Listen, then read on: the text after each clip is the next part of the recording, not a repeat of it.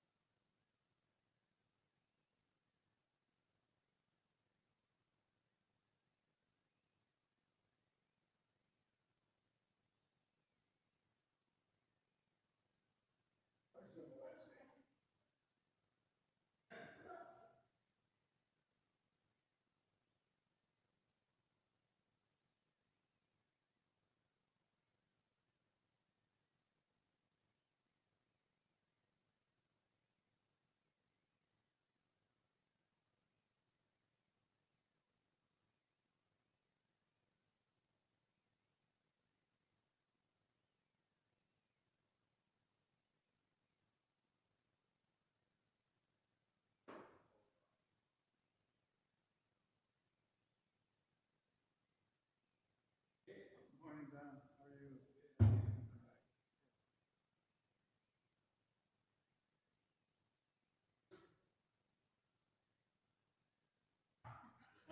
Yeah, exactly. Did we sleep here? Yeah.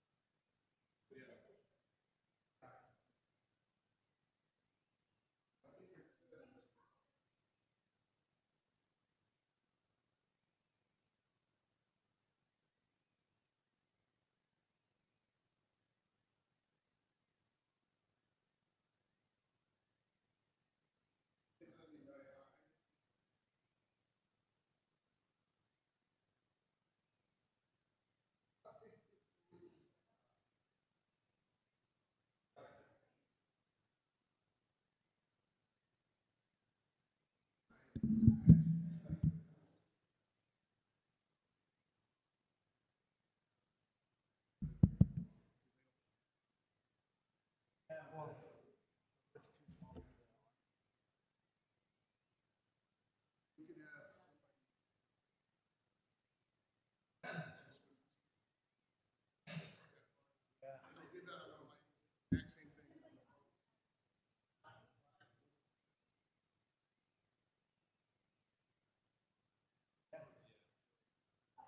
was an easy fix.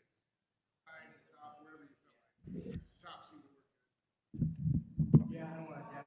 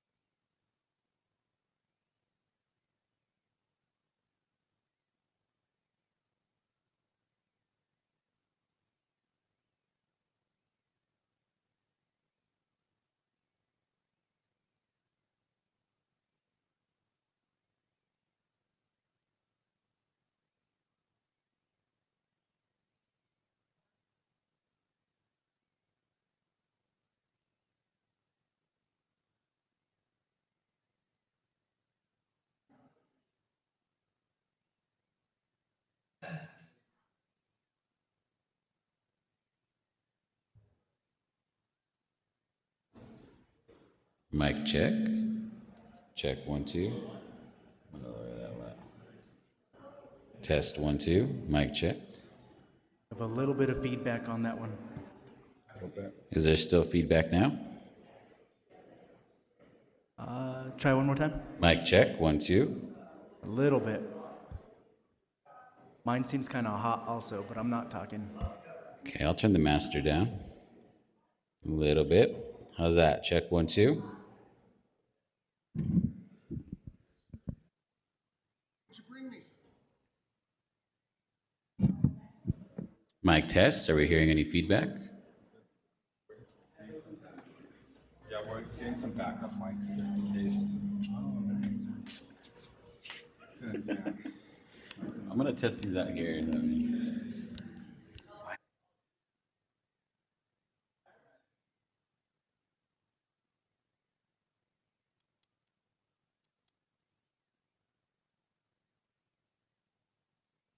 Mic check 1 2.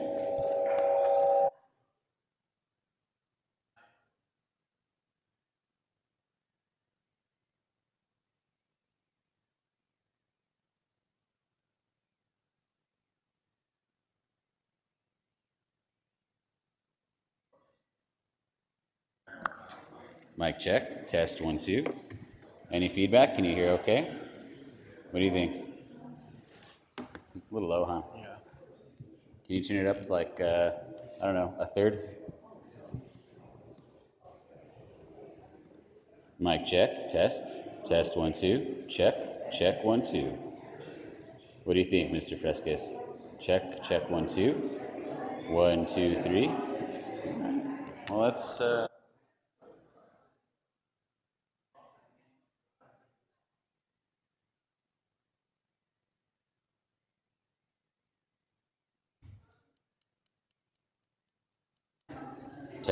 test 1 2. Mic check. Any feedback? Is that loud enough? Check 1 2. Yep. Okay, I mean,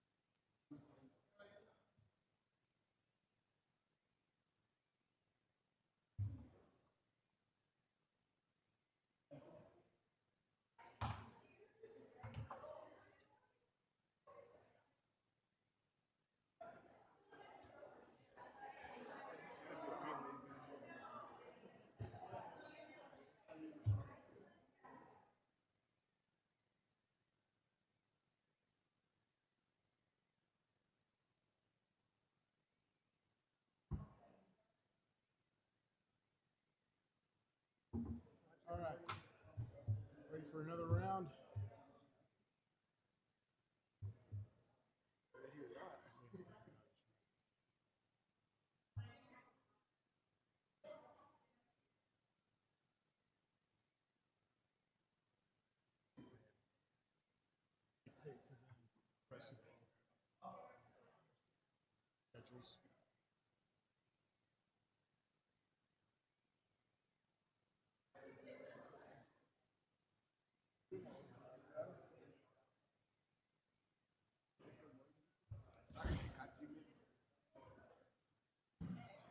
Yeah, that's all it is.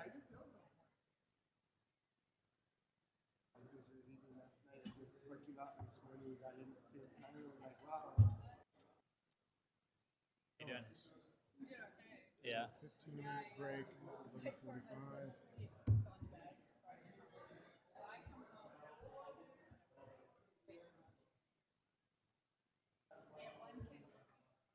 Ooh. Really?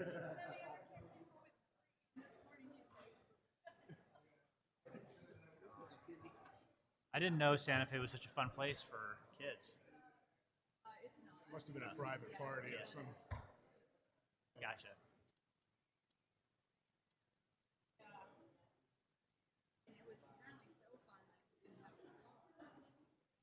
That's good.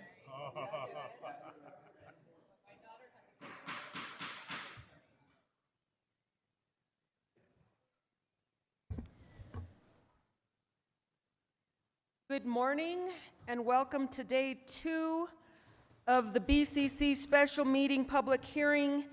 Today will be public comment on appeal of Planning Commission final order case number 24-5200.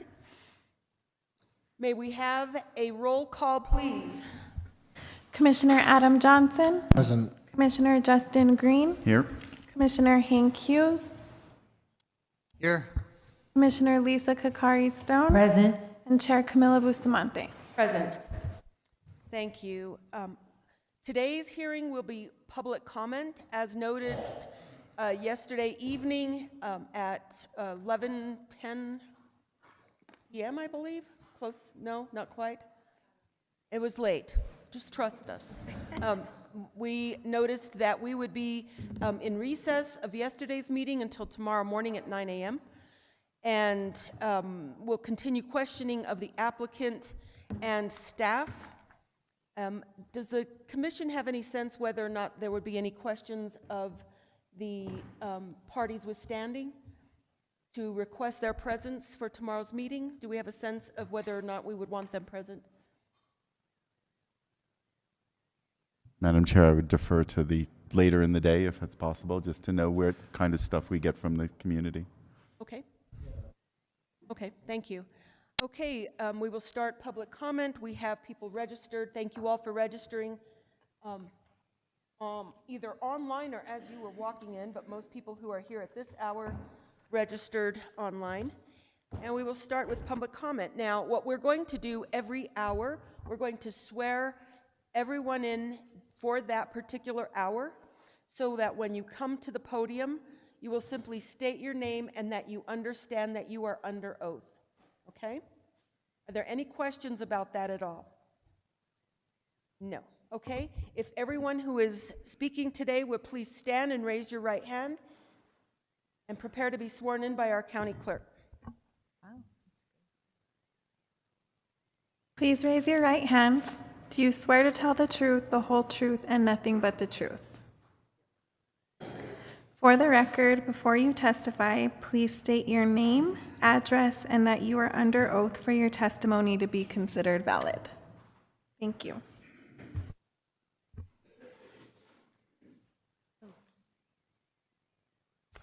Our first will be Amanda Formby. I'm sorry? So they know the group. Very good. Okay, if all those who have signed up for 10 o'clock will please line up to the podiums. And you will state your name when you are called on, and we will be able to go from right to left. So there are 2 podiums. And we will go from left to right as though we were reading a book. And we'll, when you're called upon by the clerk, she will ask you to state that you are, okay?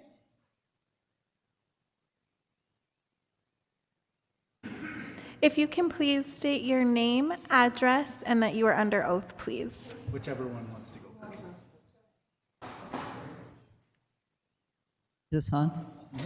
Hi, my name's Carol Culver. I live at 12 Mariano Road, and I understand that I'm under oath. Thank you. Thanks. Okay, before you start, Carol, I just was told that there are arrows on the floor that you can follow to the podiums. And if there's anyone there, if someone has any question or confusion, to just help folks to a podium. Thank you. Okay, thank you. Sorry for that. Good morning, Board of County Commissioners. This multinational corporation, AES, is not here in Santa Fe County out of the goodness of their hearts. They're here because they and a local landowner stand to make enormous profits off of the ratepayers of New Mexico. So when AES representatives appear before you, you've got to realize they are salesmen. And it's your duty as our representatives to bring a healthy dose of skepticism to their presentation, as you would with any salesman offering you a sales pitch. For example, when AES says their proposed project is needed to, quote, power all the residences in Santa Fe, if you were sitting in a large swimming pool and I came along and dumped a bucket of water into the swimming pool and said, this water's for you, you'd realize that it's absurd. When AES's facility would send power to the grid, PNM would direct it to wherever it's needed in their system. It's not for Santa Fe. In another sales tactic, their application to the county includes no mention of the accidents and facilities associated with AES that you heard last night. Last night, their representative even went so far as to say AES has, quote, no ongoing connection to the Moss Landing facility in California, which experienced huge fires this year. But in fact, an AES subsidiary, Fluence Energy, was the engineering contractor of that facility. AES is trying to sell you on the idea that their project is green and that it will save the planet from climate change.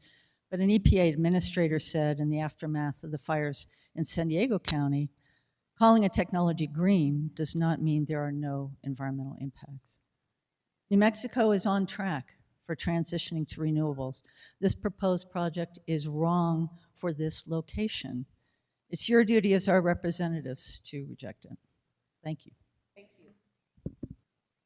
Next, please. If you can please state your name, address, and that you understand you're under oath. Cindy Fuquay, 77 in Cantado Loop, and I understand I'm under oath. I'm with CEC. I've been with CEC from the beginning, and I've been a part of many meetings with anybody who would meet with us, including county staff over the past 2 or 3 years. I think the elephant in the room is that the county is not ready. The 30,000-gallon water tank is not only woefully insufficient, but is located too close to the BESS. In the event of a fire, they won't be able to access something that's heated up like that. There's no containment feature to collect the runoff from the fire event to collect contaminated water from running downslope into the impacting the endangered species located on site. We learned the battery containers are too close together, 3.5 feet. Insurance companies recommend 10 feet apart. AES is not ready. The fire captain was asked about the availability of water in El Dorado in the event of a fire. The captain indicated there is an integrated water system in El Dorado, and there is, but it all stops at Avenida de Compadres. It's about 3/4 of a mile from the western edge of El Dorado. There is no water for those hundreds of homes on the western edge of El Dorado. The county is not ready. We also learned PNM has already met 50% of their renewable energy slate ahead of schedule. This project is not about climate change. That's great wrapping on a project that is not needed, nor is it ready. As of yesterday, we still do not know where the water for this project is coming from. This project is not ready. The smoke plume information from AES was submitted 3 weeks ago. This project is not ready. The sound hearing studies was just submitted on Friday. This project is not ready for prime time, neither is the county. You have.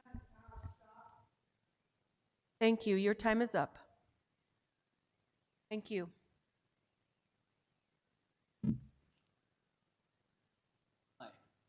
Please. If you, My name is Greg Shore.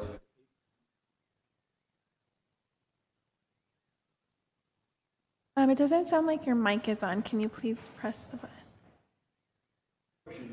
Is it green? Wait, can I see the color Don't of it? hold it down. Yeah, I'm holding it down. You're not. I'm speaking into it.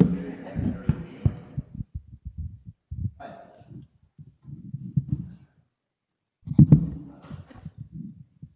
You're good. It was, you just. Do I need to hold this one? Okay. Hi, I'm Greg Shore.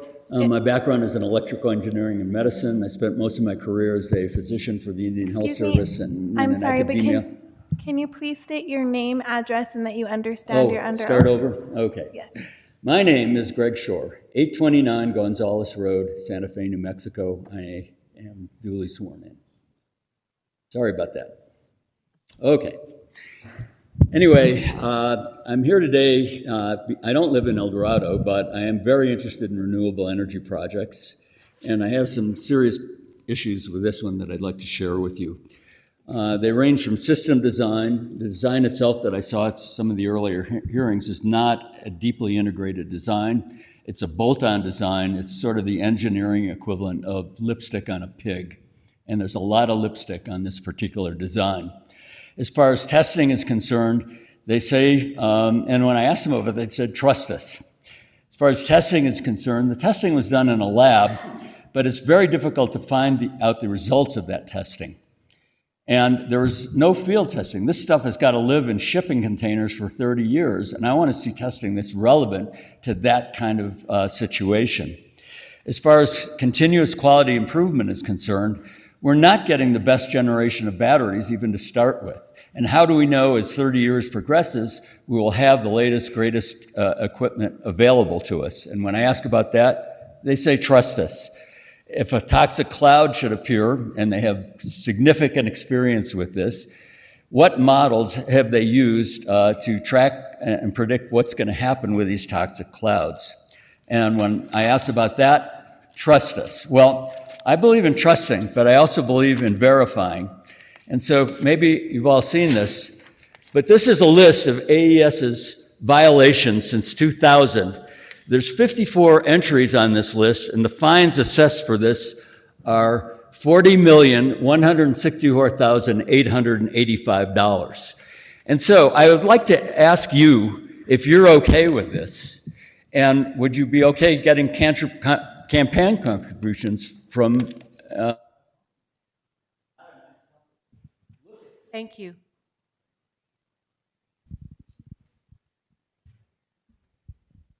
Hello, my name is Tom Hitch. I live at 40 Via Orilla Dorado, Santa Fe, New Mexico, which is in Rancho Viejo, and I understand that I'm under oath. So I live about 2 miles from the solar project, and I say, yes, in my backyard. I'm a YIMBY. In my opinion, there are so many things that are good about this project and so few downsides that it is self-evidently worthwhile. Yes, we need to do all we can to produce carbon-free power. And yes, replace the health-damaging burning of fossil fuels with clean, renewable energy. And we need to take advantage of a workable solution when it's available. Some have said there are better locations for a project like this, and I say great, let's do both, or all the projects that are viable, because that is what will be needed if we are to solve the climate crisis. And yes, it is a crisis, it's an emergency. which can be hard to see since the worst effects will be experienced by our children and our grandchildren. So I feel the need to do all I can to prepare for the future. One thing I do is I volunteer with Habitat for Humanity to build houses to help with our housing affordability crisis. Is that going to solve the problem? No, it's a drop in the bucket, but it's worthwhile. Even this project is really not massive. It's a medium-sized project. Is this going to solve our climate crisis by itself? No, obviously not. But it's one part, and I feel like we need to move forward. And I'll just close by paraphrasing President Kennedy, who said, if not now, when? If not us, who? Thank you. Thank you.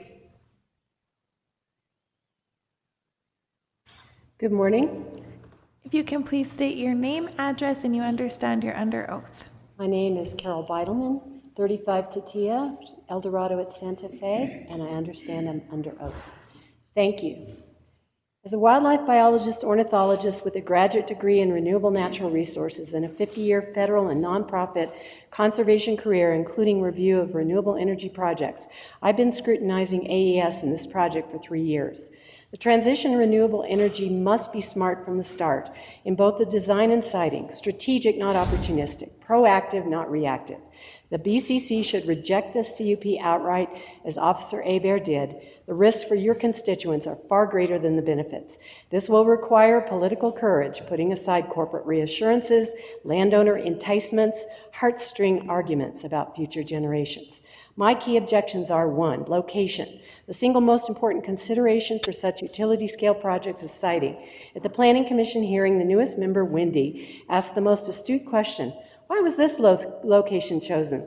The honest answer is because this landowner wanted this project on his land, which he's been leasing to AES for a long time for this purpose, not per AES, because this location is highest solar resource. Number 2, process. AES is taking advantage of the unfortunate reality, a shameful lack of preparedness, that the county has not developed a DCI for utility-scale renewable energy projects, which they said would be too much work. So the CUP checkboxes Officer Hebert called bare bones can easily be navigated and manipulated for approval of such facilities, a process which is wholly inadequate. In assessing the myriad of threats and impacts that others will mention, are we to trust a corporation that redacted information for first responders on toxic gas release and safe distance as trade secrets? Or their minimalistic cut-and-paste biological survey report written by an unqualified contractor who surveyed birds for only 5 days before and after the breeding season, when most birds are not detectable? Sierra Club said last night we need to listen to qualified scientific experts. Then, which proved they hadn't, went on to falsely state that solar farms can enhance biodiversity. Not here. Thank you. Thank you. If you can please state your name, address, and you understand you're under oath. Hello, my name is Tom Beckner. I live at 1 Glorietta Road. I acknowledge that I'm testifying under oath. I'm a retired physician, and I appreciate the opportunity to address the commission.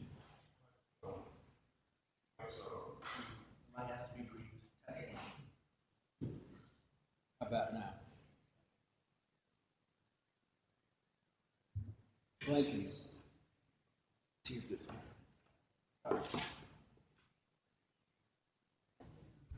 Let's go ahead and start that. Is it on now? Yes. AES is not a trustworthy company. The county of Santa Fe. If you can please start all over. If you can, oh, he's good. Okay. AES is not a trustworthy company the county of Santa Fe should be dealing with. They have a horrible record of environmental disasters. Rather than correct the damage, they have chosen to pay substantial fines. Now, AES may be purchased and disappear, along with the many promises made to the county. The county is unable presently to respond adequately to an emergency at the site. No hazmat personnel are available. It's a very isolated site as far as getting to it. The Santa Fe Commission has been asked to issue a CUP without seeing final plans. Would you buy a house without seeing the final plans?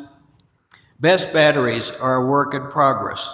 AES installed batteries are not ready for prime time here. Santa Fe. Santa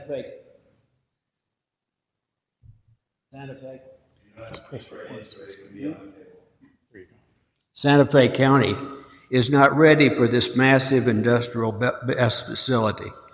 Opt for a moratorium until recommended regulations for BESS facilities and similar facilities can be reviewed and voted into law. This proposed project is an example of money and greed. Don't fall for it. Please reject the project as proposed. Remember, nothing goes bad until it does. Thank you for the opportunity to address the commission. Thank you. My name is Chris Moore. I live at 226 Cibola Drive, and I acknowledge I'm under oath. Commissioners, thank you very much for being here. My name is Chris Moore. I am a dedicated environmentalist, and I also served on the Santa Fe City Council for 8 years, so I've seen this from both sides. I'm going to focus on a couple of things. Forgive me if there are things you already know. First of all, solar and wind with battery storage is the only technology we have today to move us away from fossil fuel use at scale. The only other carbon-free technology for energy that's ready to go right now is nuclear, which is expensive and opposed by many people in Santa Fe. Secondly, rooftops are not enough. I have panels. I'm happy to have them there, but rooftops are not enough. The math does not work out. We need large-scale solar plants like this one.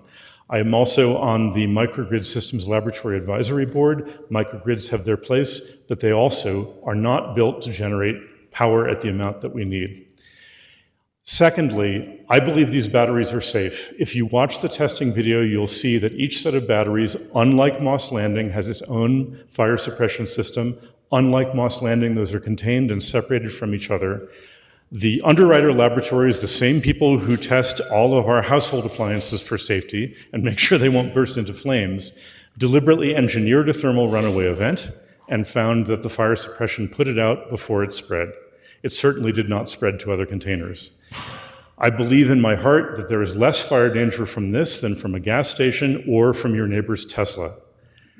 Finally, it is in the nature of things that the opponents to a project like this, and I saw this many times in the City Council around affordable housing projects, the opponents come out in greater numbers and with greater passion than the supporters. I urge you to consider that there is a silent majority of people in Santa Fe County, and even I wager in El Dorado, who want to see this go forward. Thank you very much. Thank you, Commissioner. Councilor, sorry. Good morning, my name is Carlos Matutes. I live at 444 Frost Road in Sandia Park. Good morning, Commissioners. My name is Carlos Matutes. I am the New Mexico State Director for Green Latinos. We're a national organization dedicated to fighting for environmental justice for Latina communities and other communities of color. We're here to support the Rancho Viejo project. Let's be very frank right now. Climate crisis is happening. We are in crisis right now. We need to address carbon dioxide pollution right now. The best way for this to happen is utility scale solar and wind projects like Rancho Viejo.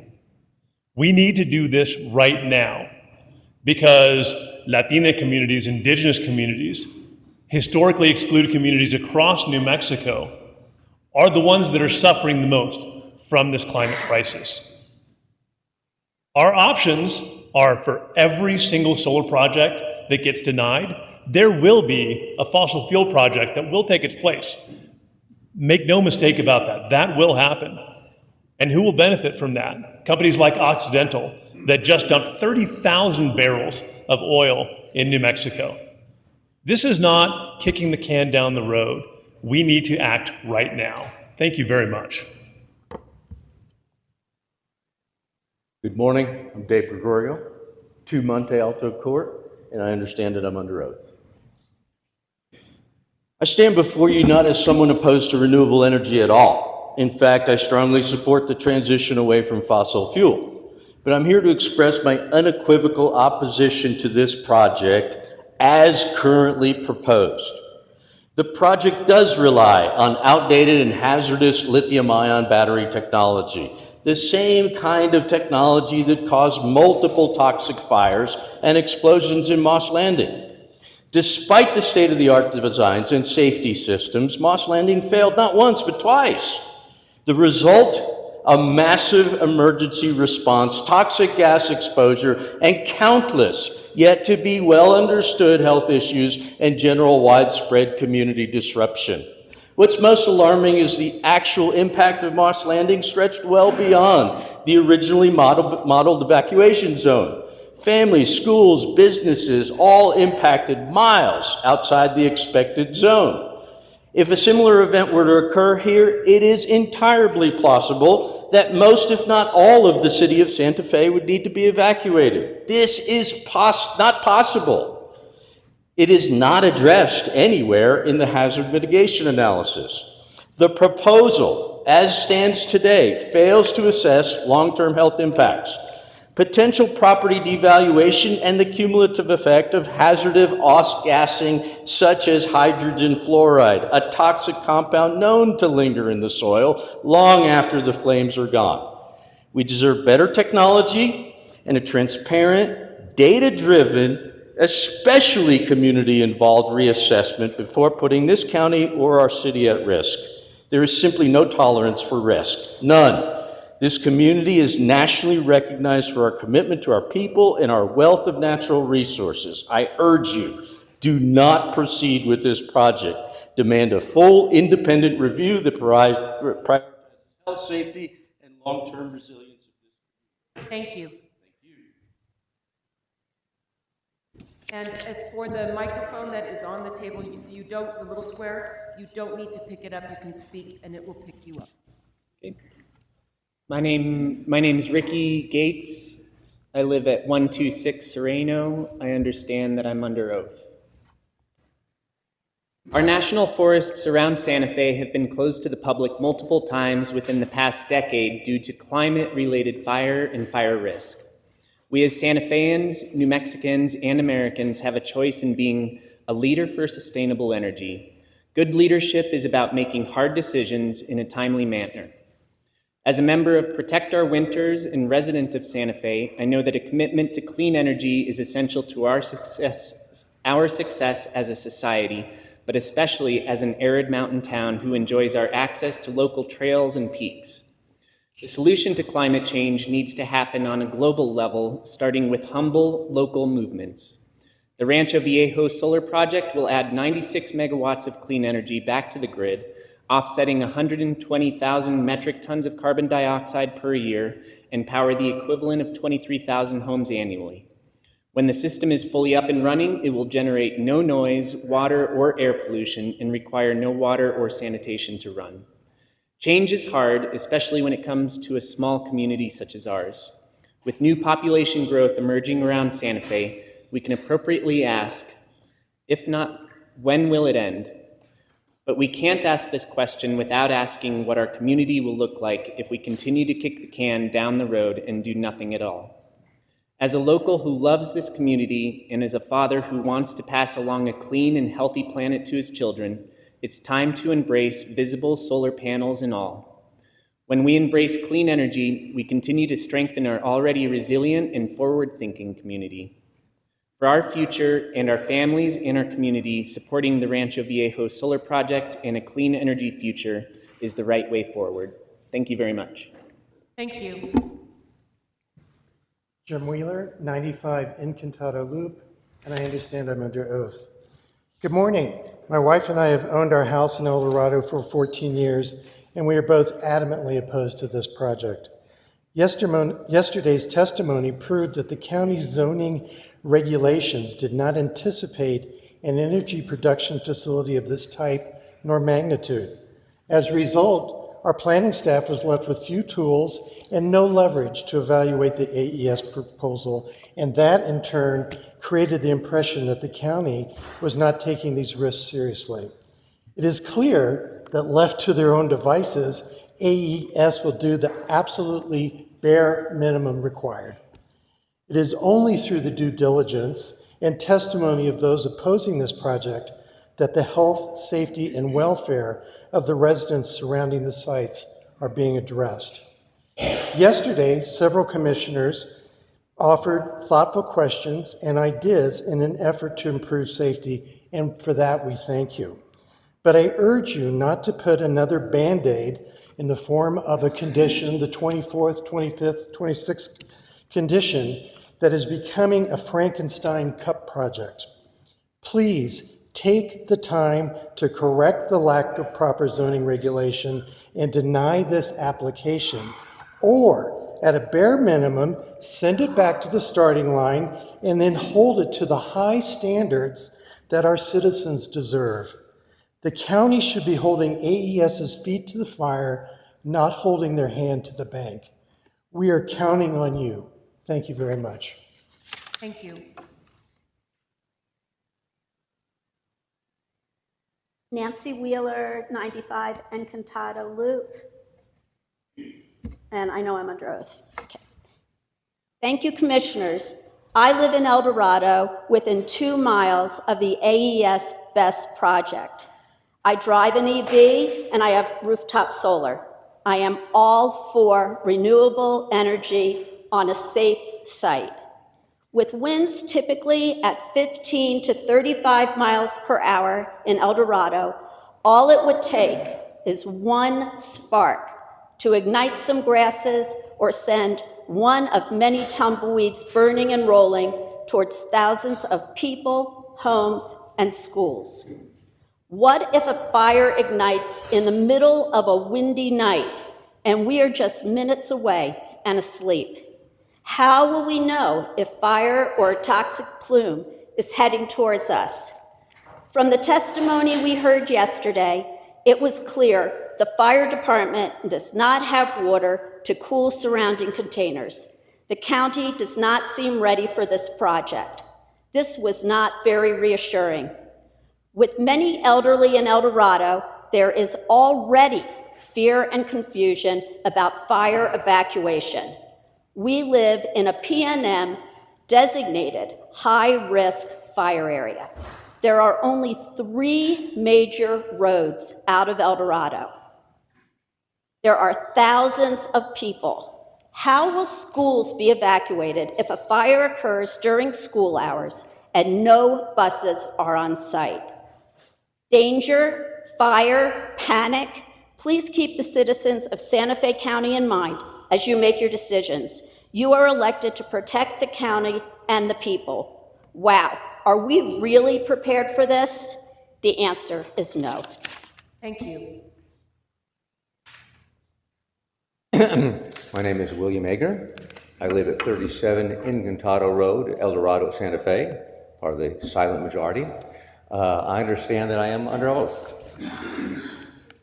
I was the manager of public relations at NREL, that's the DOE National Renewable Energy Laboratory in Golden, Colorado, for 2 years.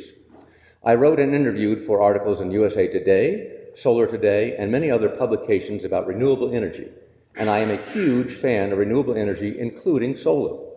That said, I am not in favor of the AES project because of the location near large residential areas, including El Dorado, Santa Fe, Rancho Viejo, and the city of Santa Fe itself. Meaningless statistics such as battery failure rates in solar farms are generally low, incident rates for grid-scale battery energy storage systems, BESS, are dropping in recent years, and industry data suggests that failure rates are often below 1%. For one thing, if that was true, we would not have had Moss Landing 2021, 2022, and 2025.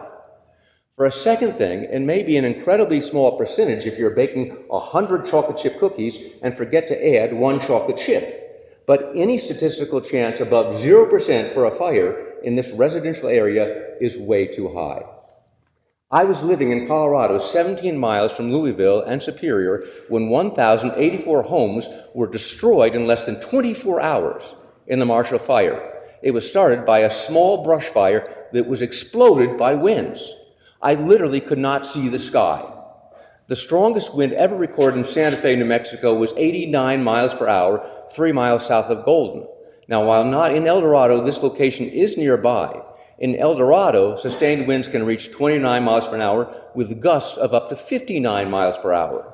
High wind events are common in New Mexico, with the windier part of the year lasting from late October to late June. That is 8 months if you're counting. Thank you. Thank you. Hi, my name is Christine Casano. Address is 11 Serrata Way, Santa Fe, New Mexico, and I acknowledge that I'm under oath. Before the clock starts, I just want to say we weren't told that we couldn't bring signage. I had a map to go with this, but I'll do it without. So, in the environmental impact report, the environmental setting 3.4.1 states that there are 327 ground wells in Township 15. And while that's true, it excludes critical data relevant to our community's safety, health, and welfare because it excludes all of the wells in El Dorado and most of the wells in Rancho San Marcos. There are 300 active wells in El Dorado, all on the western edge, closest to the best site. Another 300 wells in Rancho San Marco, not within the boundary. There are 600 wells that are unaccounted for, totaling 900 plus groundwater wells at risk for contamination from toxic chemicals, starting with 800 acres of industrial construction site, the use of herbicides, hazardous battery fires, toxic smoke plumes, and any fire that guarantees the use of suppression chemicals. All of these hazards compounded over the 35-year life cycle of this industrial facility. The disastrous PFAS contamination of residential wells in La Cienega continues to cripple homeowners and has decimated their property values. In El Dorado, where our water main stops, if our wells become contaminated by this site, the cost of a single resident is absolutely devastating. Actual quotes from Maya Clifford at El Dorado Water Sanitation District range between $200,000 and $425,000 per household to tie in. If this project is approved, residents will need to immediately develop a comprehensive well water testing program. This will ensure that when our wells become contaminated, we have scientific baseline metrics to present in district court against polluters if needed. I plead for you that you consider the overwhelming information presented yesterday and by the hearing officer, which clearly demonstrate that this site poses a 35-year-long hazard and threatens the safety. Thank you.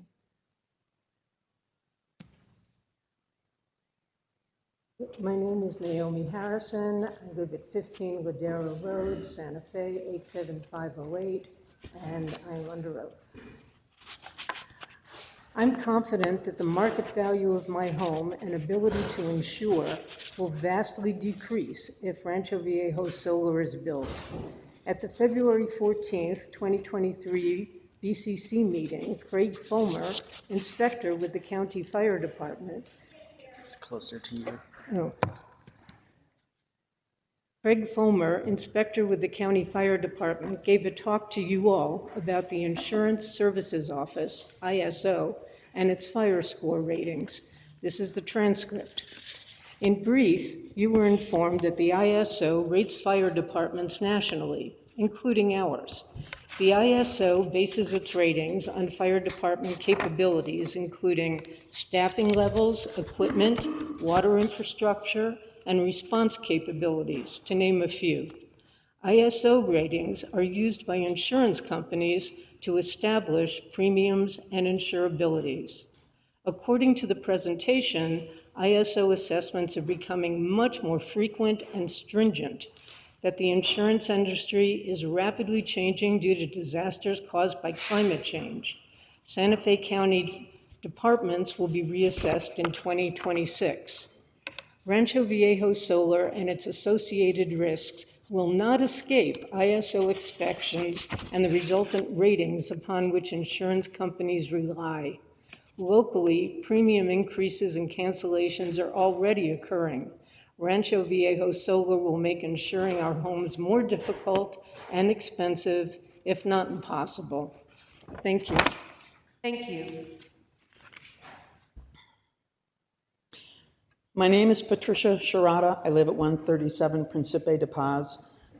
I understand that I am under oath.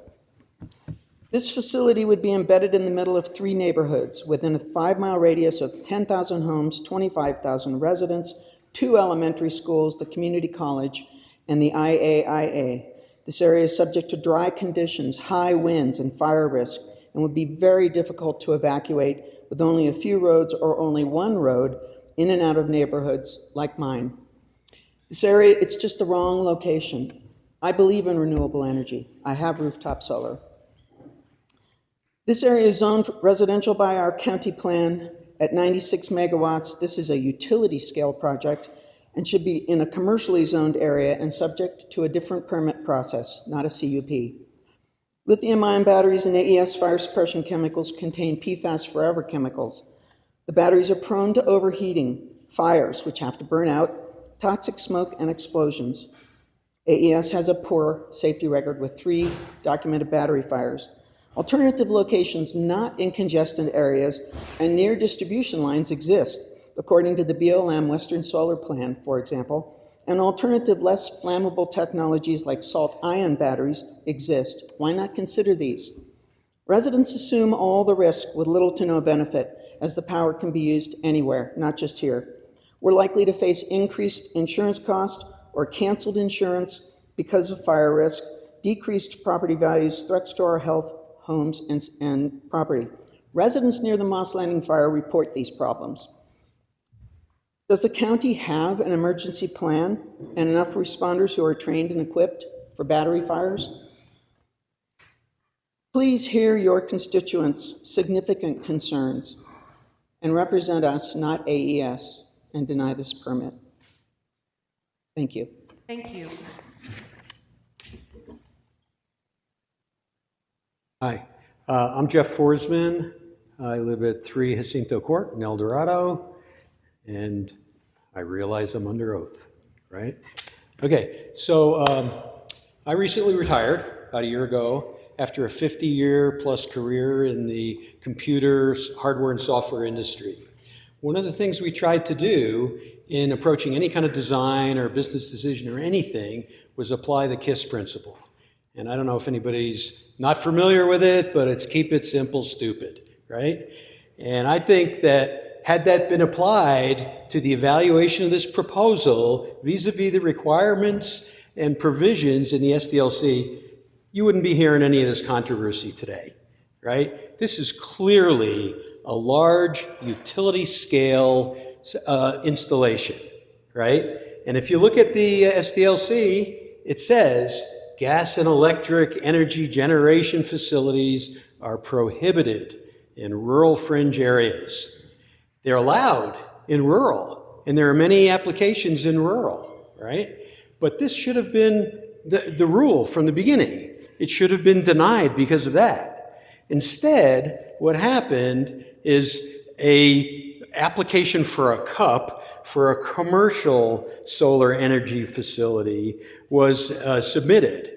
Now, the industry standard for commercial solar is it applies to a commercial entity like a business, a warehouse, a factory, a junior college, anything like that, to provide energy for a large facility bigger than residential. But this facility is 100 times bigger than an average, large-scale commercial facility. So this makes no sense. And the CUP process should not even have begun with this application.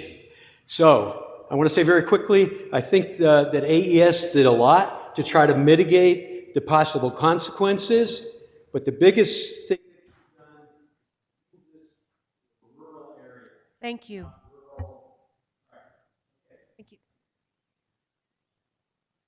Thank you. Lawrence Fioretta, 12 Encantado Road in El Dorado. I understand that I'm under oath. I respectfully ask the Santa Fe County Commissioners to put the safety of our community first and oppose the AES Rancho Viejo solar project. We support community solar, but we want it done in a safe and sustainable manner. For the many compelling reasons we have presented, this deeply flawed project does not belong in our community and does not merit your support. Santa Fe County's mission statement calls for a safe, sustainable, and healthy community. Two of the county's core values are integrity and respect. Unfortunately, these values were not reflected by the chair of the County Planning Commission, who happens to be the deputy of RETA, New Mexico Renewable Energy Transmission Authority, in its deliberations of this project. He demonstrated a disturbing lack of objectivity, and his behavior raises the question of possible conflict of interest. This calls into question the integrity of the hearings process. This is a poor reflection on the county and warrants a review by the county commissioners. As we have been saying for over 2 years, this project is deeply flawed and dangerous, and AES's corporate record raises serious red flags. The unpredictable and far-reaching impact of climate change underscores the danger of this project. The increasing number of environmental disasters, the fires in LA, the Texas floods, and Moss Landing, which is directly relevant to the AES project, must be heeded. We urge you to follow the county's mission statement and reject this dangerous project. The safety, health, and welfare of county residents should come first, not special interests and corporate profit. Thank you. Good morning. Melanie Lency, 9 Azul Loop, Santa Fe 87508. So I'm here actually to share a little bit of a love story. Last year around April, I saw some pictures online and I pretty much knew instantly. And then as I was driving to the house, I could just feel it. I pulled up right in front of that house, 9 Azul Loop, out in El Dorado, like so many other people that have been here and speaking out, and it was absolutely love at first sight. I think part of what we're hearing here, or people aren't saying, is that this is how they feel or have felt about their homes, and that's why we're so scared. What I loved about that house, and what I loved about finally being a homeowner, I couldn't even believe it. I actually committed after all these years, and I found the perfect place. And what this project is doing, and I really don't find it a fault of the company, I find it more a fault of how did we even get this far? It's a head scratcher. It just doesn't seem like Santa Fe is prepared for this technology, this location. Of course, I'm on the western edge, so it very much does affect me in my thinking of what I might face. But I think that what this project has done in the way that it's been handled, my peace of mind is gone. Just like the peace of mind of so many of the people that have been standing before you. I made this investment in this home and in this community because I love it. And that's how I want to feel. That's how everyone that walks through these doors wants to feel, and that's how you want to feel in your home. So I really hope that you find a different location, different technology, and let people feel. Thank you. And I understand I'm under oath.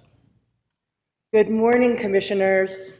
Santa Fe, 33 square miles, over 90,000 people live here, and every one of them is counting on you right now. This year, for the first time, Travel and Leisure named Santa Fe the #1 U.S. travel destination. But titles mean nothing if we become the next 30-mile Moss Landing disaster. We've seen what happened there. Fires spreading toxic fallout across 30 square miles. The toll was real, direct, and deeply personal. It can happen here. Terry, onset of AFib, incessant coughing, sore throat, pneumonia-type symptoms. Kim, bloody nose, shortness of breath, chest pain, irritated eyes. Jeff, swollen eyes, metallic taste, struggling to breathe, full body rash, and Christie's 26-year-old son, dead. His lungs collapsed. He could not breathe. Now, replace their names with yours. Replace their children with your children. Replace their neighbors with yours. These are not isolated tragedies. They are the foreseeable costs of ignoring what we already know. Property values will collapse, as they have by 27% at Moss Landing. Here, the loss could even be greater. Families will live under constant psychological terror, and the impacts, once they come, are irreversible. Commissioners, when this touches your home, will it still be worth it? If you proceed, it will not be just an accident. It will be a deliberate and heartless choice. And in years to come, when people speak of the day Santa Fe's fate was sealed, they will speak of you, not as bystanders, but as the ones who saw the danger, understood.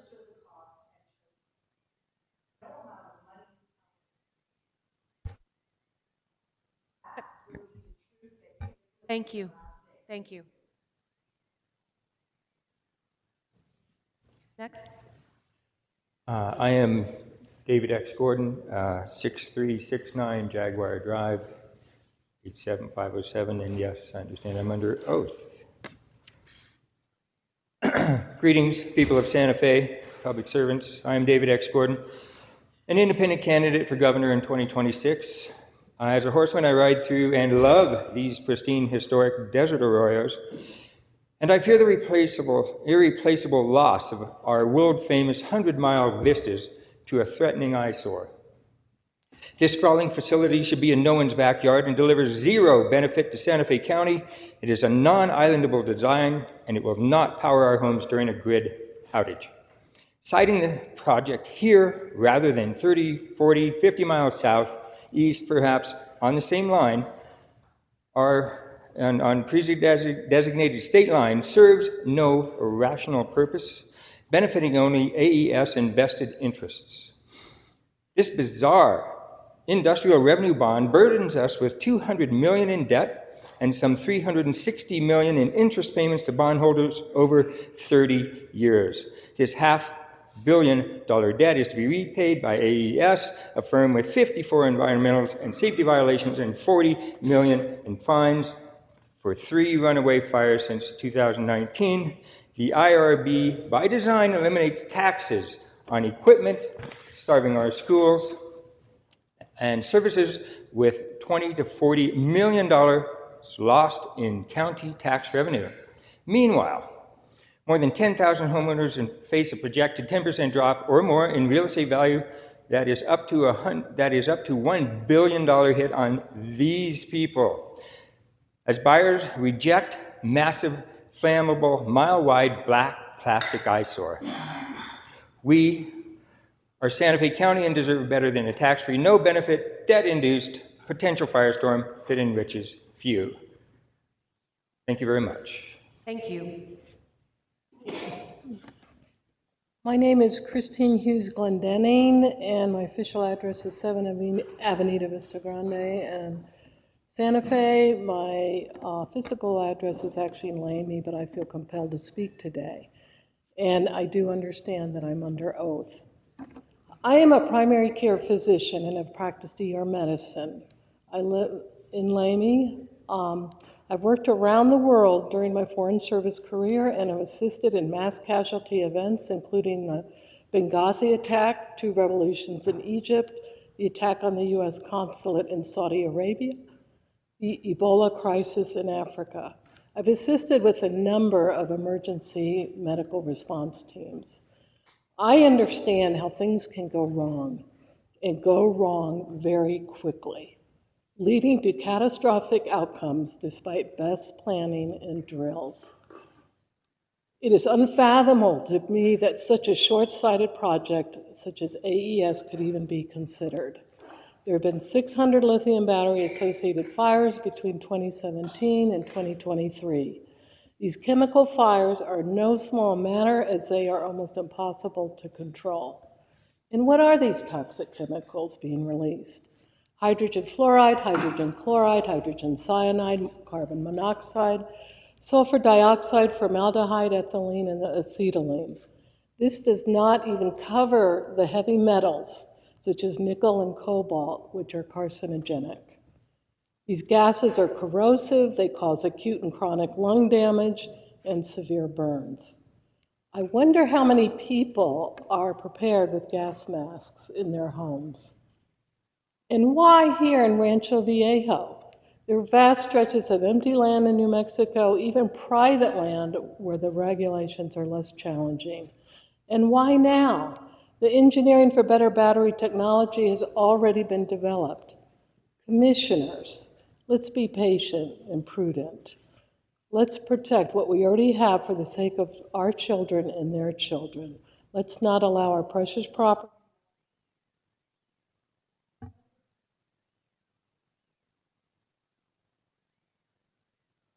Thank you.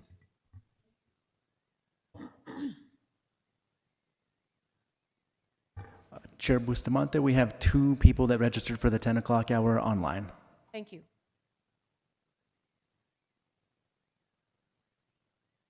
If you will state your name and your residence, and then you may proceed.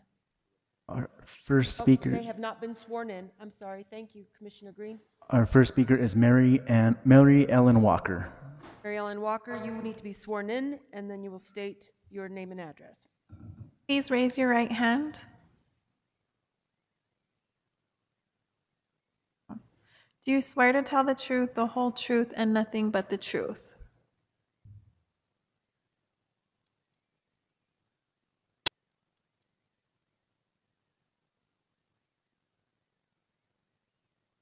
Ms. Walker, if you can please unmute your microphone.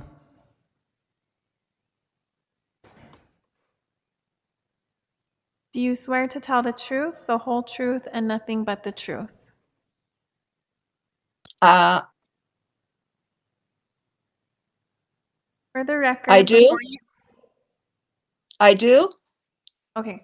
For the record, before you testify, please state your name, address, and that you are under oath for your testimony to be considered valid. Mary Ellen Walker. Your address, please. 1 Sandia Lane. And do you understand you're under oath? Yes, I do. Thank you. May I begin? Yes, please. All right. I moved to El Dorado after being evacuated for the second time in a Los Angeles area fire. The evacuation in and of itself is a traumatic experience, especially for those of us who live alone and are elderly. And there could be many evacuations here when one or more of the 570,000 AES battery cells catches fire. In the 2009 station fire in Los Angeles County, I was awakened at 2:30 in the morning by a cell phone alert and sheriff's deputies. I had to quickly round up 3 cats, a dog, and a bird. And there's always one troublemaker. My Siamese cat could smell the smoke and freaked out. Once I caught up with her, she scratched up my arms as I tried getting her in the crate. My blood was dripping everywhere, but I wasn't about to leave her behind. Then I had to fill a box with important papers, stuff a duffel bag with clothing and pet food, water, snacks, a laptop, and whatever else I could think of at a moment's notice. I finally got my pets and property in the car, but there was a long line of traffic inching down the hill. The mountains behind us were on fire, and the smoke was so thick you could barely breathe.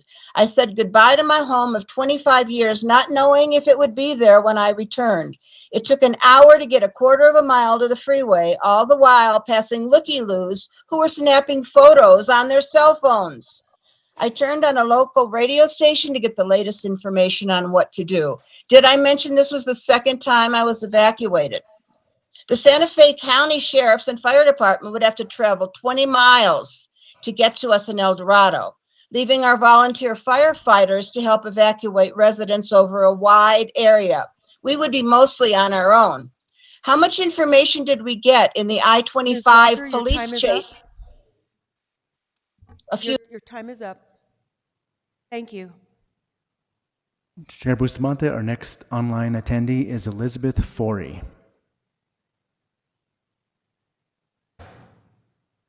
Please raise your right hand. Do you swear to tell the truth, the whole truth, and nothing but the truth? Ms. Forey, if you can please unmute your microphone. Do you swear to tell the truth, the whole truth, and nothing but the truth? Needs to speak first for it to activate. You're still on mute. You unmute her.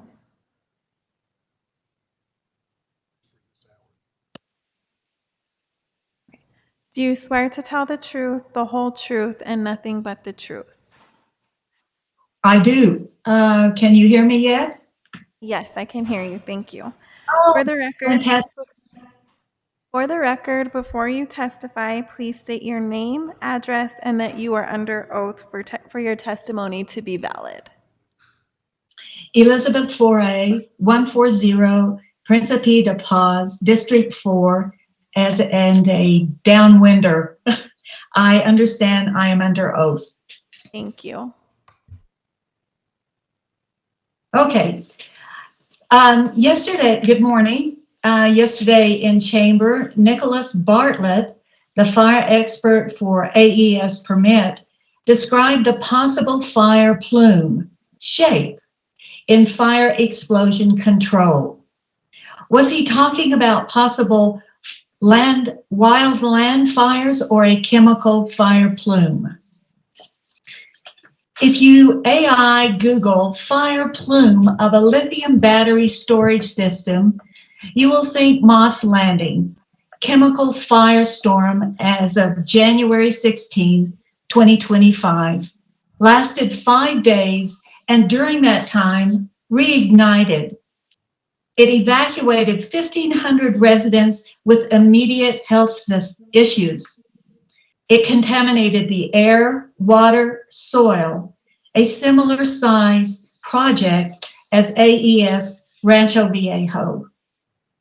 Presently, Santa Fe County Fire Department and Office of Emergency Management do not have working hazard mitigation plan or emergency response team.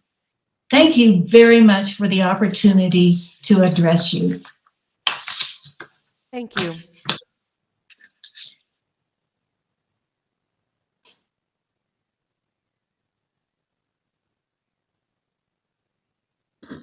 That's it? Okay, was there anyone else in the chambers who was scheduled for the 10 a.m.? Nope, okay. Thank you. We will take a break. Actually, we will start now. It's 11 o'clock. Let's go ahead and start now with our 11 o'clock. Please line up. We will do a group. For those in at 11 o'clock, we will do a group swear-in. When you approach the podium, you will raise your right hand and state your name and your address. So for now, let's all raise our right hand and you will be sworn in. Do you swear to tell the truth, the whole truth, and nothing but the truth? For the record, before you testify, please state your name, address, and that you are under oath for your testimony to be valid.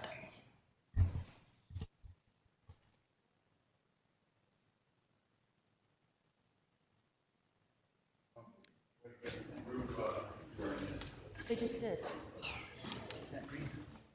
I'm colorblind. Okay. Should be.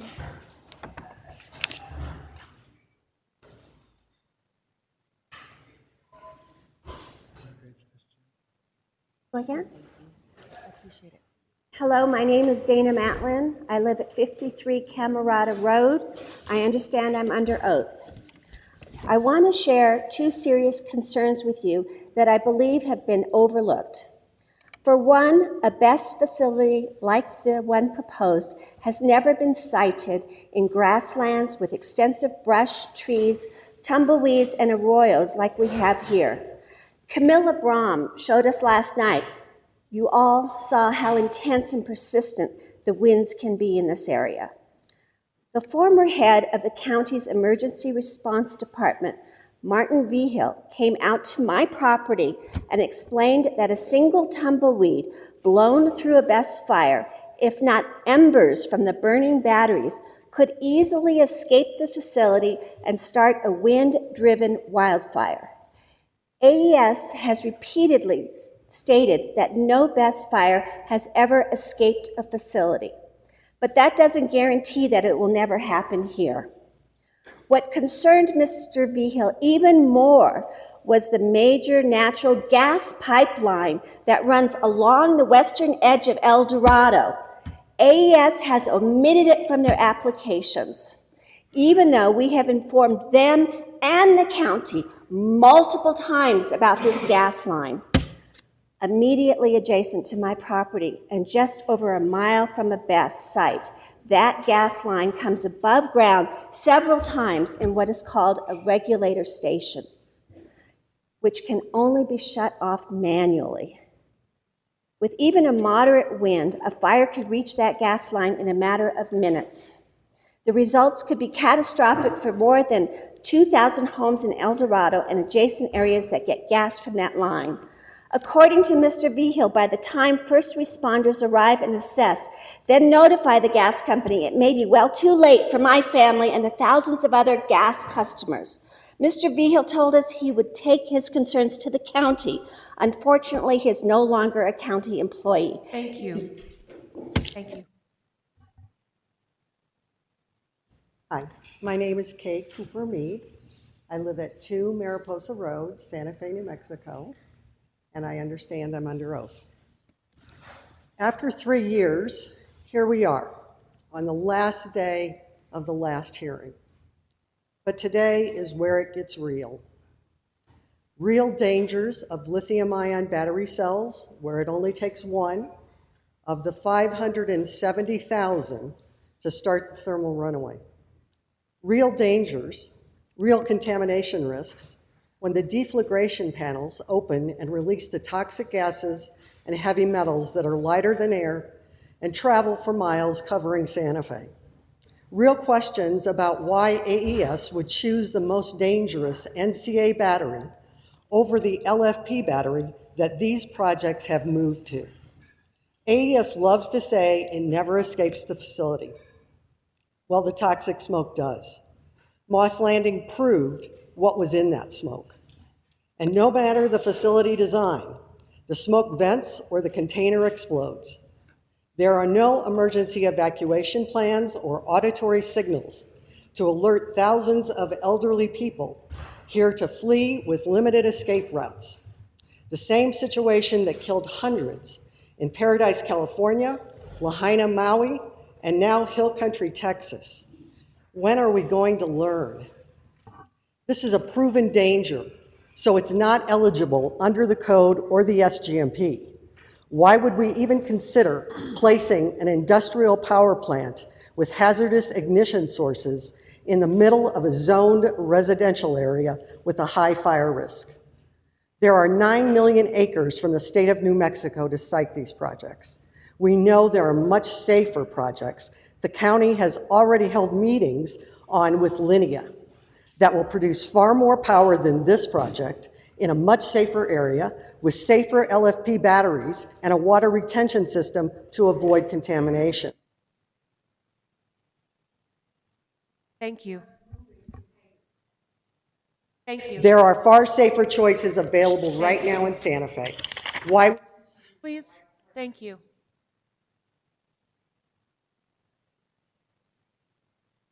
PA, I'm at 19 Sabroso Road, Santa Fe. I understand that I'm under oath. Madam Chair and Commissioners, the proposed facility is simply inappropriate in a rural fringe zone. Besides that, it comes with plenty of risks. It's an old story companies tell the public something is perfectly safe, then are tragically proven wrong. But they say, oh, there's been rigorous testing. Even carefully designed tests cannot account for real-life circumstances like damage during manufacturing, transit, or these 11th hour changes. What could possibly go wrong? Think O-rings. Who is held accountable and who provides resources for recovery when systems fail, causing them to harm life and property? The corporation, the landowner, the county? Who really bears the blame? The community, your constituents.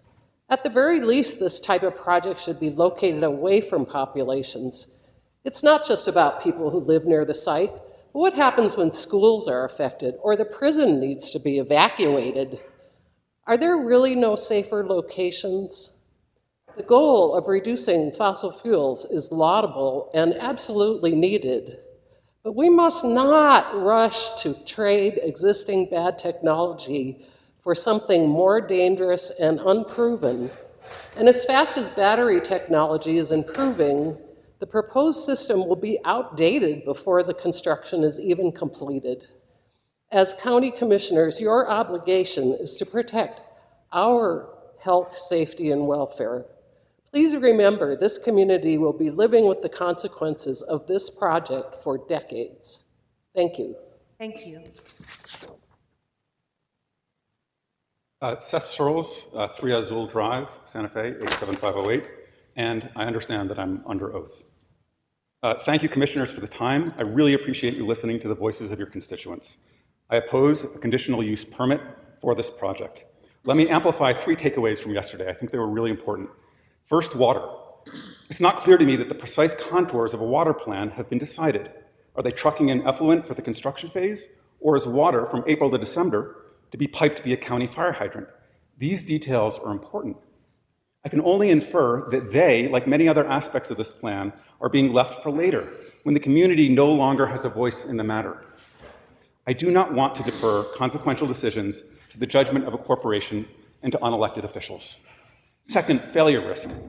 According to Joseph Rowley, failure rates per megawatt hour in the EPRI database since 2020, not since 2018, but since 2020, suggest that this project, charitably, has an expected failure rate of at least 85% over its 30-year lifetime. What would failure look like? Nothing good in an area surrounded by parched grassland and 60-mile-per-hour winds in the spring, blowing directly toward a residential community. It doesn't matter that this project is compliant with applicable codes.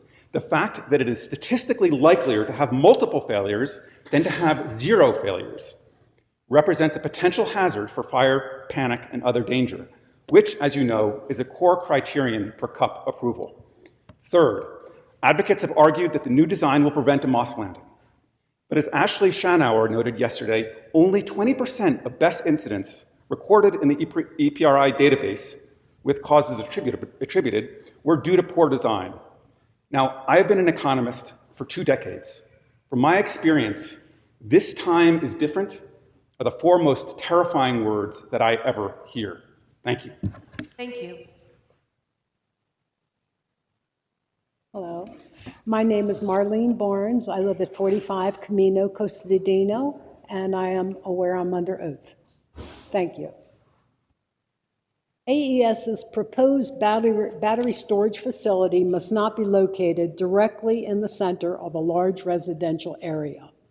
Extreme fire risk is a deal breaker when trying to qualify for a CUP. The county sustainable land government states that a conditional use permit must be weighed against potential impacts on adjacent land uses.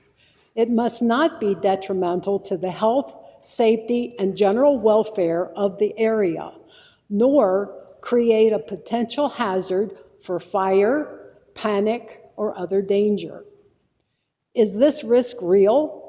Multiple quotes from the annual report to stockholders by AES states, "Our battery storage operations involve risks with lithium-ion batteries, which can rapidly release energy by venting smoke and flames, can ignite nearby materials, can cause significant personal risks such as a fire explosion, to inadequate processes, technological flaws, or human error. This application for the CUP explains that thermal runaway, the cell enters an uncontrollable self-heated state with ejections of gas, shrapnel, and or particulates. Fire suppression method Novik 1230 may temporarily interrupt the fire, but it will not successfully suppress it. The suppression systems are designed to suppress small fires. There's no expectation that a thermal runaway type fire will be suppressed. Commissioners, please deny the CUP. Thank you. Hello, my name is Joseph Pringle. I live at 41 Camerata Road, and I understand that I'm under oath. So there were two key decisions that were made early on in this whole process that determined the whole course of this project. And I believe these decisions were fundamentally flawed. I mean, the analogy here is if you're driving someplace and you're late getting there and you realize that you're lost, you don't just keep driving ahead in the same direction, hoping that you'll magically arrive at your destination. But that's what the county is doing here. So these two key decisions were whether or not this is a commercial solar facility or whether it is a gas or electric generating facility. As we heard yesterday, this distinction determined whether a CUP could be used to locate this facility on this piece of property. And the second is whether or not this rose to the level of a DCI, which would greatly impact the review and evaluation. Based on the testimony we heard yesterday, it appears that both of these decisions were made by county staff who have absolutely zero experience in this area. They had some meetings, they brought in some county staff from various departments, and they decided how it should be classified. One of the commissioners even had to ask them yesterday how this process went and who approved it. So it was clearly decided at a relatively low level in the county.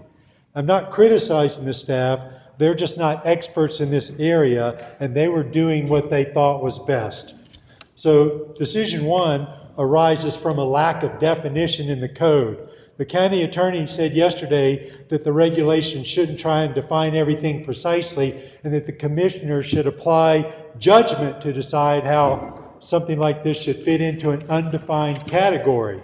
So when the SLDC was written in 2016, they couldn't have envisioned this type of facility, but I can guarantee you that AES researched our codes and regulations and recognized that a lack of definition could work in their favor, and they saw an opportunity to get this approved before the regulations were developed and put in place.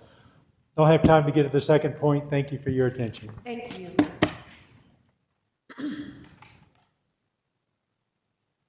Please state your name and state your name and your residence. My name is Nancy Johnson, and I live at 9 Avenida Casa del Oro. I have for 22 years, but I've been a property owner for 28, paying my county taxes faithfully. I want to talk about the location of this and the impact on insurance.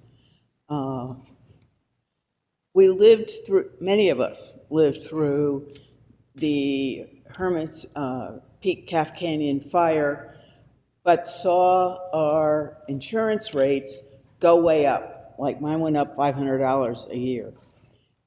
My lovely insurance person, who I've been with for 20 years, has said that if this goes through, the good news is I get to keep insurance, but it's going to cost me an extra $2,000 a year just to have insurance, while other people are totally going to lose insurance.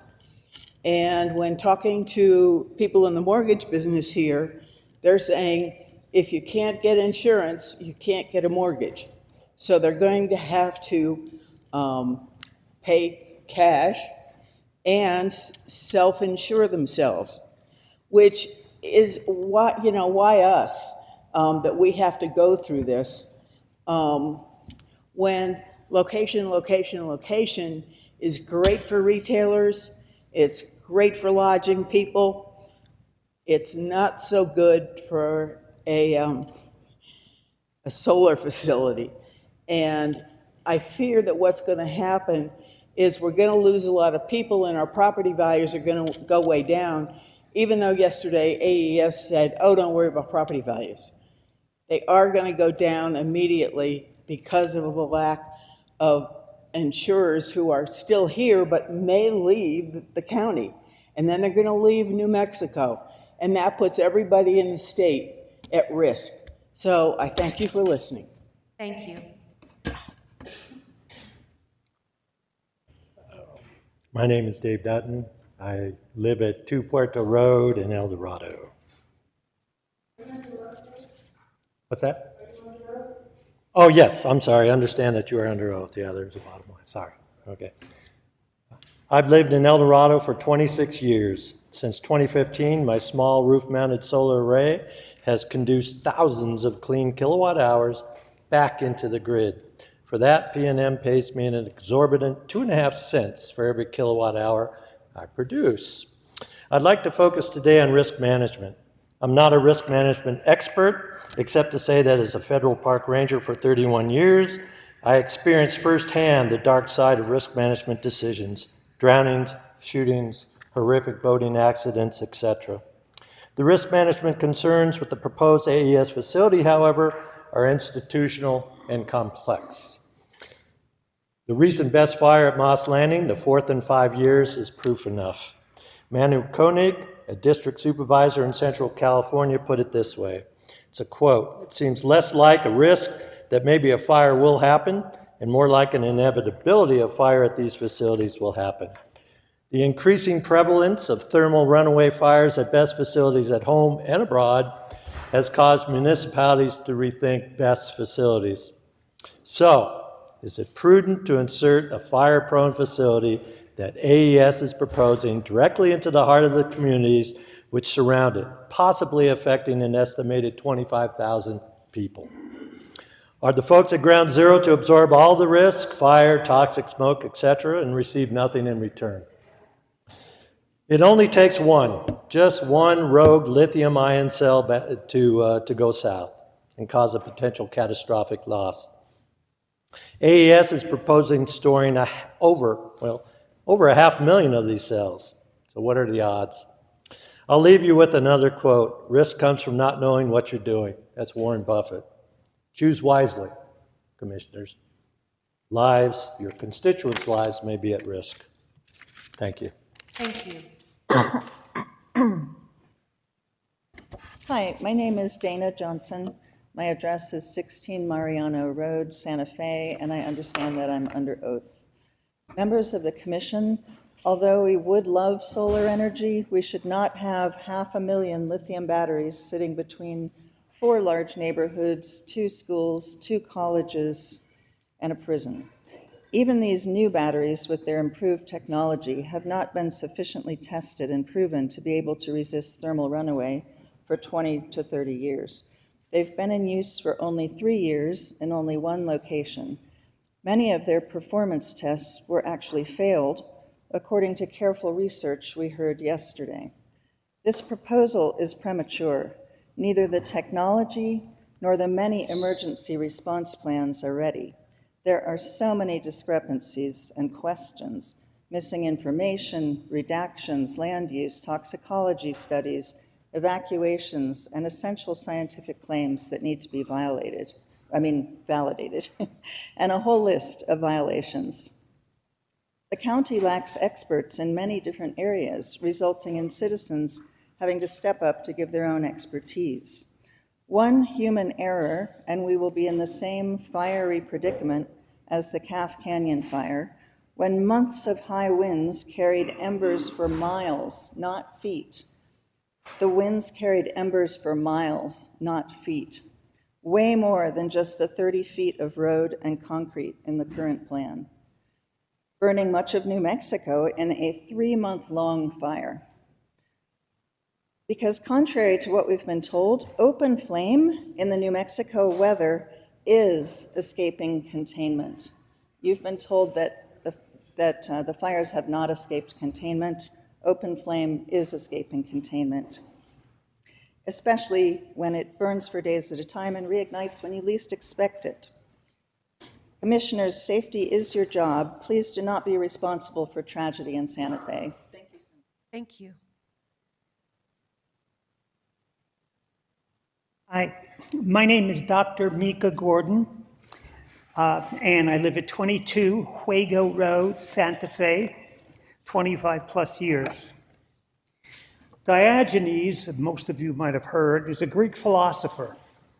It is said that Diogenes had carried a lantern through the streets of Greece in search of an honest man. According to what the proponents have said in their description of the lithium-ion batteries as being state-of-the-art, but guess what? He's still looking.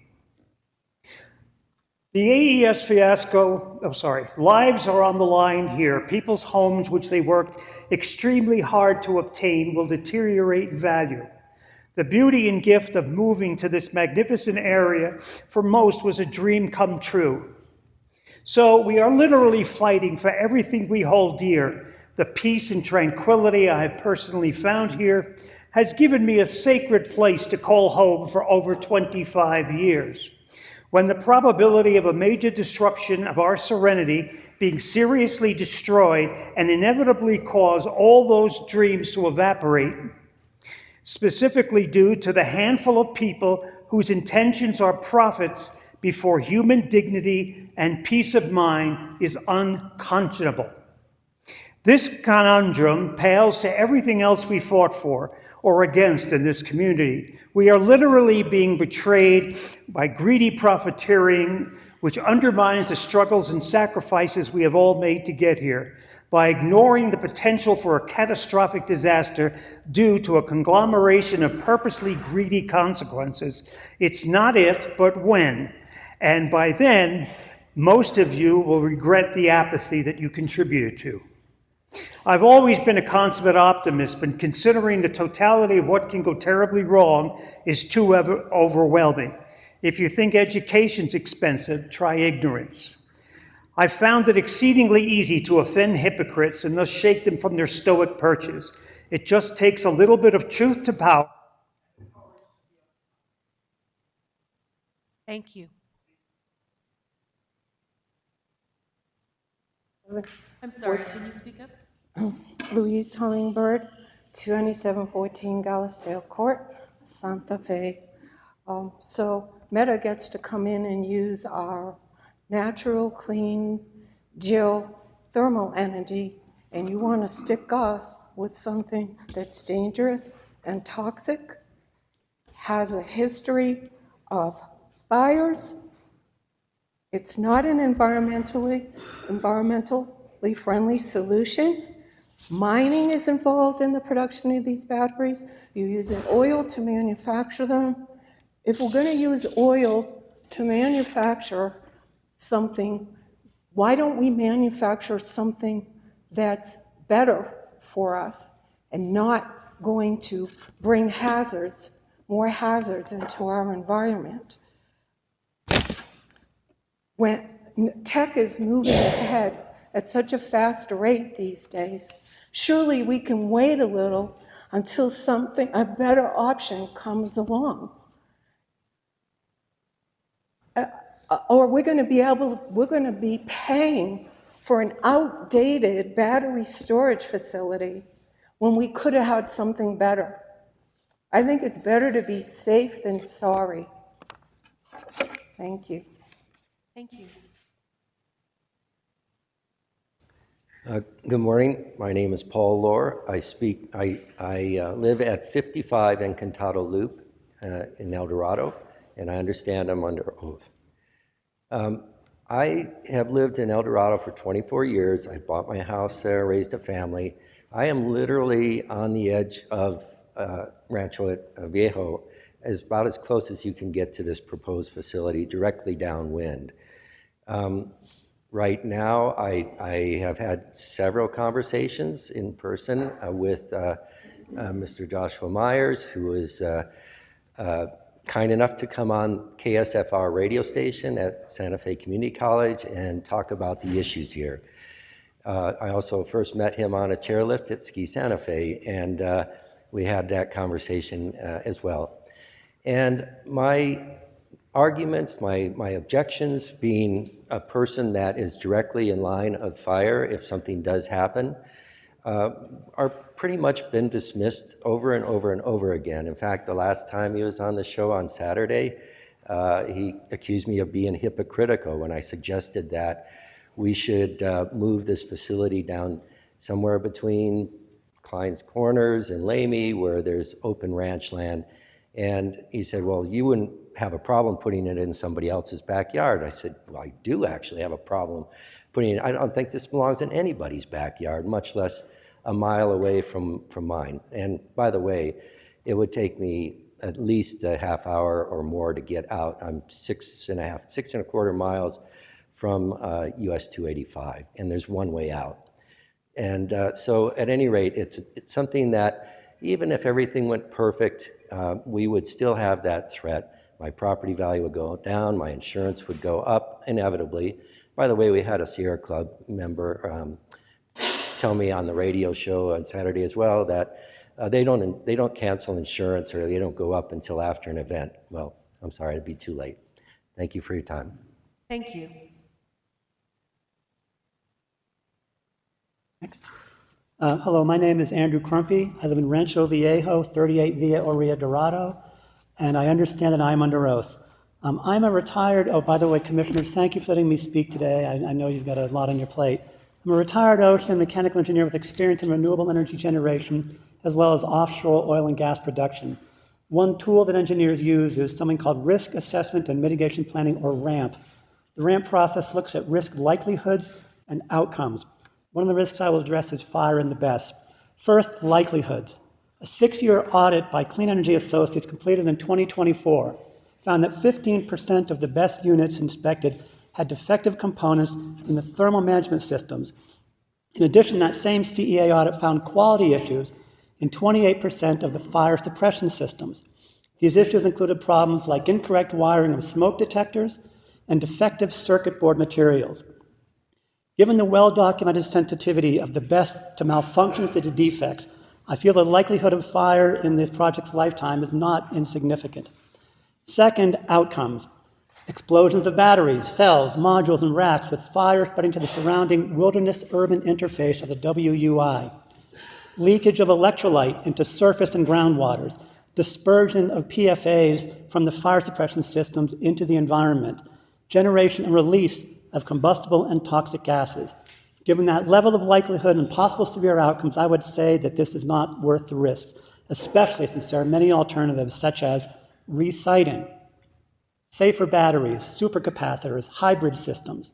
But finally, the decentralized microgrid system that has been proposed by Clean Energy Coalition Santa Fe.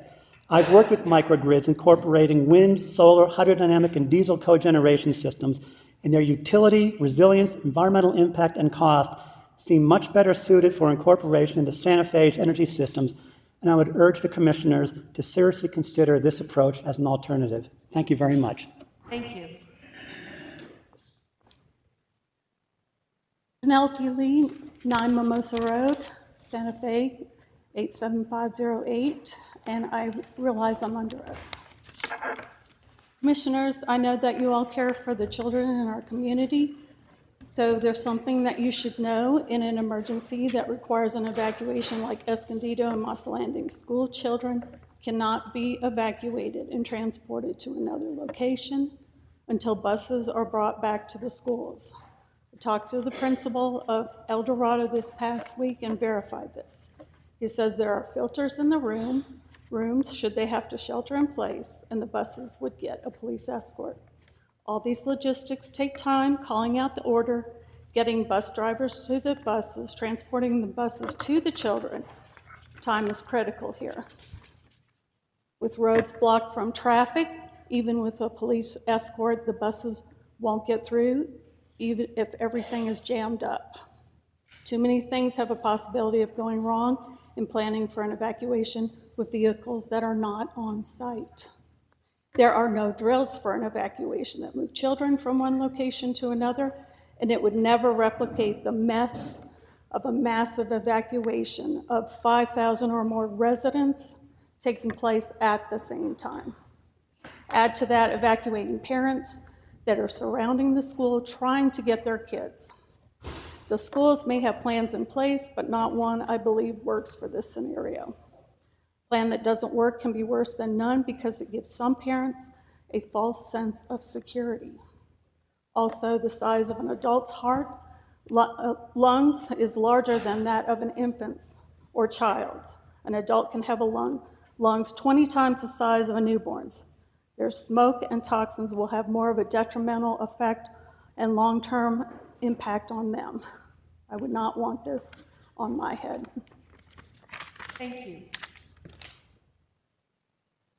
Good morning. I'm James Lee, and I also live at 9 Mimosa Road. Prior to moving to Santa Fe, I served in law enforcement for over 30 years and was heavily involved in emergency management planning. One part of emergency planning was consideration of special populations. A special population I haven't heard discussed here are correctional facilities. Two of these facilities are located very near to the proposed AES site. Any critical incident which requires evacuation of the general public will probably necessitate the evacuation of these facilities. The staffing required to securely transport county detainees will require a significant percentage of county law enforcement personnel. These deputies will then be unavailable to assist in the evacuation of county residents. Additionally, response times to other law enforcement calls will be adversely affected. The state prison presents more serious public safety concerns. As the state's maximum security facility, it houses the most violent offenders in our state. Transporting this population en masse exposes the public to increased risk. Compounding the risk, local law enforcement will not be available to assist. I think these issues, along with other community concerns, should be sufficient to deny approval of this project. If not, I plead with you to delay your decision until you can study these issues and ensure adequate response plans are in place. I know some will say I am an alarmist, but in my line of work, we live by the adage, hope for the best, but plan for the worst. To do otherwise is to court disaster. Thank you for this opportunity. Thank you. My name is Dana Hartstone. I live at 8 Laurel Place, Santa Fe 87508. And I understand that I'm under oath. Good morning, Madam Chairwoman and board members. I have many questions that I haven't been able to get answers for. Why now? What is the urgency of building this dangerous power plant now? It would be intelligent to wait a year or two until safe solar batteries are on the market, and they will be. MIT is working on commercialized non-flammable, non-toxic alternatives to lithium-ion batteries. The company Alcim Energy, started by an MIT professor, states on the landing page of their website, an affordable, high-performance, and non-flammable alternative to lithium batteries. Significantly better technology will arrive in the next few years. Why here? Why build this dangerous AES power plant so close to 25,000 people, near tens of thousands of people who live and work in Santa Fe, and the hundreds of thousands of visitors that come to Santa Fe annually, let alone the 400 plus students and faculty and staff at El Dorado Community School. The New Mexico Tourism Department reported on October 1, 2024 that, quote, New Mexico set a record for direct visitor spending of $8.6 billion in 2023. How much of the next $8.6 billion will Santa Fe County not receive when tourists go to safer destinations? What plans does Santa Fe County have for protecting tourists from the toxic clouds that thermal runaways will cause at the massive power plant? Imagine a toxic cloud drifting towards Indian Market, or the International Folk Art Market, or during an opera performance, or during Zozobra. I live in El Dorado. The winds often blow towards Santa Fe, which is contrary to what I heard one of the AES men say yesterday, which was the winds always blow west. They don't. What are the plans? Will there be community outreach to save citizens' lives before a catastrophic event? Thank you. Thank you. My name is Jim Desjardins, and I live at 525 Carlisle Boulevard Southeast, and I understand I am under oath. I'm with the Renewable Energy Industries Association of New Mexico. We have approximately 60 member companies. We've been around since 2004. And we're in the early stages of a huge demand for more electricity, electric vehicles, building electrification, and data centers. To ensure needed economic development and jobs that accompany them to maintain our standards of living, it's essential that we add new generation. And solar is the fastest to deploy, and it's the cheapest electrons. And there's also tax credits that are scheduled to expire soon. New Mexico has a long history of being an energy state, and we're in an excellent position to transition to renewable energy with the second best solar access in the country, great wind in the east. However, these are variable resources, and they do require energy storage so we can dispatch energy to the grid when needed. And right now, batteries are the most cost-effective way of doing this, and they are safe with advancements in technology. I also want to add that we have similar technology, most of us, in our pockets right now in our cell phones, that is being proposed here. And then we have them in our tools, in electric vehicles that many of us drive.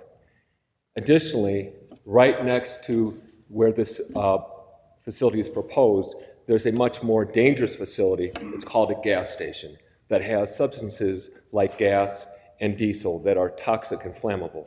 I'm not here to endorse specifically this project, but I do want to say that if we wait for perfection, it will be a long wait. Meanwhile, the clock keeps on ticking. Thank you very much for the opportunity. Thank you. My name is Randy Coleman. I'm Vice President of the Clean Energy Coalition. I live at 22 Fonda Road in El Dorado, and I understand that I'm under oath. Commissioner Hughes, District 5 has had it right all along. The opposition to the AES project was born in District 5 and those with the most to lose. The diligent hearing officer got it right. District 5 was the only no from the Planning Commission. Support for the project comes primarily from outside District 5, those with the least to lose. Commissioner Hughes, don't let District 5 down now. Vote no on this project. Commissioner Johnson, your district knows wildfire all too well. You can join the climate change headlong rush around this project, or you can recognize the reality that when your district faces the danger again, PNM will pull the plug and the project will have proven of no value to your district. There are better approaches available now. Ask me. Commissioner Kakari Stone, consider the impact on Santa Fe, its businesses and its tourists. It will only take one event at this site to spoil an industry.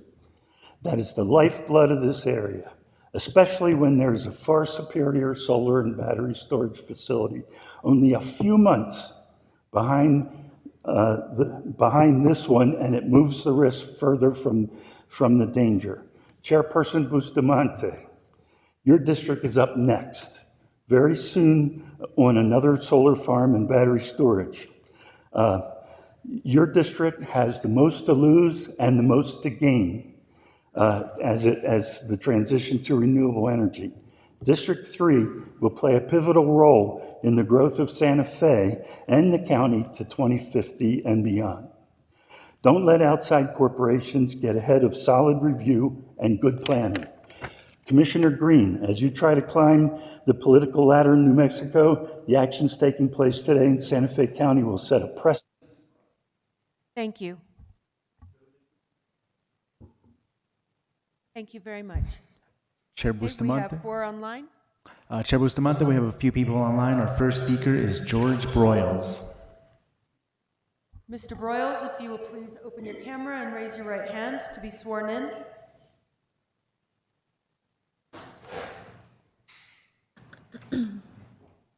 Please raise your right hand. Do you swear to tell the truth, the whole truth, and nothing but the truth? Mr. Broyles, make sure that your microphone is unmuted.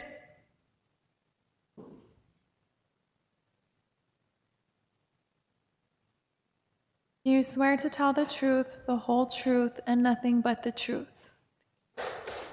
I am not seeing Mr. Broyles' microphone unmuted. Let's move to the next speaker. Chair Bustamante, our next speaker is Steffi Weisberg. Thank you. Please raise your right hand. Do you swear to tell the truth, the whole truth, and nothing but the truth? I do. For the record, before you testify, please state your name, address, and that you are under oath for your testimony to be considered valid. My name is Steffi Weisberg. I live at 1 Howling Wolf in Harris, and I understand that I'm under oath. Go ahead. According to the Solutions Project, to transition away from fossil fuels, we need to build on average 200 megawatts of solar and 200 megawatts of wind per month per state for 16 years. That's a huge amount, and it's not adjusted to recent increases in energy demand.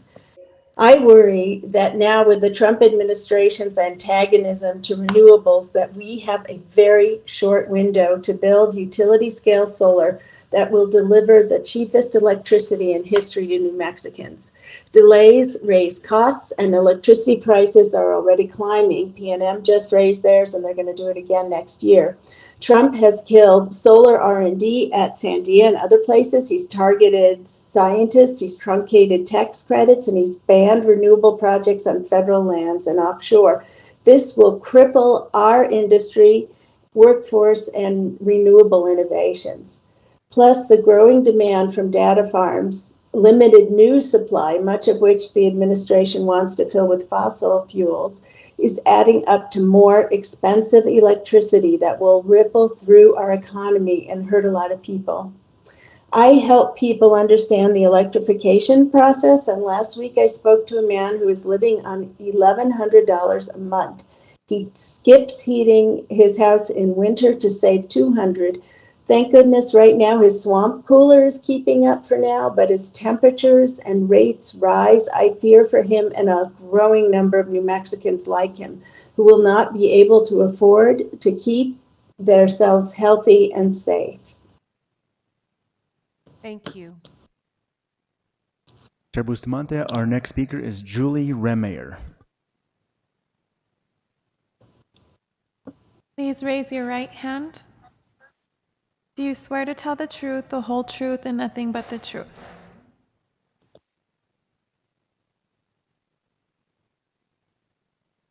You're on mute. Sorry, now I can speak. Yes.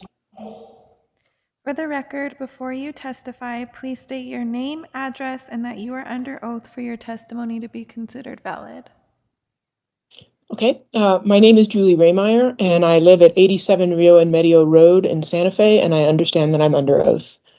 I am thrilled about the Rancho Viejo project, and I strongly hope that you'll support it. I lived through the Medio fire in 2022, which was just a mile from my house, and it was, of course, worsened by climate change. The Rancho Viejo project will let us do our part to reduce those risks while also bringing major local benefits. For one thing, it's cheap. It will provide power at a fixed price for decades to come, while electricity prices as a whole are expected to rise substantially.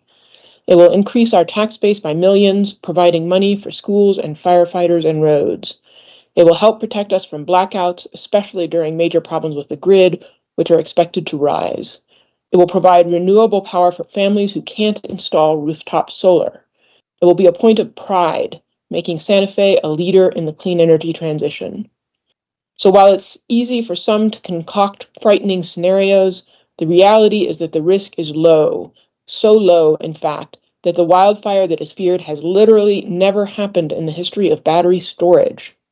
The risk is far lower than the risks I, for example, face by living next to a forest dried out by climate change.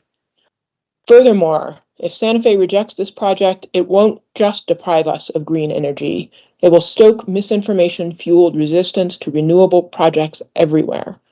Fear spreads just like wildfire does. Right-wing propagandists have championed the false idea that clean energy is dangerous, And if Santa Fe buys into it, we'll spread that false narrative further.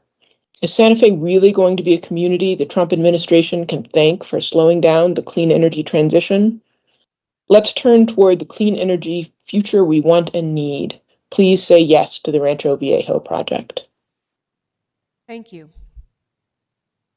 Chair Bustamante, it appears the other attendees that registered for the 11 o'clock hour block that were online are no longer online. Okay, thank you very much. We have anyone left in the chambers for the 11 o'clock? Okay, we are over time. We're going to take a break and we will be back at 12 noon.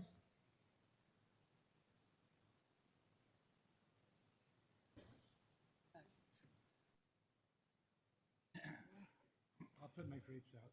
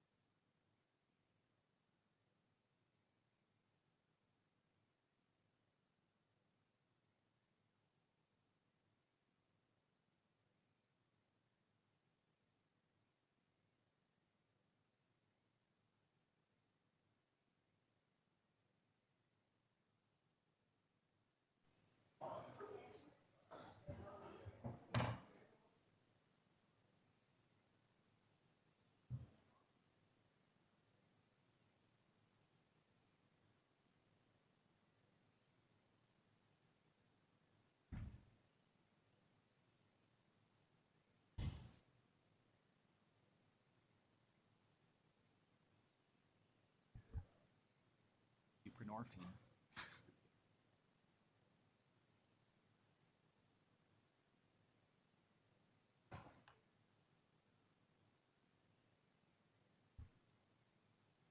We will swear everyone in for the 12 o'clock noon hour testimonies as a group.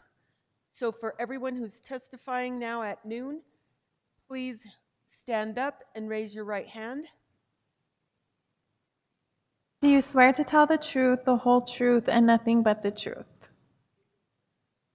For the record, before you testify, please state your name, address, and that you are under oath for your testimony to be considered valid. Thank you. Okay, and you may line up to the, follow the lines on the floor, and you may line up to approach the podium. 2 people can be at the podium at a time. And when you get to the podium, you will state your name and your address. So please, the first 2 feel comfortable to move forward. You do not need to touch the microphones or anything on the podium. It will capture your conversation. Butch Martin, 85 Alteza, and I understand that I'm under oath. I like things that are simple. And believe it or not, this proposal is simple. It sounds very complex, but really it isn't hard to understand and to figure out what to do after basic analysis. The main players, AES, is exploring a sale. P&M is being acquired. What they say today may not be what they say tomorrow. Not a strong foundation. The simple analysis is this. There are 12 million acres where AES could safely locate in brownfields and away from high-density population. And there is plenty of power from other safely located facility proposals, such as Linnea. Use common sense. The AES project is redundant. You are entrusted to make a very important decision. There are powerful voices out there telling you to support AES, to benefit the fortunes of a few at the expense of many. I believe we can meet the 2030 solar mandate by safely siting projects and using improved technology. You've heard repeatedly about the risks and dangers. How many fires and explosions and unrealistic promises does it take to realize this is a Trojan horse? The vast majority of residents of El Dorado, Rancho Viejo, Rancho San Marcos, Alteza, Belicia are opposed to the AES location. Don't believe me? Take a vote. I've gone door to door in part of El Dorado, have spoken to hundreds and hundreds of people in these areas at La Tienda, the flea market, the farmer's market, and Agora. I've spoken to them at the Santa Fe rail yard and farmer's market, and even in the plaza.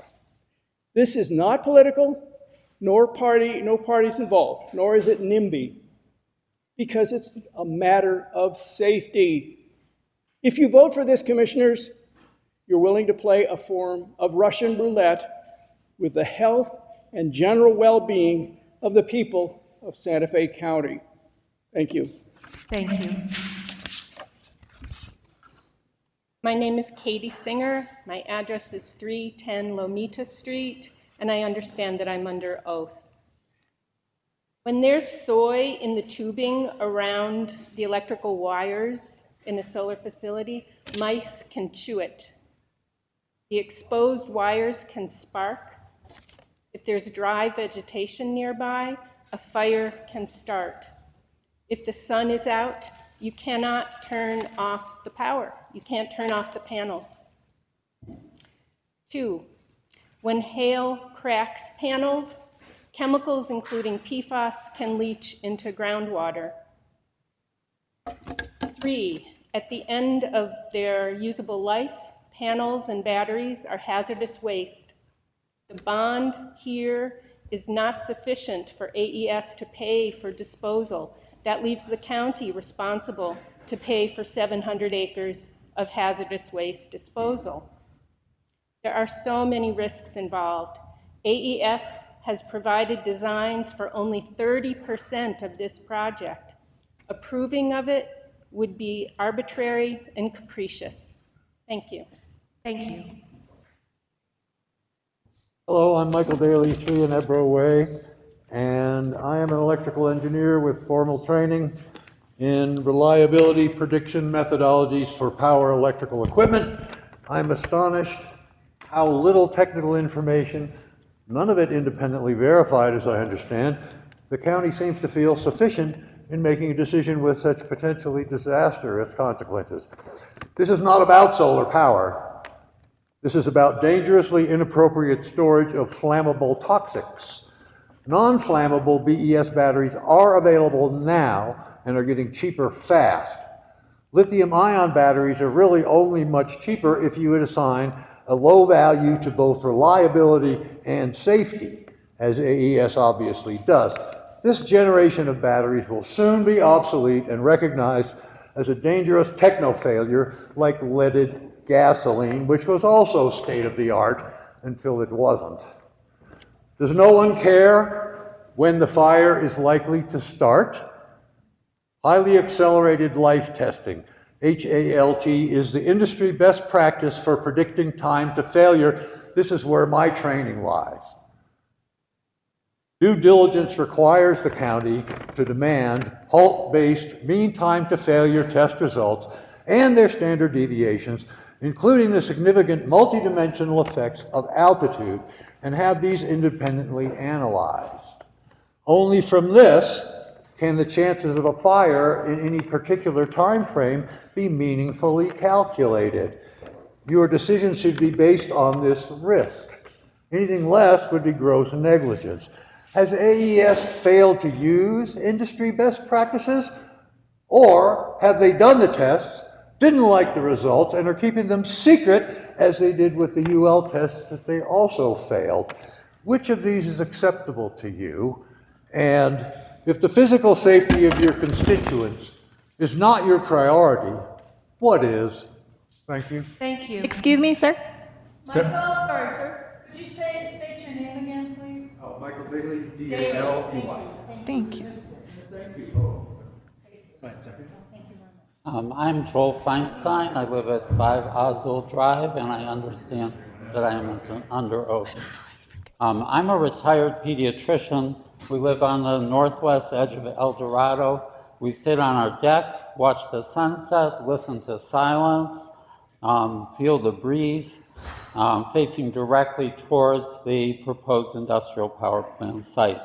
We have no fire hydrants in our area of El Dorado, and we are closest directly in line with the site. As a doctor, I pay attention to assumptions that people make. There were two major assumptions that I heard yesterday. First, any accidents are contained within 80 feet and no effect beyond 1/3 of a mile within the site boundaries. And the second assumption, when they talked about worst case scenarios, was exactly the same, no different. 150 feet up, everything within 1/3 of a mile. No problems, no worries. Where does this leave? There's no consideration necessary for the surrounding neighbors under this scenario. In fact, the principal laughed repeatedly during the neighbor's testimony, showing disdain.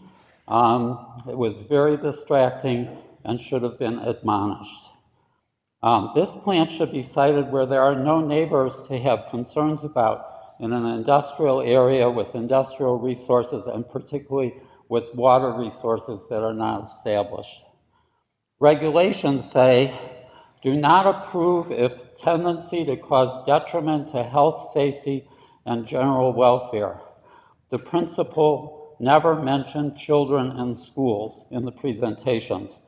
And I want to say the effect of airborne particulate matter can cause lifetime problems with children, not just that week. Here is a deception. Wildfire risk, nothing, since there's no problem beyond 1/3 of a mile. That's an assumption. Thank you, sir.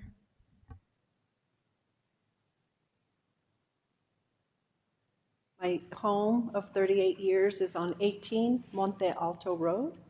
I understand I'm under oath. As residents of this beautiful area, we've chosen to live here because of our love for the country, clean air, clear skies, and the stunning natural landscapes and diverse wildlife habitats The proposed plant would not only affect the value and safety of our homes and property, but also have devastating impact on our environment. The emissions, toxins, and chemicals would contaminate our air, water, soil, leading to ecotoxicity and harm to the wildlife that calls this place home. From burrowing rodents, hawks, owls, to deer, bobcat, and many species of birds and insects. We're not just talking about wildlife, we're also concerned about the impact of our pets and livestock in surrounding communities, including El Dorado, Highway 14, San Marcos, Madrid, Cerrillos, Rancho Viejo, the Ridges, Arroyo Hondo, and others. Our community values all animals, whether wild, domestic, or livestock, but most importantly, we're talking about the health and safety of our children and elderly, who are the most precious and vulnerable. Their well-being should never be compromised, and the AES Rancho Viejo facility would be compromising us all.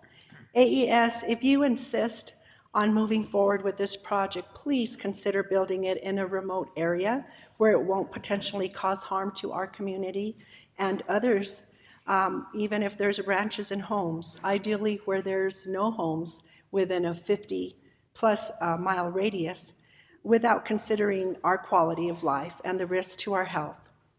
Finally, our commissioners, our homes are the most valuable asset, and we've worked very hard to maintain them for our families. We want future generations to live long, healthy lives in a safe environment. Please do the right thing. We voted you in office, and we entrusted you to make the decisions for our best and our good. Thank you. We appreciate your time.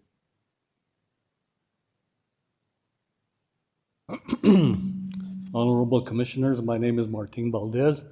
I live at 3 Mimosa Road in El Dorado. First of all, I would like to say that I'm not against solar energy, because as a matter of fact, I have solar panels on my home.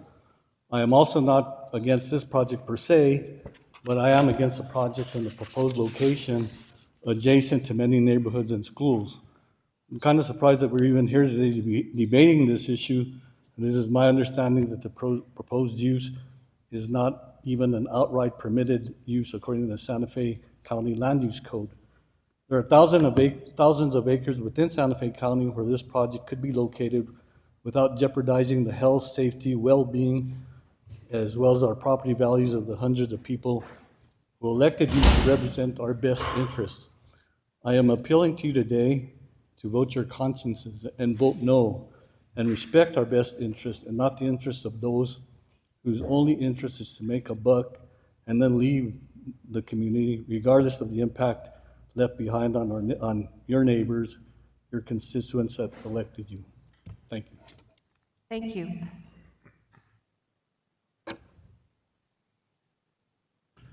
Good morning. My name is Greg Clyburn. My address is 45 Crazy Rabbit Drive, Santa Fe, New Mexico, 87508. I understand that I'm under oath. I support the project.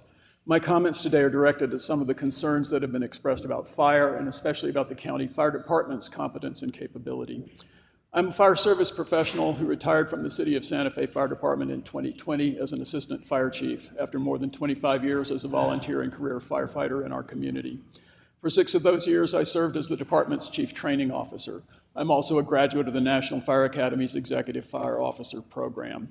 With this background, I'm confident that our Santa Fe County Fire Department will continue to keep our community safe by doing what good fire departments do in the face of all hazards: ensuring compliance with codes and standards, researching and developing workable standard operating guidelines, performing detailed site-specific pre-incident plans, affirming mutual aid agreements, and conducting frequent focused training. The people of Santa Fe County Fire Department are experts in their field and are dedicated to the safety of our community. I trust them. Everyone in our community should trust them. They are our locus of expertise about fire risk, community risk reduction, and emergency response. The expertise they offer us cannot be gained by doing your own research. It is gained through ongoing education, rigorous training, and direct experience in the fire service. Our society is being torn apart by those who cultivate distrust of expertise and spread disinformation to hinder progress. More than ever, it's important to counter this effort by attending to genuine expertise and correct information. In relation to fire, that is what our fire department offers us. If as a community we believe we can't count on them, then the proposed project is far from the biggest threat we face. Thank you. Thank you.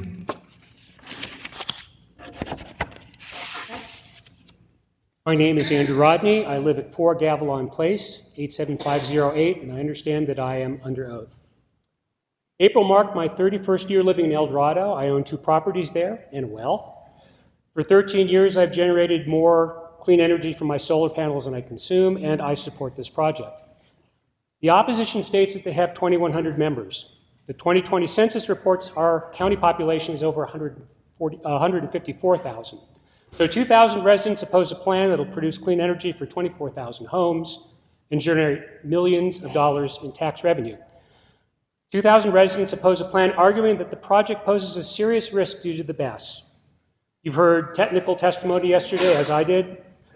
I ask you to concentrate on a few sets of verifiable facts. First, according to the EPRI database, battery storage failure rates dropped by 98% from 2018 to 2024. The EPRI cites 7 fires involving UL certified BESS systems in the last 5 years. A verifiable fact about all these incidents is the fire never escaped the facility, it never spread beyond the facility, it never caused any damage, no injuries, or no fatalities.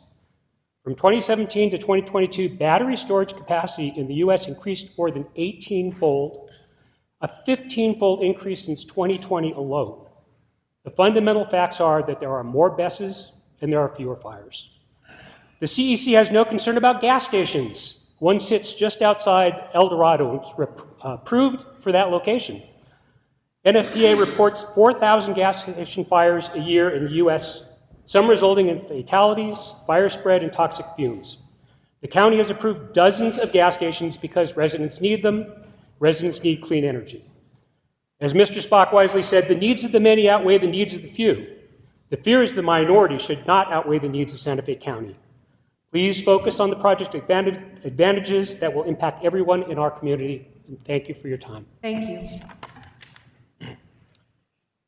Hi, my name is Drew Hoffman. I live at 726 Manhattan Avenue. I understand that I'm under oath. I moved here about a week and a half ago, and almost every day since I've been here, I've heard people talking about being scared about this project. I've heard it from members of the Clean Energy Coalition on the street. I've heard it from my neighbors, and I've heard it in passing at Knuckles Brewery at the rail yard. I think this is a time in our country where people are very skeptical of corporate influence, and that seems to be how people are looking at the possible issuance of this permit. These speakers who I've heard today from and associated with the Clean Energy Coalition seem extremely knowledgeable, and their arguments seem reliable and persuasive to me, and I'd like to add my voice in their support. Thank you. Thank you. Hello, my name is Desiree Bernard. I live at 1410 Santa Rosa Drive, Santa Fe, and I understand that I'm under oath. So I'm here to speak in support of the proposed solar and battery storage project in Rancho Viejo. Obviously, as I feel in this moment, change is really hard for us humans. As necessary as it is in these times of profound social and environmental breakdown. And I'm grateful for your efforts in the county to do a good thing to move forward renewable energy in Santa Fe. Especially as, this context is very important to me, the federal government is now actively trying to undermine efforts to move forward with the renewable energy transition. So we need climate action, and we need it on a local and state level. That kind of effort is never more important than now. I want to acknowledge and respect the concerns raised by neighbors. Safety is essential, and their concerns deserve thoughtful attention, which is obviously being given. At the same time, we have to look at the full picture. Ongoing dependence on fossil fuels is fueling the climate crisis, which is driving extreme heat, drought, and high winds that make catastrophic wildfires far more likely and severe. Utility-scale solar and battery projects are a key part of the solution. Modern battery systems are designed with rigorous fire safety standards, monitoring technology, and emergency protocols. They are vastly more safe and sustainable than the fossil fuel infrastructure which they help us replace. If we allow fear to stall progress, we prolong our dependence on the very systems creating the most danger. Moving forward with renewable energy is not just about reducing emissions, it's about protecting our homes, our health, and our future for the children and grandchildren from the severe hazards of a warming planet. I urge you to approve this project, continue working with developers and neighbors to ensure that it's built and operated with the highest safety standards we can and must meet our energy needs, this energy transition, while safeguarding our community. Thank you. Thank you. Hello, my name is Barbara Castleman. I live at 10 Moya Loop in El Dorado, and I understand I'm under oath. Watching the hearing yesterday, I was struck by how many mistakes and omissions AES made in their application. For example, not including details about where the water came from, not realizing part of the land to be developed is in the Santa Fe Community College Zone and addressing that, and not doing the required thorough environmental, floodplain, and cultural history studies before designing the project. If you were building a new house, would you hire an out-of-state contractor who wasn't completely on top of all of the local codes and permit rules? How about one who didn't give you an accurate, detailed quote, but instead copied, cut, and pasted from other quotes, or just deleted any questionable information? Before you picked a place to build on, wouldn't you want to know any of the potential surprises, like 60-mile-an-hour winds, fire risk, and water issues? You'd need all the answers before you made a decision, right? Then why on earth would you allow AES to build the massive Rancho Viejo project? It was also surprising to hear that P&M has repeatedly rejected AES's offer to sell them electricity from the new plant and has still not agreed to buy their power. P&M already has exceeded their 2030 goals for clean energy and plans to acquire whatever energy is needed in the future from other places in New Mexico that will replace coal mine plants with clean energy, places like San Juan County.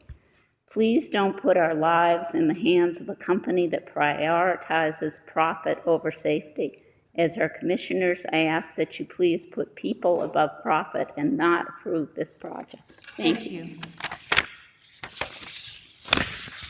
Hi, my name is Craig Castleman. I live in El Dorado, which was the state's first purpose-built passive solar community. Far from being NIMBYs, we welcome solar panels in our backyards and our front yards and the side yards. They're all over the place.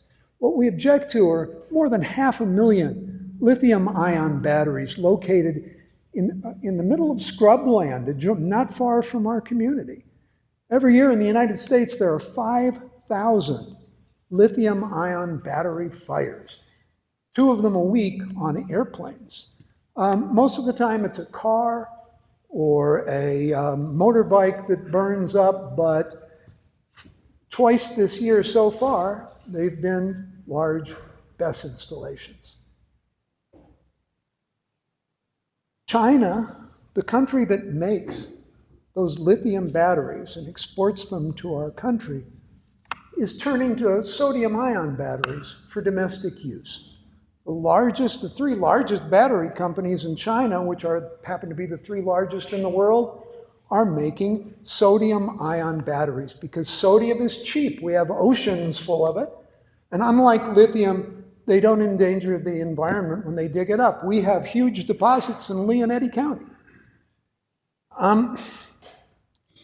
Why don't we consider moving forward like the Chinese and adopting safe, non-burning sodium-ion batteries instead of some version of lithium? Sodium-ion batteries also don't require manganese or cobalt, which are also terrible for the environment when you mine them. It doesn't make any sense to allow AES to hurry us. They're in a hurry because their stock declined by half last year, and they're about to be eaten up by vultures. And so they would like this project. Thank you. Thank you. I'm Deborah Whitkin. I live in El Dorado. My address is 34 Encantado Loop, 87508. This is a quote from The Secret of Life by Solomon Rushdie. A poem cannot stop a bullet. A novel cannot defuse a bomb. But we are not helpless. We can sing the truth and name the liars.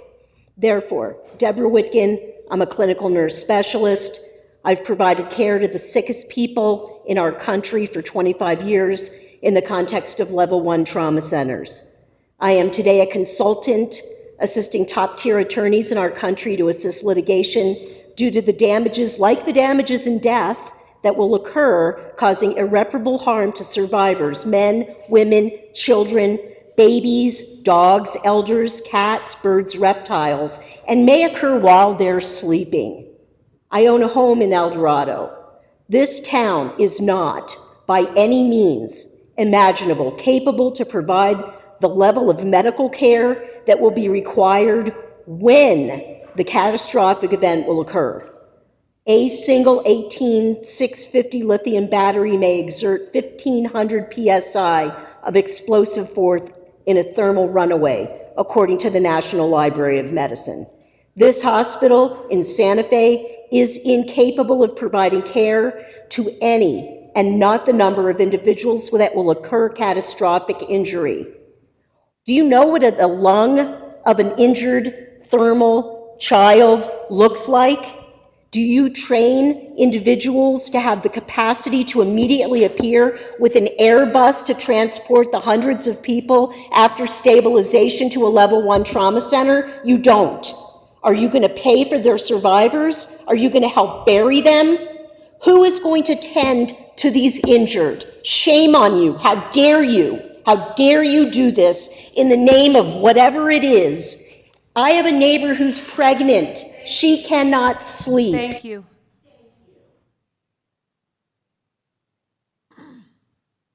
Victoria Clark, 3 Gualdo Road, 87508. I understand I'm under oath. On September 28, 2023, AES filed a complaint in First Judicial Court for a temporary restraining order against Santa Fe County, and I was present. At this hearing, a representative of Santa Fe County, Mr. Sanchez, stated, Santa Fe County is at a disadvantage. No one in Santa Fe County has experience in commercial solar. Yesterday, Santa Fe County staff was questioned regarding changes in language of the SLDC prior to the AES CUP application, to which they answered something to the effect, not aware, this was before I was hired. On May 18th of 2022, just weeks after the AES Surprise Arizona BESS explosion and fire, Santa Fe County and AES met. May, June, and July of 2022, Santa Fe County introduced and approved a community solar ordinance which states a renewable energy production facility that uses sunlight to generate, with these additional words, and may store energy for sale or profit. 6 months later, AES filed their CUP application with the county. I wonder if AES informed the county of this terrible accident in Surprise, Arizona. When Penny Ellis Green and Jose Larrañaga left, new staff was hired. Would it not have been prudent for a handoff of the history of this important application of a utility-scale power plant? AES knew quite well of our county's lack of experience, weak language, and codes, and took advantage of us. They're opportunistic. We, the people, know the history of these issues because of the thoughtful, concerned constituents of Santa Fe County, and I'm extremely grateful to them. I was a nurse at St. Vincent for 40 years. My task was to ensure the safe delivery of countless mothers and babies. I implore each of you, when you weigh your decision, please consider the safety of our land, air, water, and the people of Santa Fe County over AES's project. Thank you. Is there anyone else in the chambers who is here to speak during the 12 o'clock hour? We will go online. Chair Bustamante, we have 3 speakers online. Our first speaker is Barbara Chatterjee. Ms. Chatterjee, if you'll please raise your right hand to be sworn in. Do you swear to tell the truth, the whole truth, and nothing but the truth?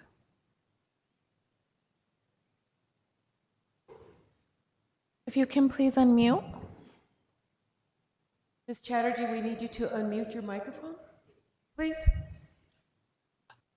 Are you Okay, there? can you hear me now? Yes, thank you. Do you swear to tell the truth, the whole truth, and nothing but the truth? I do. For the record, before you testify, please state your name and that you are under oath for your testimony to be considered valid. I'm Barbara Chatterjee. I live at 228 Alta Vista Street in Santa Fe, New Mexico, and I understand I'm under oath. Thank you.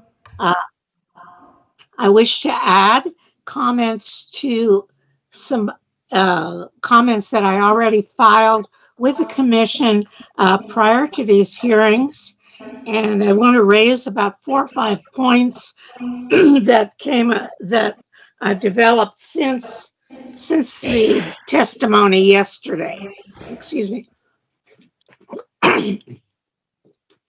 First question is, given the 24/7 monitoring of the units with the small units within the BESS module, is it possible to identify a failing battery module within, shut it down, and even replace it?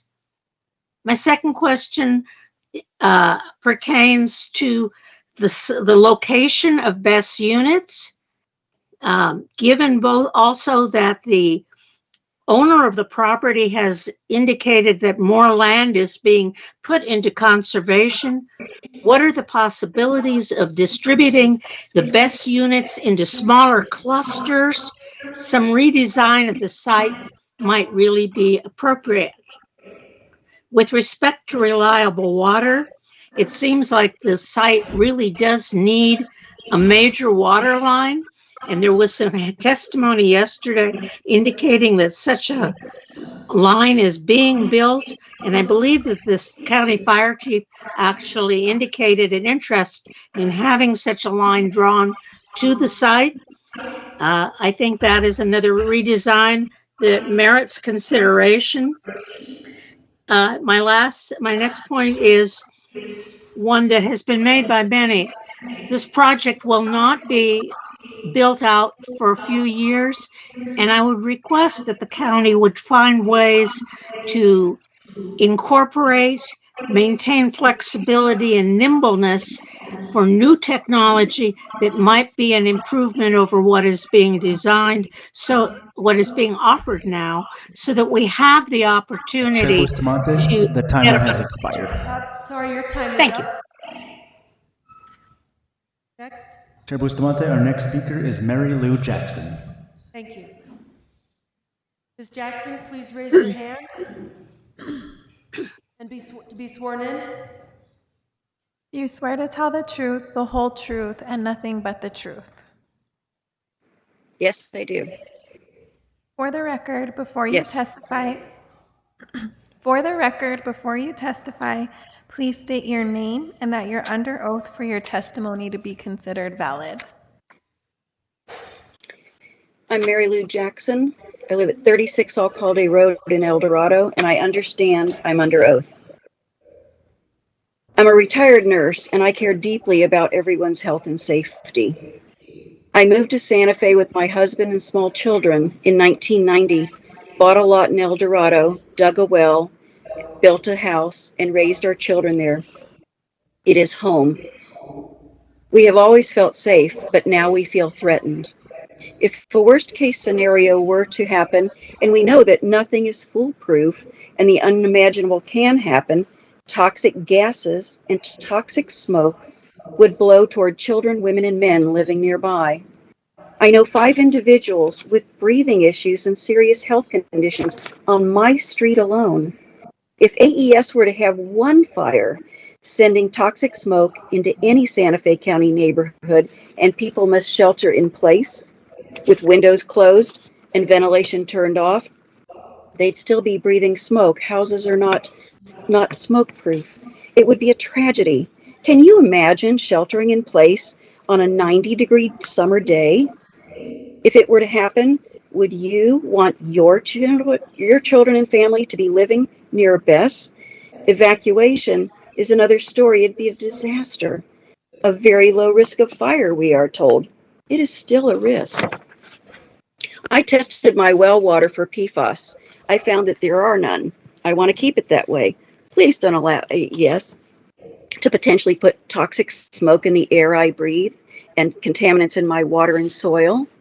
I'm looking towards safety for future generations and my children and my grandchildren and those of all in Santa Fe County. I'm counting on you as commissioners to do the right thing and vote no to this project. We're counting on you to protect all residents of Santa Fe. I ask you to be brave, stand up for what is right, and for all of you to vote no. Protect our clean air, clean water, and clean soil. Thank you. Thank you. Chair Bustamante, that will do it for all the pre-registrants online. Okay. The reason I was paused in that moment and did not look directly is I'm noticing that we have all people who signed up to speak today, except about 3 who had signed up for the noon hour and they are not present. I'm going to ask that we break, but that we stay close to Chambers to allow them. They knew that they should be here, but I would understand if someone, said, well, we'll just let everyone speak first and I'll come in right before 1. Because we want to be respectful of people's time, please feel free to break. I'm going to stay close to the dais, but we will reconvene if by chance the people who are not here show up to speak, okay? Out of courtesy to those who have signed up. So feel free to wander away, but not too far. Quite a few. We have quite a few. So let's see, we have...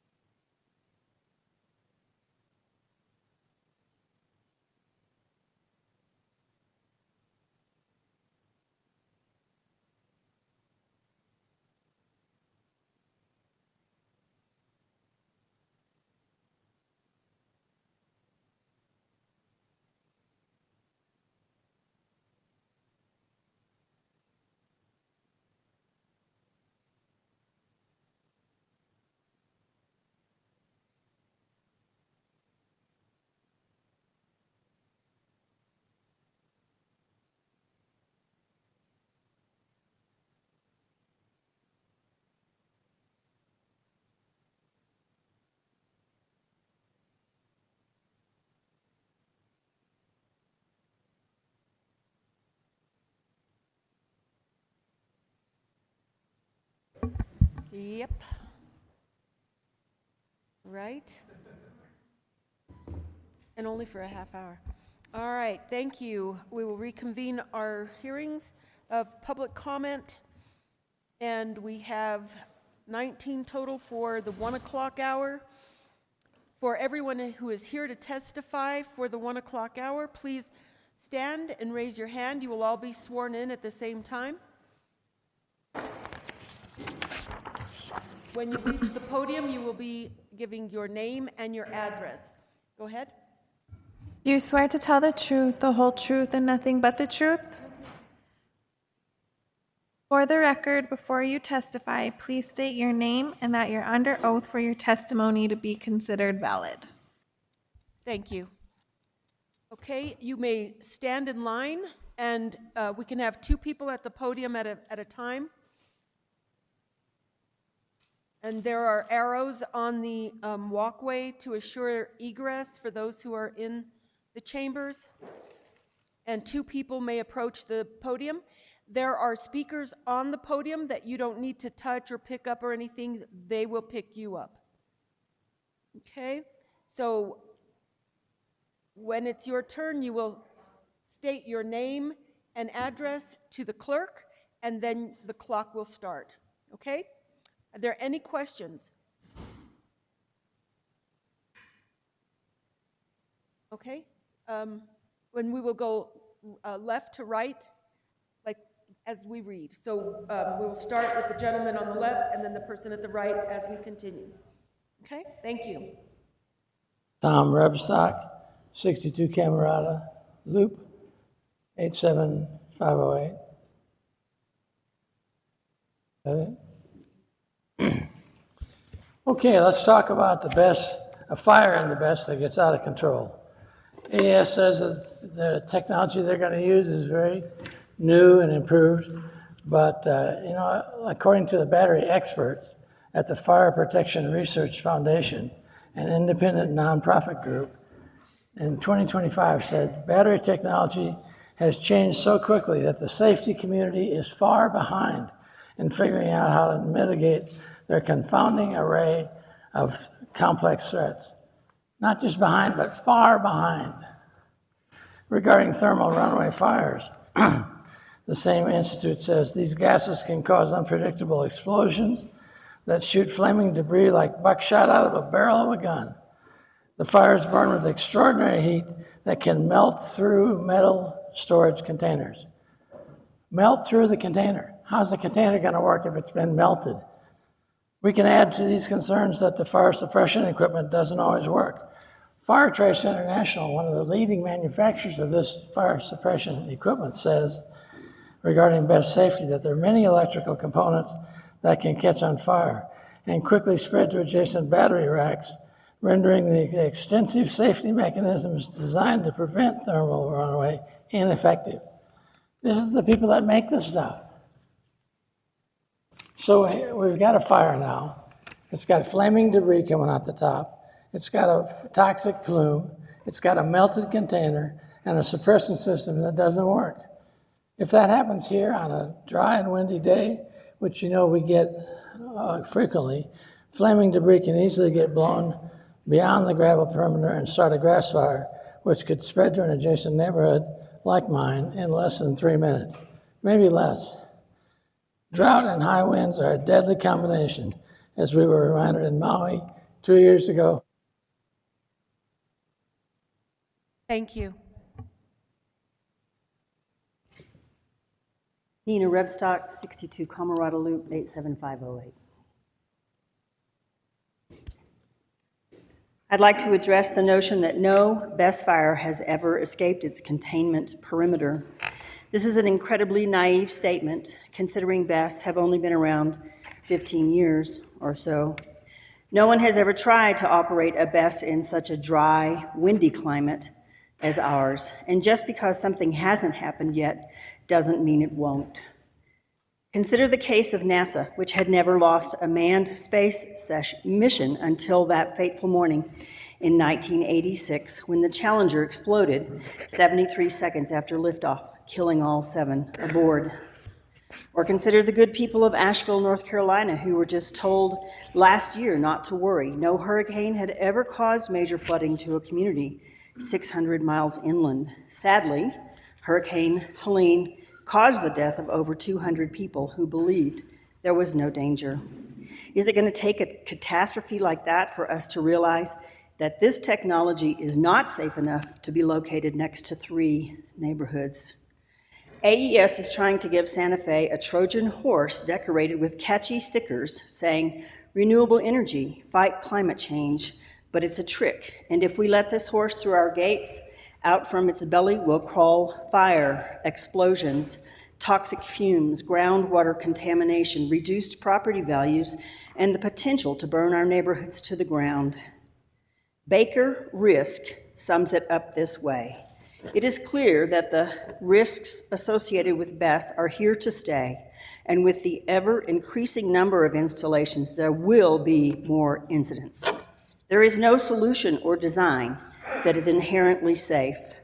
Don't fall for this ruse. Please say no to AES. Thank you. My name is Gail Carr. I live at 11 Camino Demetrio in Santa Fe County, but I live in a subdivision 100 yards maybe from El Dorado, and nobody is here representing my neighborhood, so I think you should know there's another neighborhood in there, Dos Griegos, and they just haven't organized against you guys yet. But I do feel like I have to speak on this because I've been doing alternative energy since 1972, when we had to invent a lot of stuff, and I ended up going back to school and to learn more. And since in 1980, I had a solar panel company, a solar energy for your house, the whole system. So I know I've been watching this solar stuff for a long time, and I know what's coming down the pike because I'm looking at all the cutting edge stuff. And I think we need to call a moratorium while we look at the stuff that's right around the corner for us. The thing that I need to tell you guys is I was at those meetings that Dennis Kurtz presented the charts of yesterday, where we had worked probably over 20 years ago. We started on what we wanted the neighborhoods to look like, what was acceptable. We met with the county people, we met with everybody until we could reach consensus on the slightest little X or C that you saw on that chart yesterday. And so we knew what we wanted in that neighborhood, what would fit in that neighborhood, what was compatible. And so if you don't listen to what we came up with and did all that work on, it's a real insult to the citizens who are active in the communities. And I don't have much more time, but I think we really need to look at this better. I don't want it to look like Las Vegas. Not New Mexico, but Las Vegas, Nevada. Thank you. Thank you. Hello, my name is Terry Waldron, W-A-L-D-R-O-N. I am a certified wildlife biologist, so I might have a different perspective than a lot of stuff that's been brought up. As you probably know, the flood risk in El Dorado is at 70%. It's quite high. During the years of 2018, there was a flood in El Dorado. It was a river running through our town. 2022, there was a huge flood. You can Google it, 2022. There's videos about that flood, and I have pictures about the flood in El Dorado. They say these are 500, 150-year floods. Not anymore. That was 4 years between these two major floods. And so this area, AES, has been proposed to be built 0.7 miles away from the playground at Turquoise Trail School, where I used to teach. Almost a half a mile away from children. It's 0.4 miles away from a house at Rancho San Marcos. It's 0.6 miles away from El Dorado. It's extremely close to all these facilities, people. are in these houses everywhere. IA, Rancho Viejo, there's many developments within the area. If a flood occurs, as you know, water and electricity combined, it just doesn't work. You get short circuits by the electrical components. Lithium batteries, if they're submerged in the water, they undergo what's called thermal runaway. And that increases the temperature, as everybody probably knows, in the batteries, and that creates fires. The most thing I'm concerned about is the water. Oh gosh, I only have 14 seconds. The water in our wells, and also I have a list of animals, if you'd like for me to type this out for you. Your list is not complete. This is a complete list of all the animals that live in the area, and the entire ecosystem will be affected. Okay, thank you very much. My name is Noreen Perlmutter, and I live at 1 Cueto Road in El Dorado. I understand that you are under oath. There is nothing I can say in the next 2 minutes that you haven't already heard multiple times, but I am troubled that the concerns and voices of so many in our communities are either being ignored, attacked, or trivialized. You already know that El Dorado alone has 2,700 homes and only 2 main roads to escape. All of the county fire maps show either high or moderately high danger if there were a fire in this area. Add the crazy, wild winds that blow each spring that will quickly whip up any fire into a major one. You know that this project sits upon the water table that many homes with shared wells rely on for their water. Meanwhile, AES has expressed the need for an initial 168 million gallons of water in their building plans. Our water is the most precious commodity, and it needs to be protected. You need to know that there are 392 students in our elementary and middle school, that many parents work outside of El Dorado, and that school buses only arrive at the end of the school day. How do we protect them if an evacuation is called for?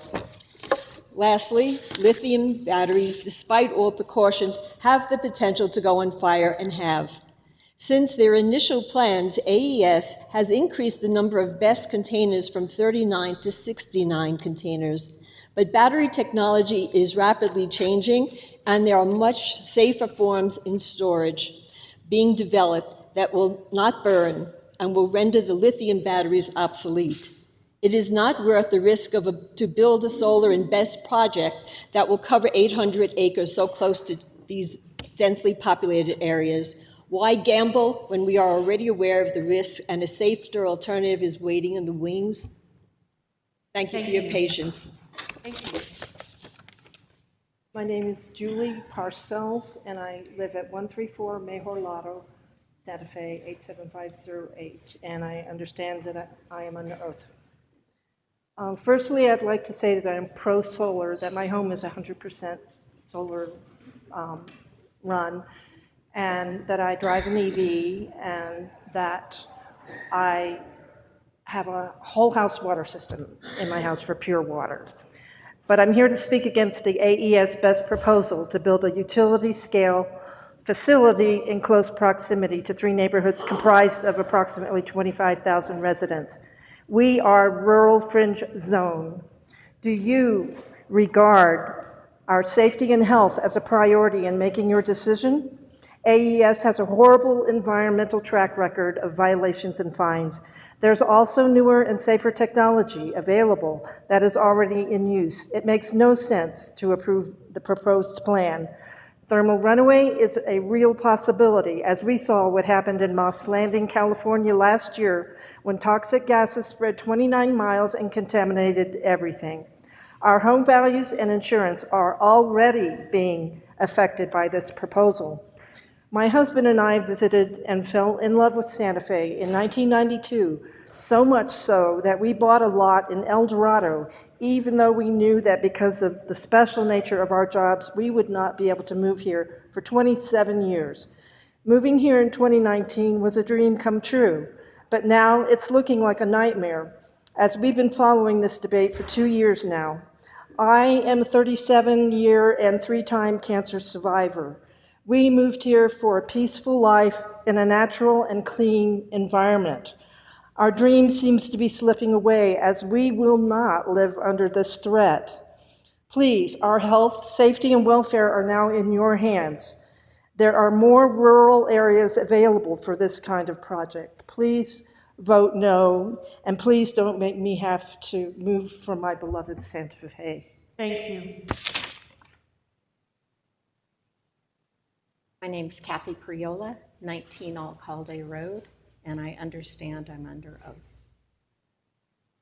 So we all love solar, but this is a battery energy storage system in the middle of neighborhoods and schools with tens of thousands of people, with county-wide health and safety impact, made especially dangerous when you put it in a grasslands area with the infamous wind of Windorado, which is El Dorado's longtime nickname.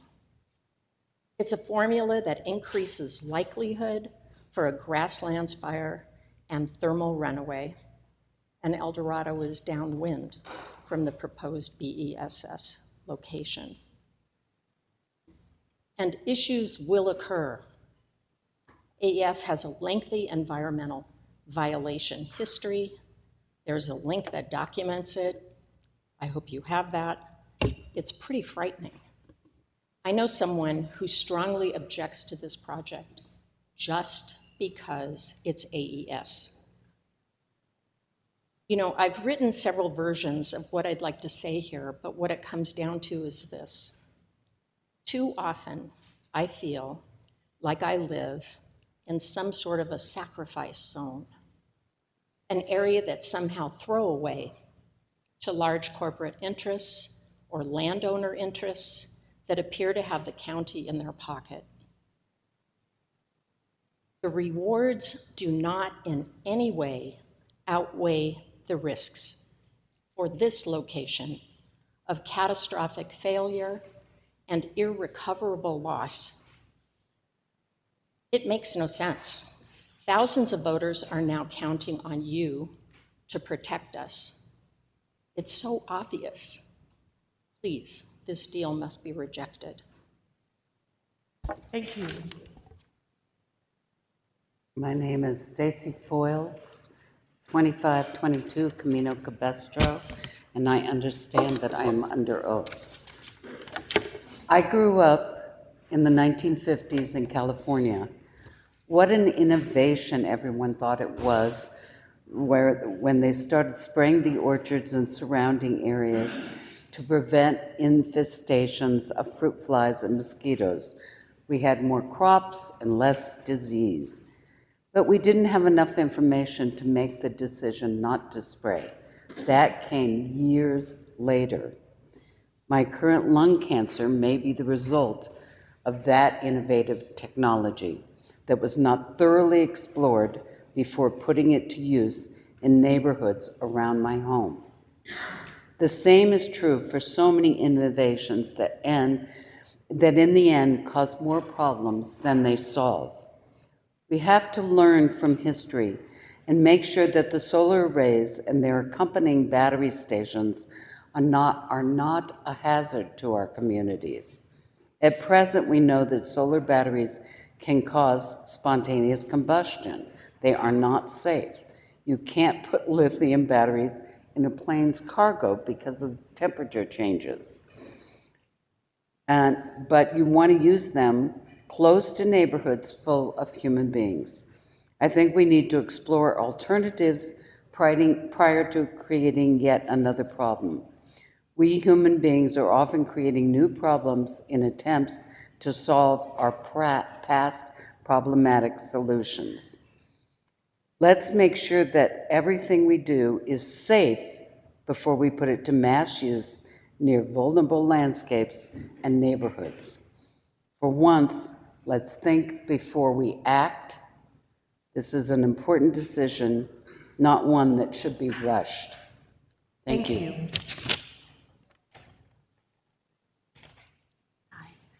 My name is Christina Hornig, 24 Astor Way, Santa Fe, New Mexico, 87508, and I understand that I am under oath.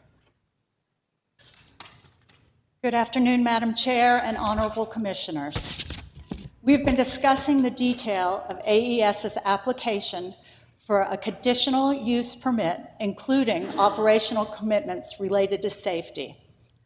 This assumes that AES will operate the facility as specified in the conditions associated with the conditional use permit.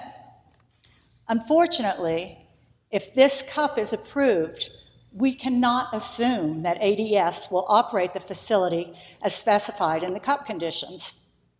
AES has demonstrated a history of violating agreements and a willingness to pay fines to avoid compliance.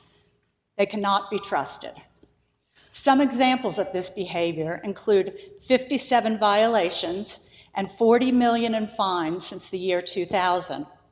Over 26 million of those fines were for air pollution and environmental violations. They were also fined outside of the United States. A couple of examples are a $6 million fine for illegally dumping industrial waste in the Dominican Republic. It destroyed beaches and sickened citizens. A $10 million fine over air and noise pollution in Chile. If this project is approved, we will be living in what is referred to as a sacrifice zone. Oxford Academic defines sacrifice zone as a space where the physical and mental health and the quality of life of human beings are compromised in the name of economic development or progress, but unfortunately, for the sake of capitalistic interests. I thank you all for your time. Please vote to deny this. Thank you. Richard Hall, 5 Conestoga Trail, Santa Fe 87508. I spent 30 years, good afternoon. I spent 30 years of my working career in electronics design and manufacturing in a company in Boulder, Colorado, especially the design of control circuitry. One thing I learned during that time was that there are always things that can go wrong in electronic circuitry, and the more complex the system is, the more likely it is that something will malfunction. One overlooked issue in design or one small mistake in manufacturing could be very dangerous in this situation. Fortunately, we've had a great monsoon season this year. Out where I live in Rancho Viejo, lots of grasses and weeds, tall and abundant. But later on this fall and in the winter, that's all going to turn to potential fuel for fire. It is common for us to have strong winds in that area, even as high as 40 or 50 miles an hour. That kind of wind can spread fire very quickly, faster often than any fire department can respond. And the proposed battery storage facility will be in the middle of 3 housing developments and a school. We in northern New Mexico are well aware of what can happen when well-meaning people introduce fire risk into this arid climate. Just ask anyone in the Las Vegas area. I am very supportive of alternative energy sources, but this type of solar installation needs to be further away from populated areas. If this project is approved, I believe it shows a profound lack of concern for the well-being of the constituents in Santa Fe County. Thank you. Thank you. My name is Robert Barney, 134 Mejor Lado, Santa Fe, and I'm under oath. Hello. I'm speaking against the AES project.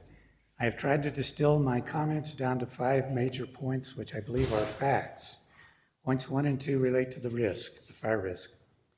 Number 1, in case of a BESS fire, the proposed location has to be about the worst possible, with proximity to thousands of people, dry grassland climate with high winds, and very strained emergency responses. Therefore, to even consider this location, we would have to believe that the risk of fire is practically non-existent. Number 2, since lithium-ion batteries are inherently unstable and age unpredictably, no one can say what the risk of fire is in a 35-year project. AES had their last fire 11 months ago, excuse me, but now have new designs which prompt advocates to act as if this is now a mature industry. No one knows how this will hold up over time. The reality of increasing heat from climate change adds even more risk to aging batteries.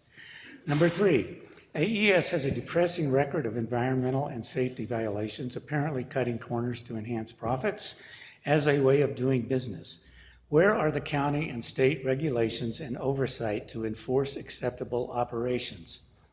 Number 4, most of the concerns that residents express about this project stem from the fact that this is a utility-scale power plant being called commercial solar, which violates the requirements for being granted a conditional use permit. Number 5, there are better and safer options already available. The application from Linnea Energy should be on the county's website, for example. If these 5 points are factual, as I believe and many others believe they are, the only responsible action is to deny this application. Thank you. Thank you. Hi, my name is Owen Henkel. I live at 218 Calle Roble, and I am under oath. I'm a native Santa Fe and just moved back. Thanks, guys. I know this is a long day for you. I couldn't imagine listening to us, but it's the first time I've been at a comment period, so it's cool to see democracy in action. Grew up in El Dorado, proud graduate of El Dorado Elementary, go Dust Devils. I spent time walking through these basins as a kid. I have a deep emotional attachment, and as much as it pains me to think about a big electric factory there, I think it's absolutely essential if we're going to take climate change seriously. I think that a lot of the opponents out here, they have justifiable concerns about fire, but that's just a reality of where we live down power lines. And you need to look at the science of this. The incremental probability of extra fire is low. You've probably heard about this from a lot of experts in the panel. And so what we're doing essentially is we're letting perfect be the enemy of the good. If we have any chance at beating back climate change, if we can't approve solar in Santa Fe County, we're stuffed. We know that permitting is the major blocker to a lot of this, and so I just ask you to think about that. Unfortunately, sometimes we have to make imperfect compromises to tackle big problems. And I guess the last thing I'd say is, I'm fortunate enough to have a flexible job, so I could take off an hour, but as I'm sure you know, there's lots of folks who unfortunately can't come and spend an hour talking, and so just kind of think about a decision for the entire county who's at play rather than just the folks like myself who can show up. So thanks for your time, and have a great day. Thank you. Hi, my name is Ann White, and I'm a resident of El Dorado and a homeowner. Let's see, I'm going to talk about compatibility. And I'm wondering what everybody was thinking, because Travel and Leisure just named Santa Fe the top travel destination in the 2025 World's Best Awards, ending Charleston, North Carolina's 12-year reign at holding that title. Santa Fe is also known as the top 3 art destinations in the country. And we have the oldest capital city in the U.S. We have the oldest historic house, the oldest church. People come here to have weddings, and we have a burgeoning film industry in Santa Fe County, and we have a wealth of movie locations with wide open, undeveloped land as filming locations. People travel here for ecotourism, to be in our enchanting open country and big skies. And people do not come here to see industrial scale power plants. The AES project is not green. It will destroy an intact ecosystem. A true green is the rangeland and grasslands that sequester carbon for centuries. The promise of green energy is just a promise, a sleight of hand.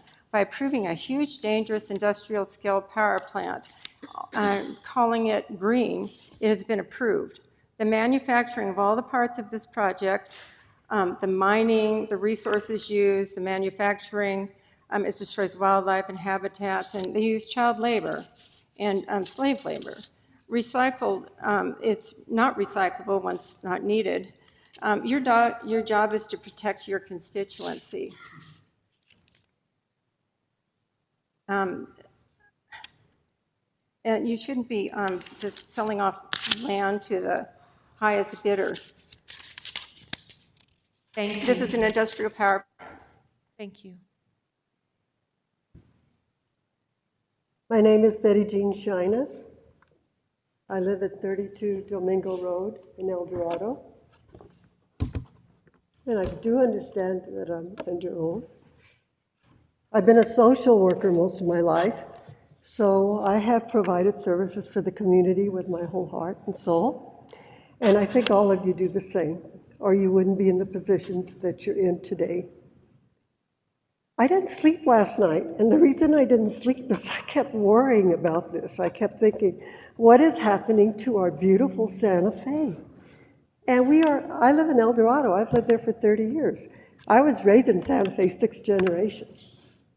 I love my community, but as a small child, I didn't have to worry about fires or flooding or the stuff that's happening here in the community. And it really scares me. This facility is so big, and how much thought and care is taken in building this facility so close to my home.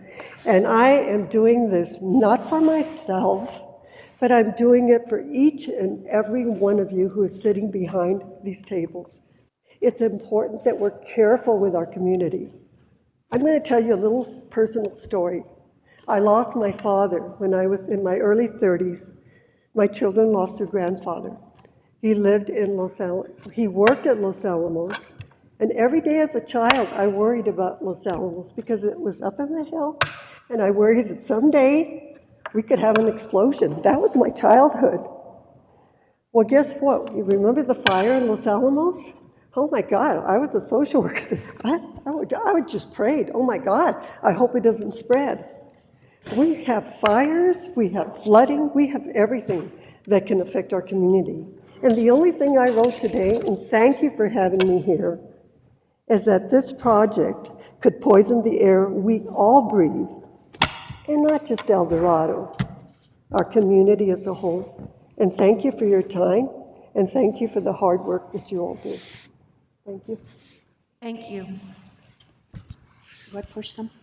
Do I talk or do I push a button? You need, It says green and push. Should you I don't push? need to do it. You just talk. Just talk. Madam Chair, esteemed commissioners of Santa Fe County, State my your name name and your- my name is Sky Rivers. Do you need anything else? And your address? 4 Demas Road, Santa Fe Have you been sworn 87508. in? Have you been sworn in? Yeah. Yeah? Okay. I'm not here to rehash everything that's been shared or shame you for considering a facility that would not only forever change the landscape of our beloved land of enchantment, but the lives of all of us that live here. However, I do have questions. What motivates you to consider passing a monstrosity that poses such significant risk to our community? The proximity of this facility to El Dorado is a recipe for a disaster. I urge you to consider the long-term effects on the community's safety, well-being, and quality of life. We knew what we signed up for when we moved here, but we certainly didn't sign up for this. Would you be willing to put your own family at risk? I suspect the answer is no, and yet you're willing to impose this risk on us. I demand to know what drives this decision and what benefits you're hoping to achieve at our expense. While you commissioners sleep soundly in your beds at night, your constituents will be sleeping with one eye open, worried about the risk this facility poses. If there's a fire, it's not just flames you need to worry about. It's a toxic plume which has no boundaries that can travel and seep into your bodies. Do you realize the devastating impact 500,000 lithium batteries can do to a community if one malfunctions, not to mention the significant risk of a catastrophic event? I implore you to think critically about your decision you're about to make. You took an oath to protect your constituents. You are our voice. What if you get it wrong, knowing the risk? You have the lives of over 25,000 people in your hands, and it's clear the potential consequences this facility is being grossly underestimated. Who will take responsibility and be there for us if things take a turn? I urge you to prioritize the safety and go against the special interest of AES, Warren Thompson, and the county, who have something to gain. Thank you. Do we have anyone else in the chamber who is signed to speak at 1 o'clock hour? We have 5 virtual signed up. Do we have them online? Chair Bustamante, yes, we have 5 virtual speakers. Our first one is Kim Sorvig. For those of you who are online, you will be sworn in, and then the clock will start. At the time you are sworn in, please state your name, your address, and that you understand that you are under oath. Thank you. Please raise your right hand. Do you swear to tell the truth, the whole truth, and nothing but the truth? Please unmute yourself. I'm not familiar with this software, I'm sorry, but I think I have it now. Can you hear me? Yes. Okay. Do you swear to tell the truth, the whole truth, and nothing but the truth? I have already done so, and I do again. My name is Kim Sorvig. And do you understand that you're under oath? My name is Kim Sorvig. I'm under oath. I'm not representing anyone other than myself, and my address is 103C Camino Los Abuelos in Santa Fe. Madam Chair, Commissioners, my career has been devoted to research on land use and sustainability, a topic I've taught at UNM, other U.S. universities, and ones in Latin America and Europe. I want to respectfully suggest that we're just about to miss the root issue of utility scale energy, and that is that it's centralized and dependent on the electrical grid. A single giant generating station sending energy to distant users is an outdated model borrowed from fossil fuel plants. Long distance delivery of electricity is wasteful, and we've also seen grid caused wildfires, outages caused by a single point of failure, and so on. We should not and don't need to repeat these weaknesses in developing renewable energy facilities. Only a utility trying to protect its investment would tell you otherwise. If we're serious about transitioning to renewables, we have to rethink the farm and grid concept, meaning a centralized generation and the web of cables and wires that distribute the energy. By contrast with the disadvantages of that system, consider what distributed on-site energy offers. Equal service for both rural and urban users, exceptional reliability, manageable rather than huge fire risk, repair access via existing roads, reduced visual impact, and less effect, therefore, on property values and cultural resources. Thus, I strongly urge that we reject the concept of a mega facility and create a system of distributed energy for all Santa Fe County via a creative public-private partnership. We need to refocus off the needs and wants of PNM. Thank you. Thank you. Chair Bustamante, our next speaker is Laura Rosenfeld. Please raise your right hand. Do you swear to tell the truth, the whole truth, and nothing but the truth? You're on mute. Please unmute.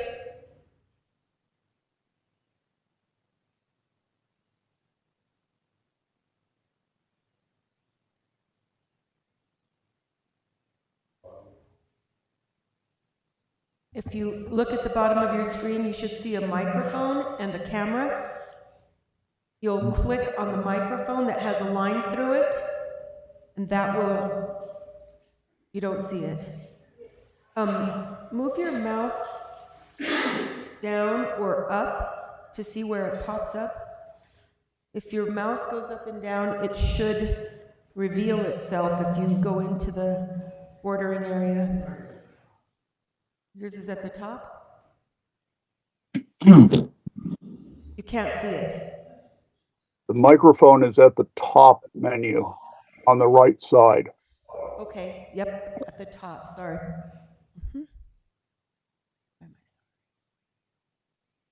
Okay, on the top right side, there is a microphone I see. Okay. Sorry. My name is Laura Rosenfeld. I live at 144 9 Mile Road in Santa Fe, 87508, and I understand I'm under oath. I live not far from where the proposed AES project would be built, and I am very much in favor of this project. Our home is dependent on old-fashioned, environmentally toxic sources of energy for our house. Currently, we use propane and a wood stove for heat. We cannot afford to install equipment for solar panels at our home. However, this project would allow us as P&M customers to use solar power as our source of electricity. My understanding is that currently most of the electricity supplied to Santa Fe County from P&M comes from burning coal. A smaller percentage is from nuclear power, and even still smaller percentages from natural gas. The long-term and immediate danger of all three of these sources are obvious and unsustainable. This project would create zero emissions of CO2, methane, sulfur, mercury, or radioactivity, and would use much less water. The fears about fire that I've heard expressed on facilities are older, outdated equipment and technology. I am strongly in favor of this project because it is renewable, sustainable, dependable, and the cheapest source of energy currently available. And it is something that we can do to deal with climate change and to protect this beautiful county that we all care so much about. Thank you. Thank you. Chair Bustamante, our next speaker is Dale Lyons. Please raise your right hands. Do you swear to tell the truth, the whole truth, and nothing but the truth? I do. For the record, before you testify, please state your name and that you're under oath for your testimony to be considered valid. My name is Dale Lyons, and I acknowledge that I'm under oath. Thank you. Good afternoon.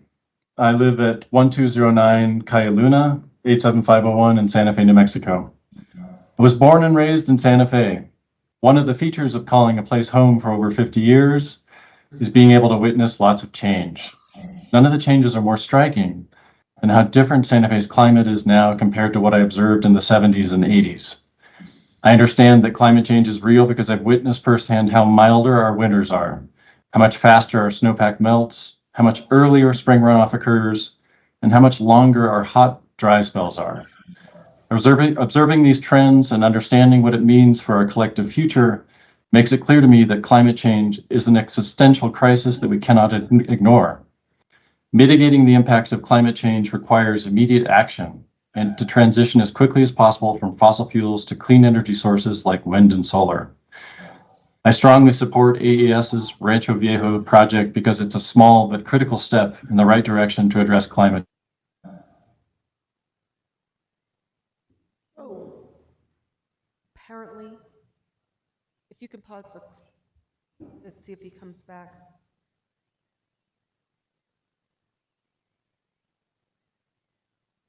Apparently we lost him. Okay. If we can go ahead and move to the next speaker.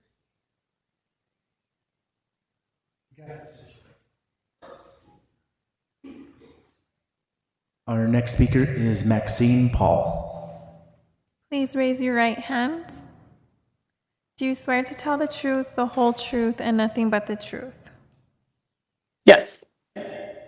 For the record, before you testify, state your name, address, and that you're under oath for your testimony to be considered valid.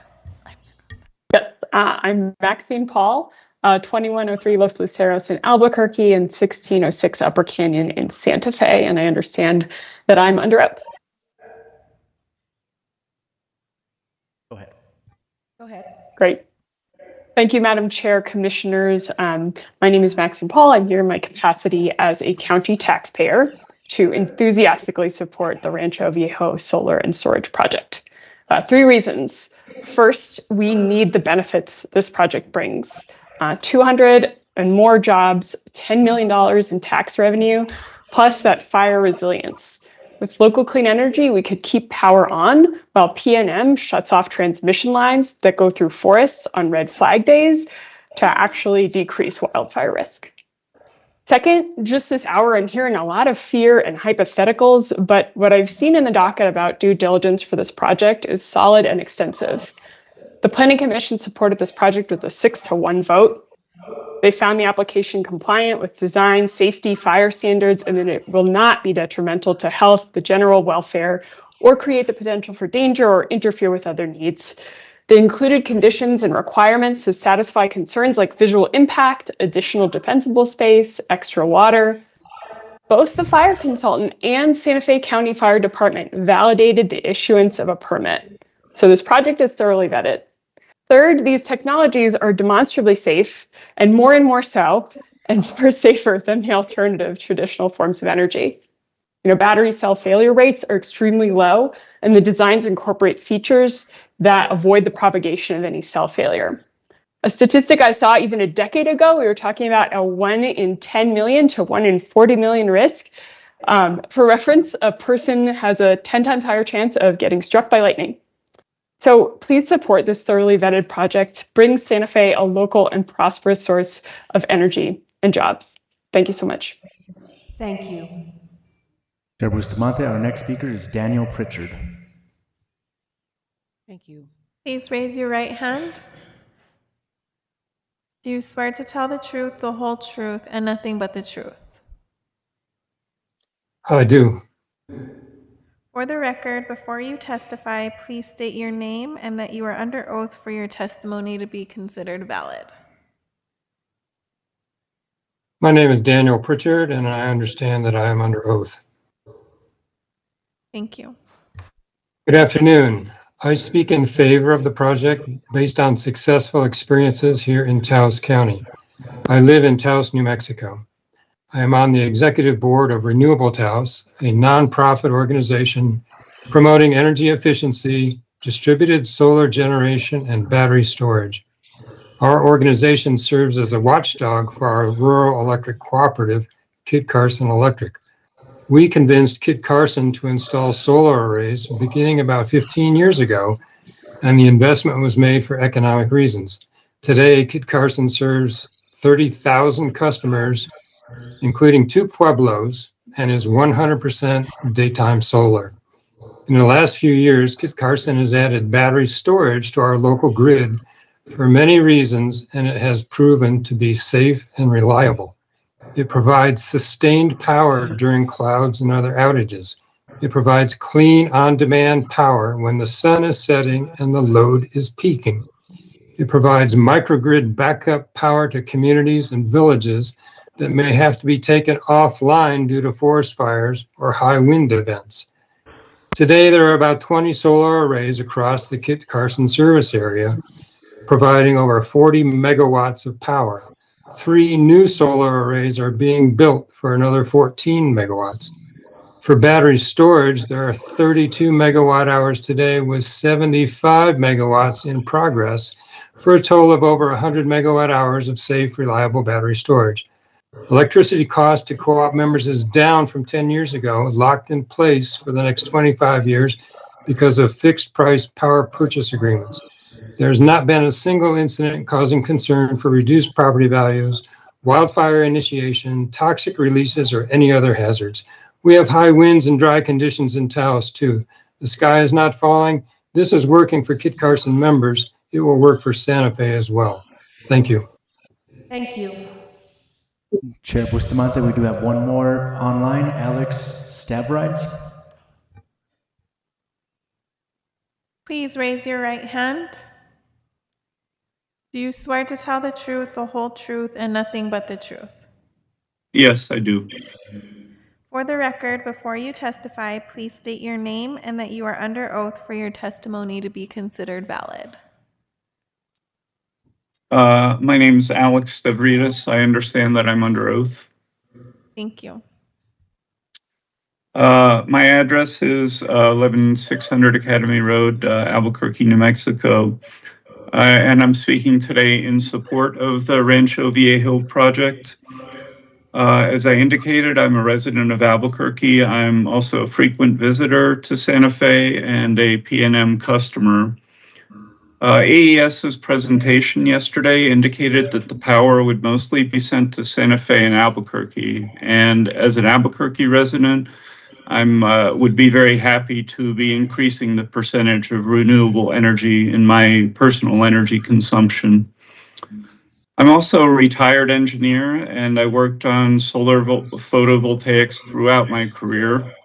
I've studied and I've followed AES's plans at Rancho Viejo, and I believe it will be an effective, reliable, and safe project and energy source for the Santa Fe area for the next 35 years. Solar plus storage is one of the cheapest ways to generate electricity. It also has low life cycle carbon emission, low water usage, and it avoids air pollution from fossil fuel combustion. The latter is responsible for multiple health issues and literally millions of deaths worldwide every year. So I would be excited to see Santa Fe County approve this solar plus storage project and many others like it in the future. Thank you. Thank you. Is there any further testimony from the chambers? Hearing and seeing none, we don't have anyone else online. We will have a break until 2 o'clock. Thank you. At 2:30.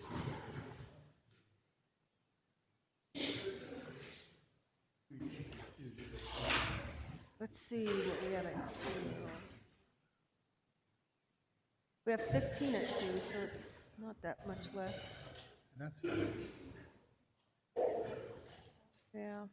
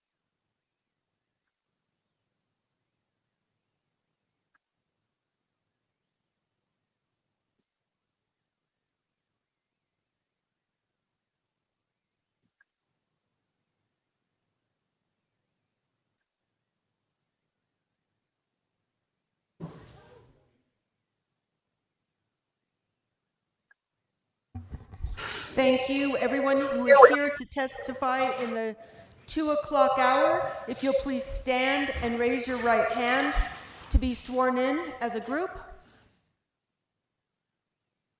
Do you swear to tell the truth, the whole truth, and nothing but the truth? For the record, before you testify, please state your name and that you are under oath for your testimony to be considered valid. Thank you. So at the time of your testimony, and everyone can stand in line following the traffic direction, and we'll have 2 people at the podium at any given time. We will start as we read left to right. So the first 2 people can occupy the podiums, and then we will start with the person this way. You. Yeah. Me. Hello, my name is Anna Linden Weller, and I understand that I am under oath. I live here in Santa Fe. I'm in District 2, and I'm here to speak in enthusiastic support of the Rancho Viejo Solar and Storage Project. So I work for Western Resource Advocates, which happens to be a clean energy and environmental advocacy group. I'm not here for them, I'm here for me.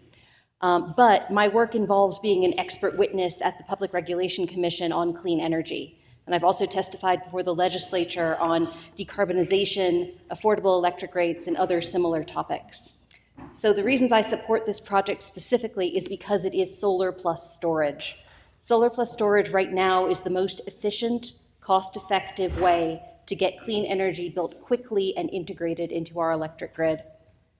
Right now, in Texas and in California, solar plus storage are preventing blackouts and reducing the cost of energy price spikes when companies have to buy extra electricity to deal with the load of summer heat. PNM is the likely customer for this project. PNM needs to meet its Energy Transition Act goals. It's making a very concerted effort to do so. All of us should have the opportunity to take advantage of the energy that the Rio Viejo project will supply and its clean, inexpensive availability for us. Thank you very much. Thank you.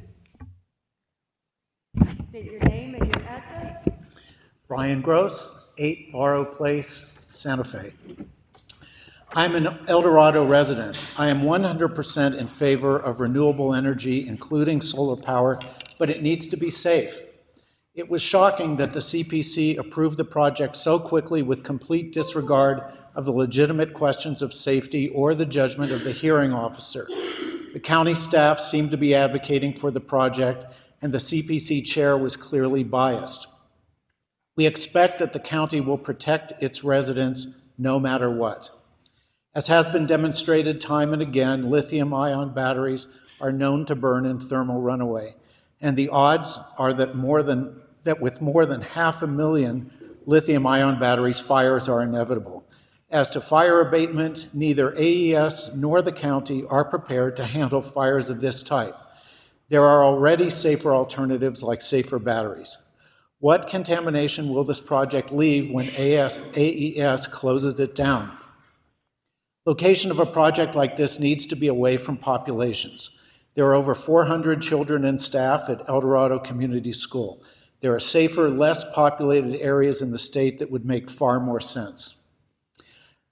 What will the inevitable fires do to our home values and insurance?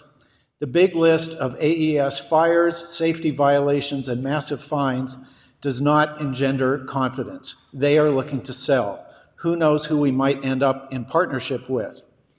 How much power will actually go to residents as opposed to the rush to sell energy to tech companies working in AI? Power will be sold to the highest bidder. PNM does not need this facility. They are already satisfying the goals. Batteries hate heat. The risks of an installation of over 500,000 batteries in our hot, dry, windy environment and close to 25,000 people simply makes no sense at all, and it's not a risk that the county should be taking for us. Thank you.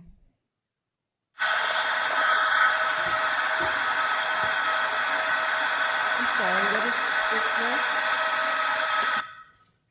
Hi, my name is Pat Kumsky. Pat Kumsky Cito. I'm sorry, you're going to have to speak up. Oh, My name is Pat Cito. I live in El Dorado, and I am aware that I'm under oath. Good afternoon, Commissioners. Good afternoon. AES' recent noise study was addressed yesterday, and concerns were expressed that the project will exceed the maximum sound limits. Energy storage creates noise. Residents near other facilities have complained that the noise, quite frankly, is driving me nuts. It's not really a decibel thing, it's more a frequency. The longer it runs, the more irritating it is. So imagine living with this noise day in and day out. Let's try it.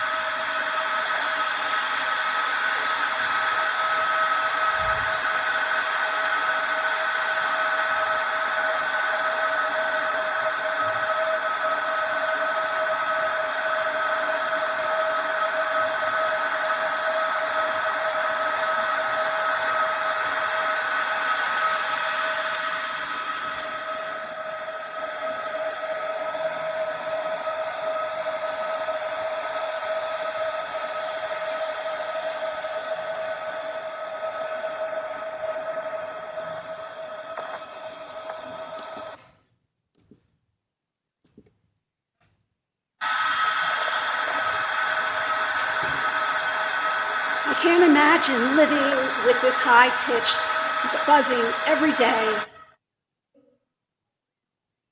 I have to actually ask that you don't talk over the audio because the people online can't hear you. Well, I want you to hear me.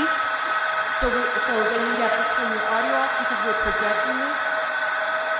So there are people who are, thank you. Your time is up. Thank you.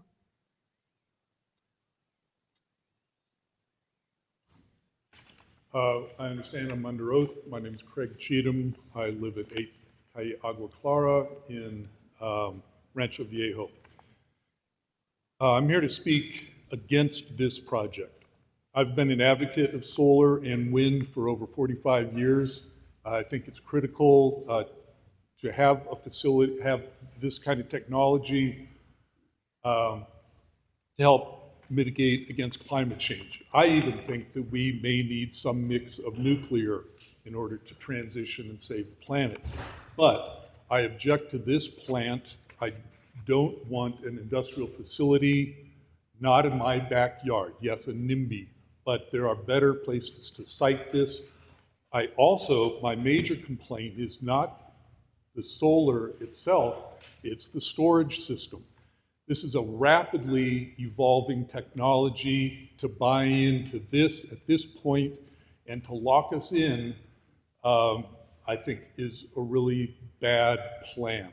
I think it puts our community at risk, both for health and also massive litigation that is likely to happen if this project goes through. Are you prepared to cover that? Because we will sue. You're being informed about the dangers of this technology. Utility-scale lithium-ion battery storage systems pose significant fire risks that you've heard about. The fires can't be easily controlled. In fact, in most cases, they can't be controlled at all. Multiple major fires demonstrate the technology's inherent dangers. I'm going to list some of these. California, Moss Landing, Escondido, California, Gateway, Otay Mesa, Chandler, Arizona, Moss Landing again, Elkhorn, California, Valley Center, California. Thank you. Thank you very much. Appreciate it. And next? Sorry, sir. Your time is up. Your time is up. Thank you. Thank you. Next speaker, please. And we can have two speakers at the podium. Go ahead.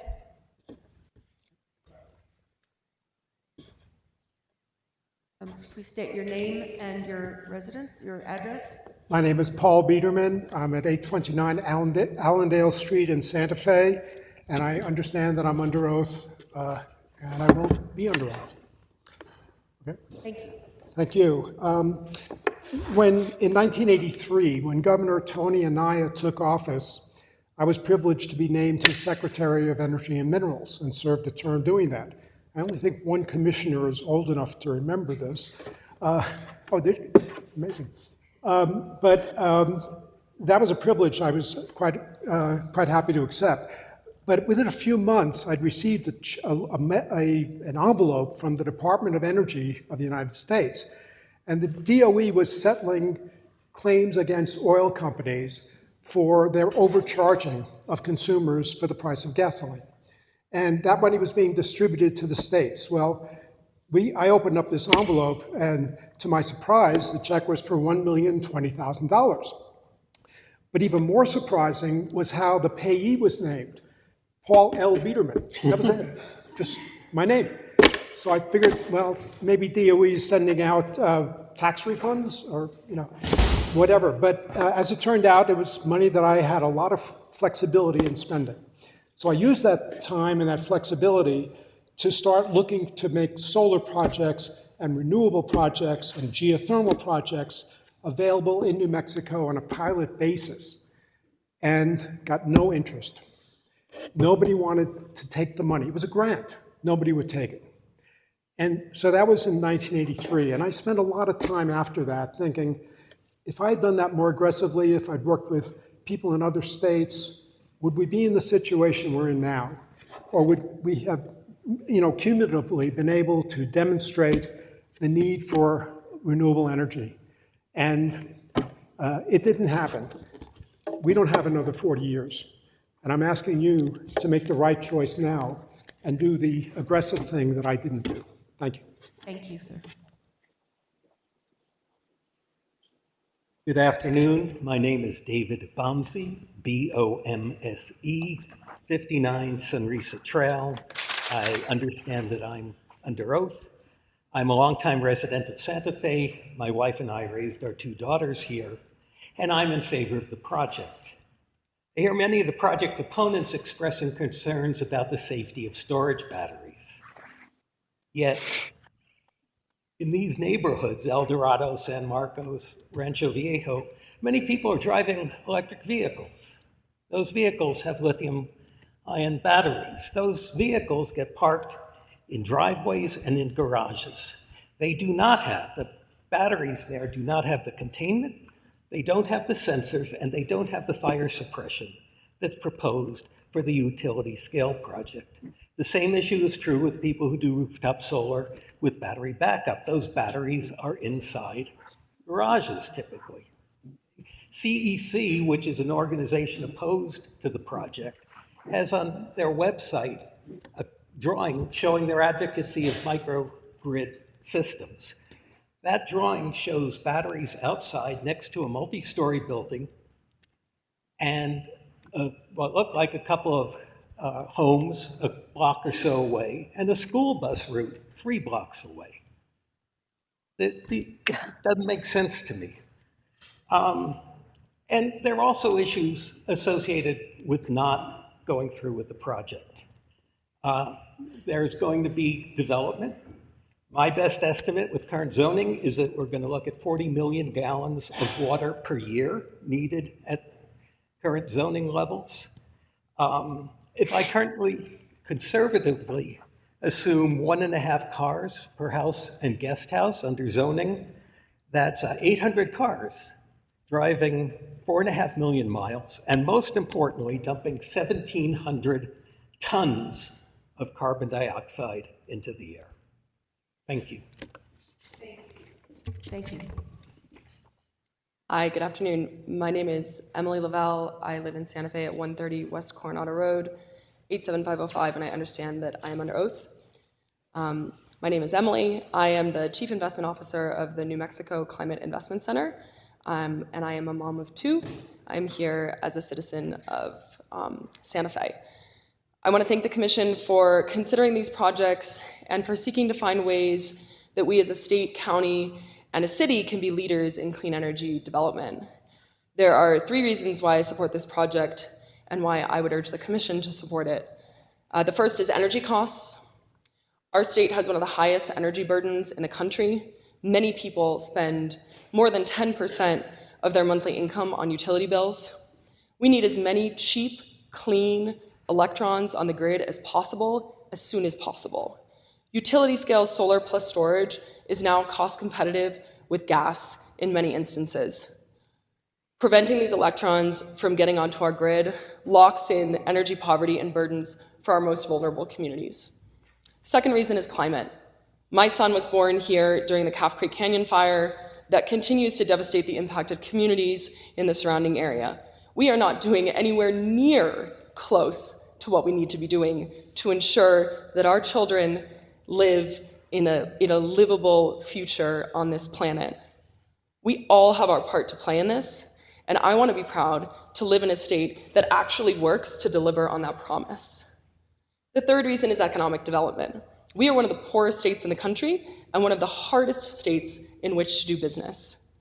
I want my children to be able to get an education and come back to New Mexico and contribute to a vibrant, clean energy economy, and this is an important step in that direction. Thank you very much. Thank you. My name is Leslie Bischoff, and I live at 9 Duende Road, excuse me, and I understand that I'm under oath.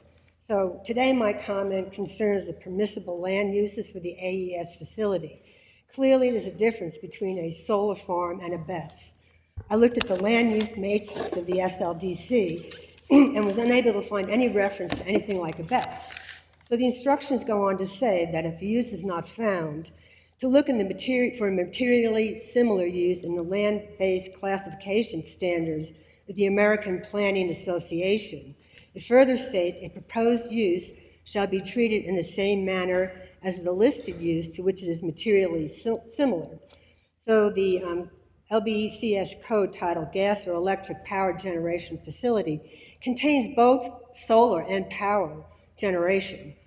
And a note for the power generation plant states, because these structures are of special concern for emergency management, they appear in a separate category with subcategories useful for emergency planners. So furthermore, the power generation plants are further subdivided into less than or greater than 100 megawatts of generating power. So they are specifying a category for a relatively small generation, power generation. Solar, however, is in a separate subcategory, still under power generation, defined as including, quote, windmills and solar panel farms. There's no mention of battery farms or energy storage under the solar category. So mapping these two uses back to the SLDC, solar farms require a CUP, whereas power generation, even at a relatively small level, is a prohibited use in the rural fringe area. It seems that if one follows the instructions in the SLDC, the best component as a prohibited use, unless it is removed, invalidates the AES CUP application. Thank you. Thank you. Me? My name is Allison Smith. I live at 3397 La Avenida de San Marcos in Santa Fe, and I understand that I am under oath, and I'm super nervous. So I wrote you a letter, Commissioner Hughes, and thank you so much for all that you do. Thank you for being our commissioner, and thank you for reading and posting the letter. It was a while ago. Okay, so you guys don't have to believe me. Google it. There is an enormous solar project that was developed by AES, thank you AES, in 2019 in Kauai. Google it. Now there are 2 more projects, and I don't know if they're completed yet or not in Kauai, but they are now in Kauai, at the island of Kauai in Hawaii, at 80% renewables. Their governor is really pro-renewables. Just saying, no problems in these projects. No problems, no fires. And I did visit it when I turned 70, 4 years ago.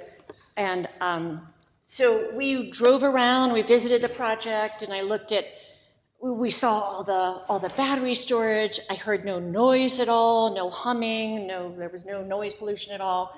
It was a gorgeous facility. And at the end of the tour, my son who works for AES, Woody, anybody know Woody? Anybody know Woody?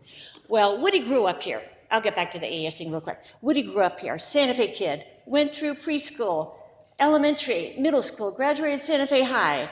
We were in a nothing fancy household. He went on to CU Boulder for 5 years. Then he went on to, he went to Guatemala to study Spanish. Then he went on to law school. Then he worked for, basically in the renewable field for 20 plus years, AES for 12 plus years.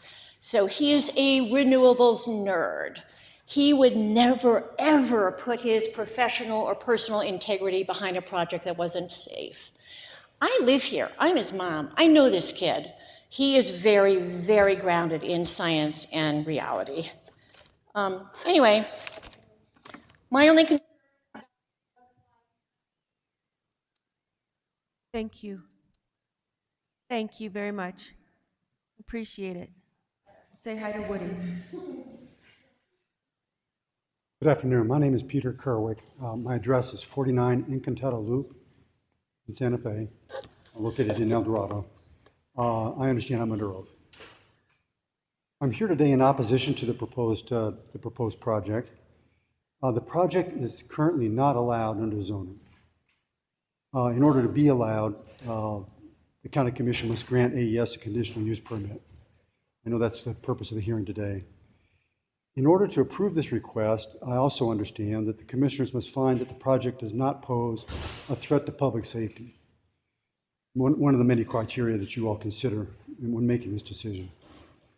In my view, and that of hundreds of nearby homeowners, the AES project certainly does pose such a threat. And how? Really two primary reasons. First, the size and scale. It's a massive utility scale project. It's not a community solar project. The other, of course, you've heard many times, is that the battery technology that's being used has proven to be unstable and dangerous, as evidenced by thermal runaway fires in 4 AES facilities and in numerous other facilities around the United States, including the recent tragedy at Moss Landing in California. A runaway battery fire in close proximity to homes and families threatens their health and welfare due to toxic fumes and resulting contamination of the water table. Add to that the risk that a runaway battery fire could also spark a wildfire, which would cause horrific damage to life and property. Please deny this request for a conditional use permit. This huge utility needs instead to be located in a place that doesn't threaten so many people in their homes and the environment around. Please protect our neighborhoods and schools from this clear threat. This utility scale project is just too large and too close to be safe. Thank you. Thank you. My name is Joan Mitchell. I live at 32 Camarada Road in El Dorado, a little over 1.5 miles from the project. I understand that I'm under oath. When I moved to El Dorado, I assumed that I could rely on the zoning of the nearby land. Now I find myself here, opposing a permit that will create a de facto industrial zone more than a square mile in extent, where there will be a fire risk that affects safety, peace of mind, property values, and insurability. My home is my largest financial asset. Proponents say we desperately need clean energy now. But the bad news is clean energy now is not clean. Because of its low energy density, solar development requires vast amounts of land and an exceptional amount of materials. Some of these materials are common: concrete, steel, fiberglass. They are all energy intensive. There are also less common materials that are needed for the batteries, in particular, things like lithium, cobalt, nickel, that are mostly mined in developing world countries without our environmental standards and labor standards. This has had massive environmental impacts in those countries, as well as child labor, slavery, injury, and death. I don't call that clean. Then also in the manufacturing process, oh, this went fast. The Chinese make solar panels, about 80% of the world's supply. Those panels are made with coal-generated energy. The good news is there's an extraordinary effort worldwide to create real clean energy future, a great river of innovation. If you vote yes, you pull us out of that river and stick us for decades with an outdated technology. Thank you. Thank you. Please state your name and your address. My name is Margaret Lacey Kyle. I live at 57 Camerata Loop at the very west end of El Dorado. I understand I'm under oath. I raised my daughter here from the time she was 31 years ago. I chose to live here because of the peace it brings. I suspect that's true of many of the West Enders. I am honored to see the great horned owl, to hear the coyotes, and every time the bobcats visit, ravens would teach their young to fly from my roof. Pinon jays, a declining population, overwinter in my yard. It brings a smile to know that antelopes roam just over the fence.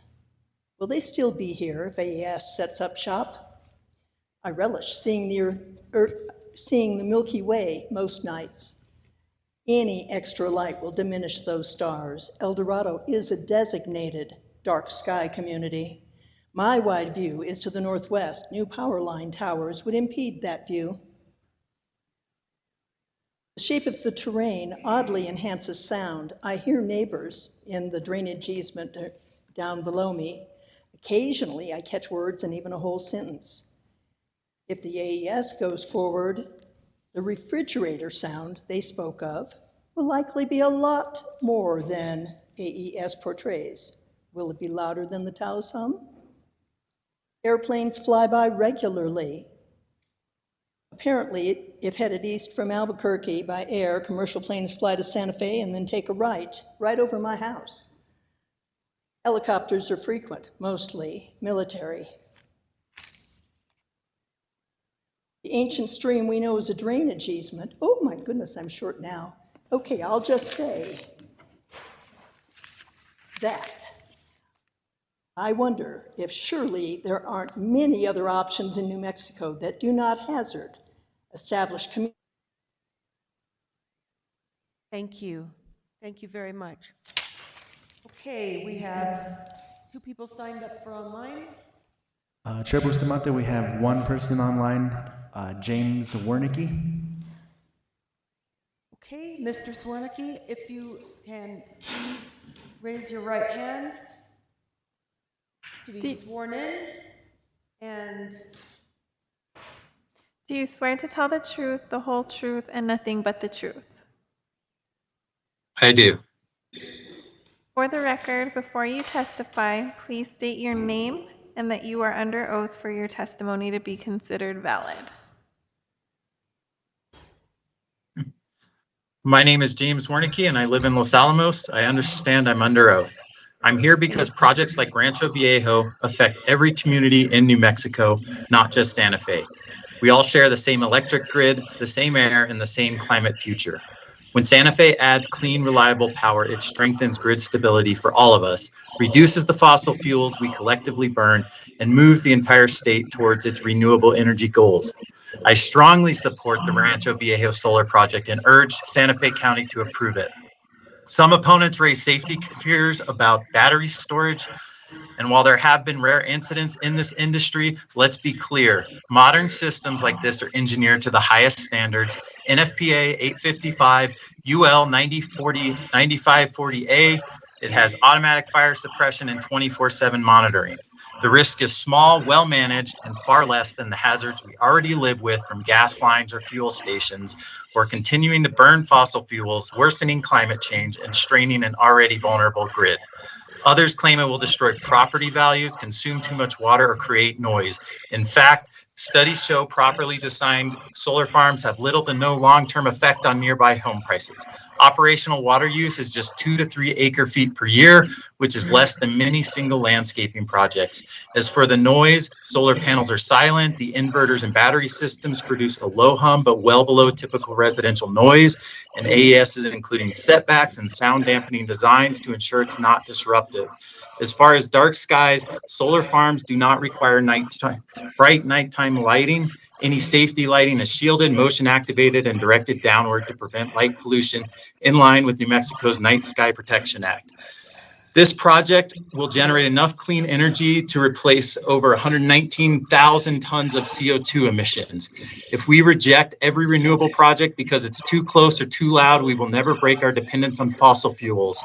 Approve it and let Santa Fe lead by example for the benefit of all New Mexico communities. Thank you. That's it? Okay, thank you. And we have no one else in the chambers for comment. We will reconvene at 3 o'clock. We want to, that's a question I was about to ask. Do we want to break for executive session? Yes. So let's see. I'll make a motion that we break for executive session to discuss AES. Second. We have a motion from Commissioner Hughes to break for executive session during the half-hour lunch. We have a second from Commissioner Johnson. May we have a roll call vote, please? Commissioner Adam Johnson? Yes. Commissioner Justin Green? Yes. Commissioner Hank Hughes? Yes. Commissioner Lisa Kakari Stone? Yes. And Chair Camila Bustamante? Yes. We will see you at 3.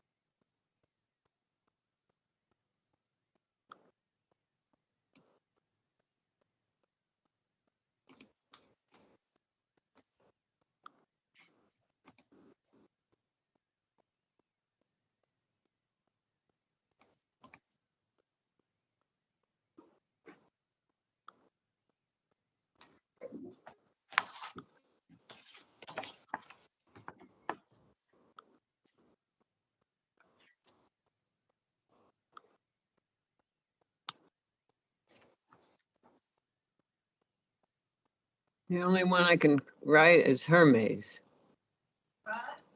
The only one I can send a message to is Hermes.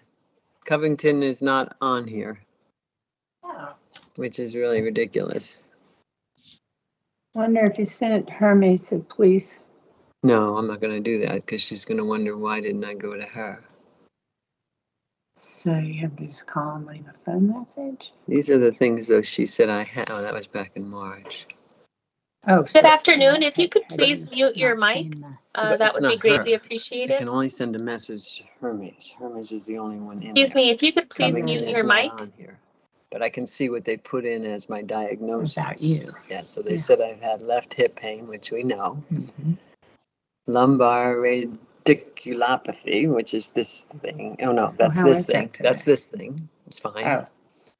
Which was diagnosed back in March. This thing, thoracic radiculopathy, which is this thing, Okay. August, and iliopsoas bursitis. But I can't send a message to her. Let's see what care team is. See, there's nothing. Robin is the only one in here.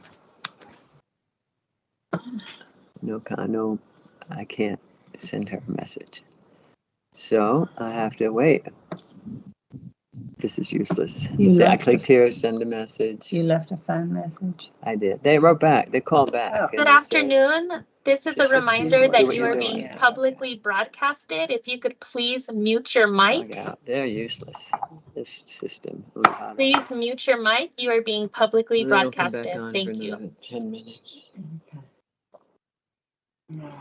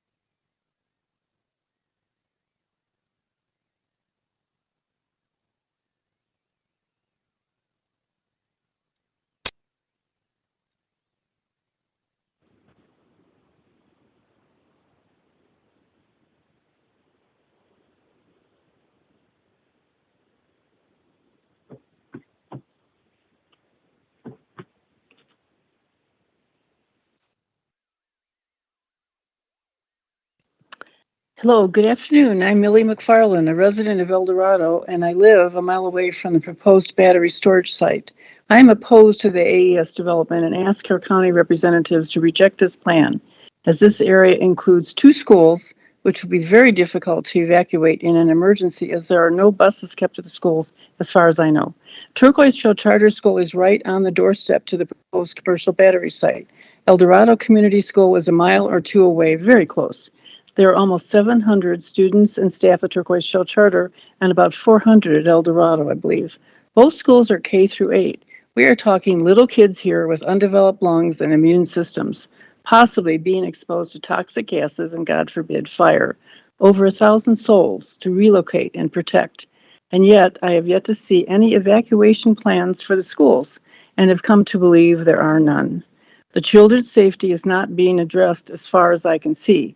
I would love to be proven wrong on this issue and ask yet again for a copy of the evacuation plan for both schools.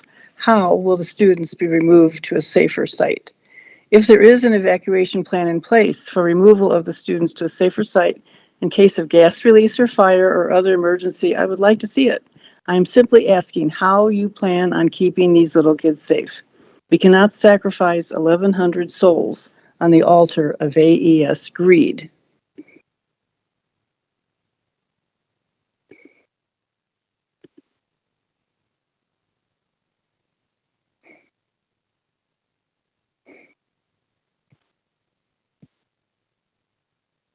Thank you very much.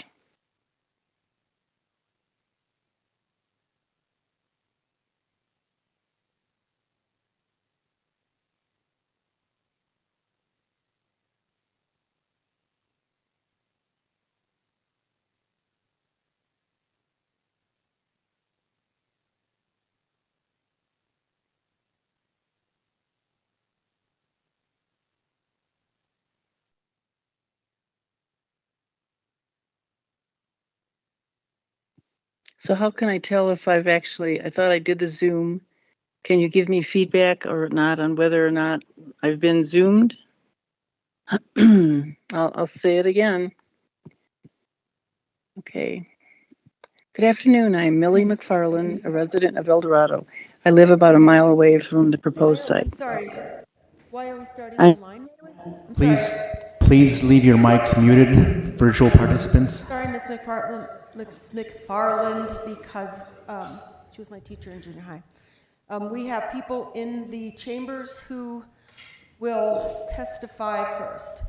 So we have 3 people in the chambers or signed up to testify in the chambers. Will all 3 who've signed up to testify in the chambers please stand so you can be sworn in together? We have 1 person, 2 people in the chambers. Okay, go ahead. Oh, there are 3. Okay. All right. I'm sorry, did she already testify? Did you already testify, ma'am? No? Okay, I'm sorry. Okay. All right, go ahead. Thank you, folks. Will you please raise your right hand? Do you swear to tell the truth, the whole truth, and nothing but the truth? Thank you. And then as you approach the podium and it's your turn to speak, will you please follow the instructions on the sign there? Okay. Oh, we need a vote to come out of executive session. I need a motion to thank you, Commissioner. Make a motion to come out of executive session stating that we only discuss the AES case and nothing else. Second? We have a motion from Commissioner Green, a second from Commissioner Hughes. All in favor? Aye. Aye. Motion carries. We will start, if you all can just move up to the podium, we can actually have 2 people at the podium at a time. Okay, and we will go from our side left to right, from your side right to left. So, sir, you will go first, and you will state your name and your address. Good afternoon. Please. My name is Joe Griffith. I live at 1656 Cerro Gordo Road. I understand that I'm under oath. Thank you for giving the public a voice today. Thank you. Listening to some of the testimony earlier today, you might think that after this project is built, when they flip the switch and commission the plant, all of El Dorado is going to burn to the ground and PFAS will be in everyone's drinking water. Rather than cherry pick extremely unlikely scenarios, I'd like to focus on what will actually happen. The facility will operate uneventfully, just like the more than 575 other battery storage facilities currently in operation across the US. It will be quiet, it will be clean, it will be safe. It will be more environmentally friendly than the energy sources it is displacing, and 35,000 homes across New Mexico will be powered by clean sunlight captured right here in Santa Fe. The cost of inaction here is too high. We can't say, I support solar, but just, not here, not in my backyard. If every community says that, nothing will get built. We will all pay the price. Battery storage systems do carry some risk, but compare that to coal power plants and fracking, where the harm is guaranteed. Air and water pollution, huge groundwater depletion issues that the government is dealing with right now. If we're weighing the risks, I'll take the extremely rare unlikelihood of a contained battery incident over the 100% likelihood of continued everyday damage from fossil fuels. The trade-offs in my mind, it's not even, it's very clear. Today is my 5-year-old son's first day at kindergarten. I'd like to go home tonight and tell him that we live in a county that didn't just pass the burden to somebody else. We did our part. Rancho Viejo has that chance. Please approve it. Thank you. Thank you, sir. Next.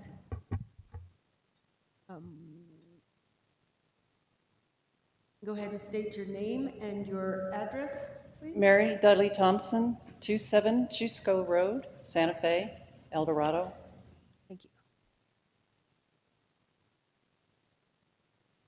What could possibly go wrong? Children. The children. What can harm the children most? A toxic cloud, vaporized heavy metals that they are forced to breathe in? That is what could happen if this lithium battery facility AES is proposing to the county commissioners is approved. My son teaches at an elementary school 5 miles east of Moss Landing, California.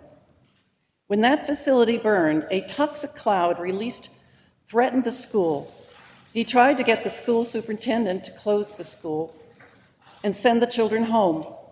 Instead, he was told to just close the windows and doors for the whole entire duration of the day. All the children complained of the metallic taste. That's the first sign of exposure and absorption of toxic materials. According to reports from the Moss Landing lithium battery fire, as a result of the fire, many children ended up in the ER, and 1 child died. These toxins reside in the tissues of those who have breathed them in. No one knows when the effects of these toxic materials will show up and manifest in each child's life. Even if the children were evacuated, which wouldn't happen in a very timely way, since neither of the schools, the Turquoise Charter School and the El Dorado School, do not have buses on site. And the children, they still live in the nearby communities. AES will argue that it could never happen, yet Moss Landing was not the only lithium battery facility to catch fire. The danger is inevitable. The safety of our children, if you are a parent or a grandparent, would you put your own in such a risk? Thank you. Thank you. Thank you. Thank you.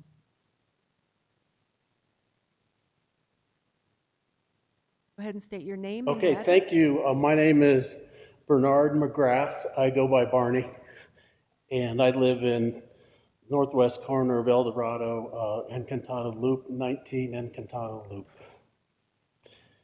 Number one, I appreciate your process. Your email that said to register here works very well, and that got me here. Thank you for setting that up. It's made it easy to sign up. And well, I've done three things, really. I've spoke to the Planning Commission in this room. I have written to the county commissioners with an email, and I asked my wife. So those are the three important things. I testified in this room to the Planning Commission. I emphasized that the project was wildlife unfriendly. Well, that idea was shot down in flames, because you know the vote was 6-1. No one seemed to care about that, but I hope that you care a little bit more about the wildlife, the herd of antelope that's out there, the bobcats, coyotes, occasional bear. 600 acres enclosed by a chain link fence is very wildlife unfriendly. Another thing I did was I emailed the commissioners and emphasized that I did not want AES to be my neighbor. I just don't want the noise, the lights, the dust, everything that comes with the construction. Another thing I did was ask my wife about the real estate issues, because she's a real estate broker and has been a real estate broker in town for 10 years. And I asked her if the property values would be affected by this project, and she said, oh, they already have. It's already happening. Prices have gone down, houses are staying on the market longer, and people are moving. These are all just anecdotal. I can't provide you with any figures, but these are my neighbors that I talk to. And last of all, this project bills itself as enlightened capitalism. Thank you. Thank you, sir. Okay, anyone else in the chambers? Okay, we will move online. Chair Bustamante, our first speaker online is Millicent McFarland. Thank you. Ma'am, will you please raise your right hand? Sorry, Ms. McFarland, please unmute your microphone. And then you had it. Go ahead. Go ahead and, there you go. Okay, unmute your microphone. I can see your lips moving, but we can't hear you. Okay, hold on just a sec. Mic has been enabled. No, unmute if you'd like to speak. Yes. We can hear you. Go ahead. Okay. Please So raise you your want me right to hand. take right hand? Yes. Do you swear to tell the truth, the whole truth, and nothing but the truth? Of course, yes, I will. And then Always do. For the record, please state your name and address, and that you understand you're under oath. Okay, Millie McFarland, Millicent's my official name, 23 Estambre Road, Santa Fe, El Dorado. I'm about a mile and a half away from the proposed site. Can you guys hear me okay? Yes, Can you hear we do. me? Yes, we do. Okay. Okay, so I'm opposed to the AES development and ask our county representatives to reject this plan, as this area includes 2 schools, which will be very difficult to evacuate in an emergency, as there are no buses kept there as far as I know. Turquoise Trail Charter School is right on the doorstep to the proposed commercial battery site. El Dorado Community School is a mile or 2 away, very close. There are almost 700 students and staff at Turquoise Trail Charter and about 400 at El Dorado, I believe. Both schools are K through 8. We're talking little kids here with undeveloped lungs and immune systems, possibly being exposed to toxic gases and, God forbid, fire. Over 1,000 souls to relocate and protect. And yet, I have yet to see any evacuation plans for the schools and have come to believe there are none. The children's safety is not being addressed as far as I can see. I would love to be proven wrong on this issue and ask, yet again, for a copy of the evacuation plan for both schools. How will the students be removed to a safer site? If there is an evacuation plan for removal of the students to a safer site in case of gas release or fire or other emergency, I would like to see it. I am simply asking how you plan on keeping these little kids safe. We cannot sacrifice 1,100 souls on the altar of AES greed. And I'll respond to a couple other people since I have a few minutes. Yes, the houses are selling on our road here on Estambre Road. We have seen 2 houses. Right now they're selling within a week, and they've been moved. People have already moved in. All over El Dorado, houses are selling at the moment. But I believe I'm hearing that insurances are being denied, especially when you talk to the insurance company about this development coming in. The people's prices for insurance are going up or they are losing their insurance.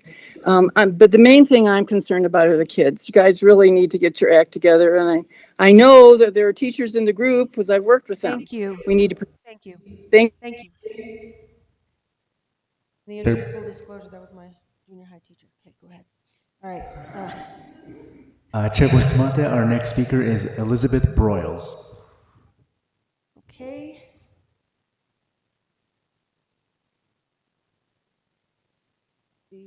One second, Ms. Good afternoon. Thank you. You will be sworn in. Will you Okay. please raise your right hand? Do you swear to tell the truth, the whole truth, and nothing but the truth? I do. Thank you. And for the record, will you please state your name and address and that you understand you're under oath? Elizabeth Broyles, 1 Gavilan Court. I understand I'm under oath. Thank you for the opportunity to speak, for your service to the residents of Santa Fe County, and for all you've done to ensure there are ample opportunities for public participation. My thanks to our county staff for your service and professionalism in shepherding this process forward. As I said, my name is Dr. Elizabeth Broyles. I'm a resident of El Dorado and a retired educator. I'm privileged to have several firefighters in my family, including my son, a structural firefighter, and my husband, a retired wildland firefighter of 40 years.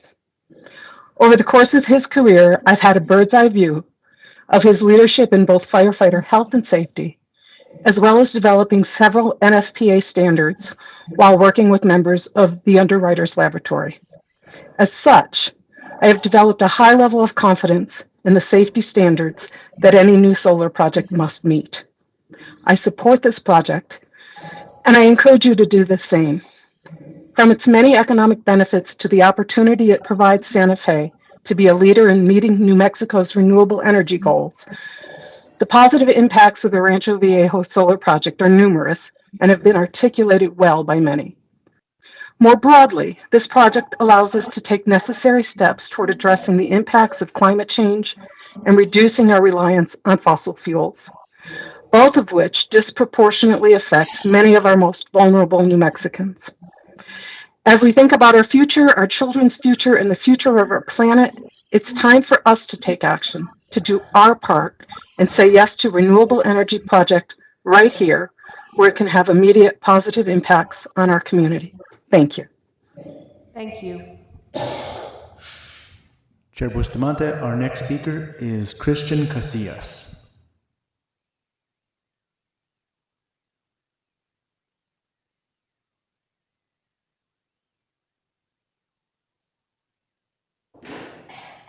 Thank you. Will you please raise your right hand? Do you swear to tell the truth, the whole truth, and nothing but the truth? I do.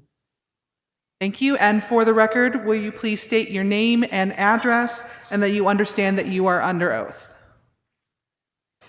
My name is Christian Casillas. I understand I'm under oath and I live at 330 Sanchez Street, 87505. Thank you. I'm the executive director of the Coalition of Sustainable Communities New Mexico. Our organization works with 7 cities and counties across the state to support equity-focused climate and sustainability programs and projects. I'm here today to speak in support of the Rancho Viejo AES Solar Storage Facility project. The fear of a fire or an accident in any type of facility near your home is understandable. I want to acknowledge the concerns voiced by the many El Dorado neighbors about the safety of their homes, families, and environment. However, the question before you is not if we build this infrastructure, but where and how soon. To pose this project here in a community with the resources and motivation to ensure it is built to the highest possible standards is to implicitly say it should be built elsewhere, which historically has meant in a less affluent, less politically connected community that doesn't have the time or resources to oppose it, much less monitor its construction and operation. The climate crisis is real, and at a time when progress is being hindered, moving fast is of the essence. Millions of dollars in gross receipts tax and land payments from this project can support numerous needed programs in our county, such as Santa Fe County's Home Rehabilitation and Energy Efficiency Program, which is dedicated to home retrofits for high-need households, and that program is funded by GRT money. This is an opportunity for Santa Fe County and its more than 150,000 residents to demonstrate that we are willing to step forward and be leaders in a just, clean, safe, and responsible energy transition. Thank you. Thank you. Chair Bustamante, our next speaker is Molly Day Forgard.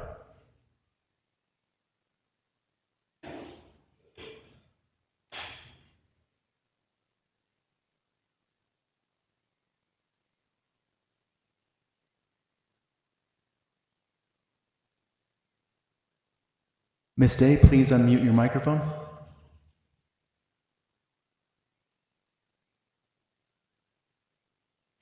Ms. Day, if you can please unmute your microphone.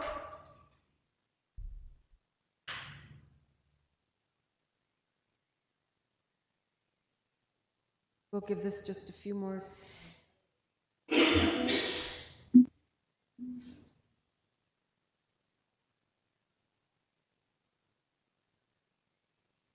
Okay, let's move to the next one.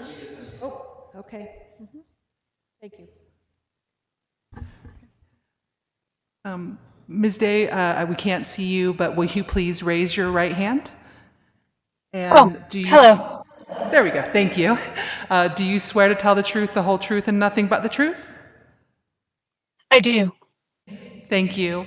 For the record, before you testify, please state your name and address and that you understand that you're under oath. Yes, my legal name is Molly Forgard. I go by the name Day. I live at 27 West San Marcos Road in Santa Fe County.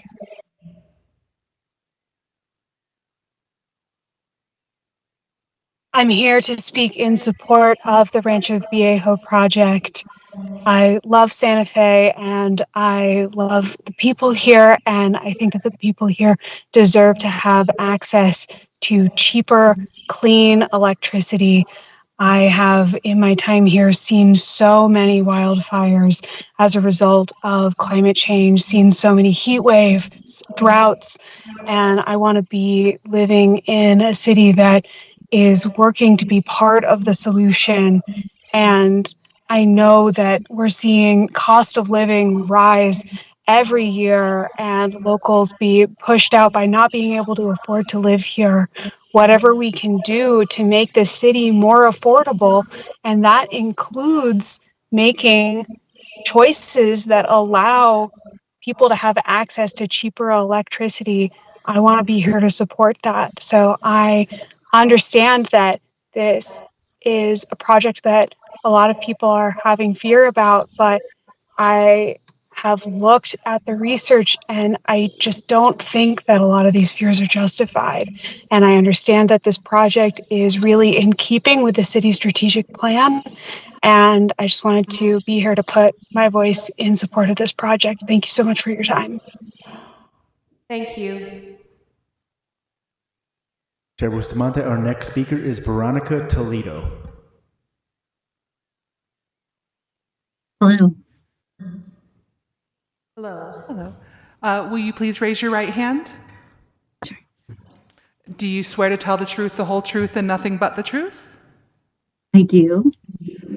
Thank you. And for the record, before you testify, will you please state your name, address, and that you understand you're under oath? Sure. Veronica Toledo, One Horse Peak, Santa Fe, 87508, and I understand I'm under oath. So my name is Veronica Toledo, and I live in Rancho Viejo. I also serve as the Director of Policy and Advocacy at HomeWise. I'm here today to express my personal and our organizational support for this project. At HomeWise, our mission is to create successful homeowners and strengthen neighborhoods, helping individuals and families build long-term financial stability and improve their quality of life. Our nonprofit is also committed to helping homeowners lower their carbon emissions and reduce utility costs, which is why we run the EnergyWise program, which supports low to moderate income individuals access solar energy and energy efficient home improvements. I share this because as an organization, we truly believe in sustainable power sources like the solar farm AES is proposing. As a Rancho Viejo resident, I believe the benefits to our city far outweigh the potential risks and urge the Commission to continue supporting this. Thank you so much. Thank you. Okay. That's it? Okay, anyone left in the chambers for this hour? Okay, we are done with the 3 o'clock. We have a half hour until our 4 o'clock. Sorry?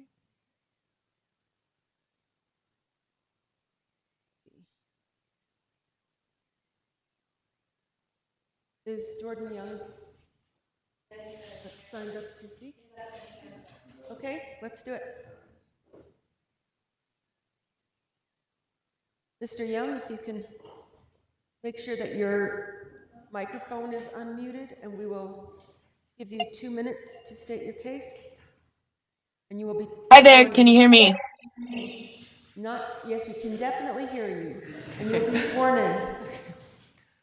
My name is Jordan Young. I live at 652 Galisteo in Santa Fe. I know that I'm under oath. A 2-year delay for a solar project is absolutely absurd.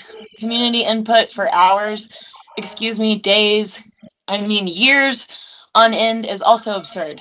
Does anyone on the commission understand the data behind these hearings? People who are opposed are the ones who show up. People who have complaints are the noisiest. There is data to support this. Any city that isn't swiftly and efficiently supporting cleaner energy projects, infill housing with density and new building is the problem. Liberal cities across the United States are plagued with homelessness and lack of progress. Our city and county's processes, which privilege the voices of the few over the benefits of the many, are the problem. Our city and county's processes, which are slow, expensive, and inefficient, are the problem. Solar is not the problem. All of our elected officials who continue to support endless, ridiculous entitlements processes that have no timelines or deadlines end up costing all of us money and quality of life. Build the solar project, build affordable housing, hell, build anything. Thank you. Thank you. That concludes the 3 o'clock hour testimonies or public comment. We will remain close to chambers in the event, well, there really isn't anyone else on the list. So we will break until 4 o'clock. I'm going to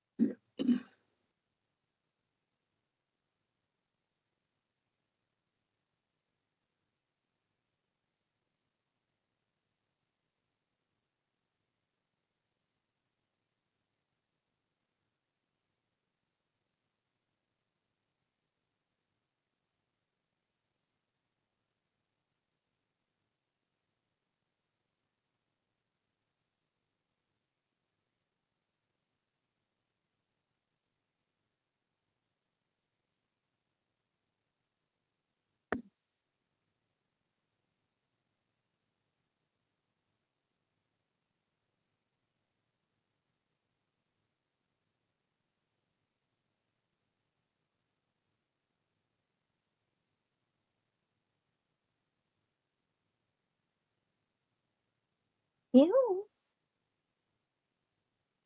Nobody asked you.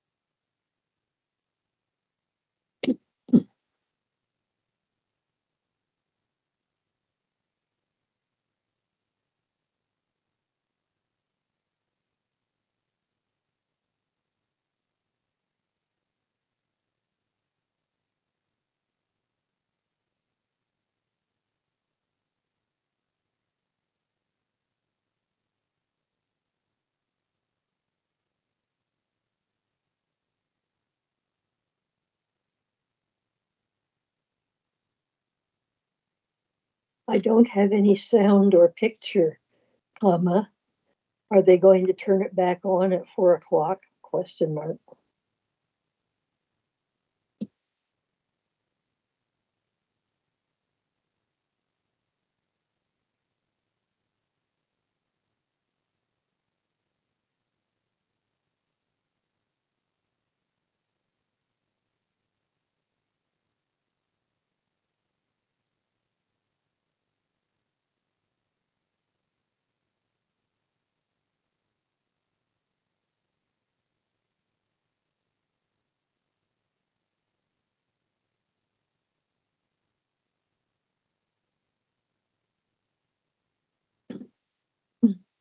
The 4 o'clock hour is before us.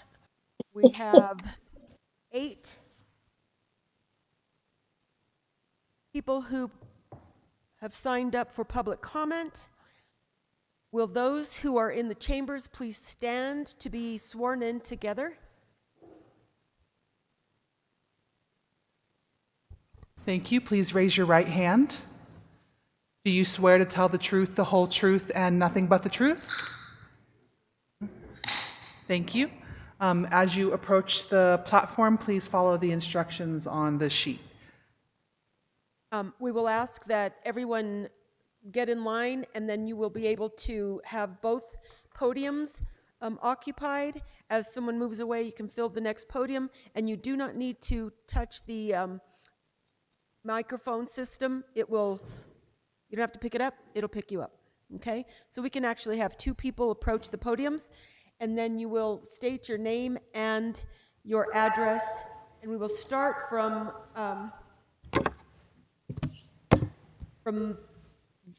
please 2 people to the podiums. And we will start with the gentleman in the plaid, and for those of us on the dais, we'll be reading left to right, okay? So we will start from here. You will state your name and your address, and then the clock will start. Thank you. Yes, my name is Sam Hitt, and I reside at 48 Old Galisteo Way in Santa Fe County. I am the chair of the Public Lands Working Group of the Santa Fe chapter of the Democratic Socialists of America. On May 25th, the chapter hosted a well-attended debate between those in favor of granting AES a conditional use permit for its utility-scale solar development and those opposed. Each side spoke for 10 minutes, and there were 10 minutes allowed for questions. Fact sheets and promotional materials from both sides were made available. Proponents argued the development was necessary to address the climate emergency. Opponents in the surrounding communities were concerned about the dangers of escaped fire and the lack of analysis of alternative sites. As a result, we asked members to carefully examine the issue and vote, ranking their choice either in favor, opposed, or neutral. The results were over 50% of the 24 members who participated in the vote ranked approval of the project as their first choice. The neutral position was the second choice. The National Democratic Socialists of America platform calls for a Green New Deal to ensure a rapid shift to 100% renewable energy. It would democratize control over major energy systems and resources by establishing public ownership of energy utilities. The chapter is currently developing a renewable power policy for Santa Fe that is consistent with this policy. Thank you. Thank you. Next. My name is Miles Standish. My address is 65 Camerata Loop, and I do understand that I'm under oath. Thank you. My home of 33 years is on the far west side of El Dorado. Like many others, I am at ground zero should a thermal runaway event occur. It is an acknowledged risk, otherwise we would not be hearing about all the internal fire control measures to deal with that acknowledged possibility. A simple risk-reward analysis indicates the reward is not commensurate with the risk. The risk here is the possibility of toxic heavy metals being vaporized and released across 3 communities with lifelong health damage to the residents and wildfire, groundwater contamination, and private wells ruined and property values destroyed. These risks are largely because of the misguided location that was chosen by AES. The reward is helping to fight climate change and cheaper electricity. Will this project by itself reduce climate change even a little bit? No, it will not. Not as long as China and India and many other countries continue to increase and expand the burning of fossil fuels. China alone brings a coal-fired plant online nearly every day. We do not live in a bubble. What happens there affects us here. We all know that. As well-meaning as it may be, and I doubt that is even a factor with AES, the approval of this particular project at the proposed location will have a completely negligible effect on the existential threat of climate change, but has great potential to cause massive harm to the environment and people right here at home, your constituents. Should a safer location be chosen away from communities, that risk-reward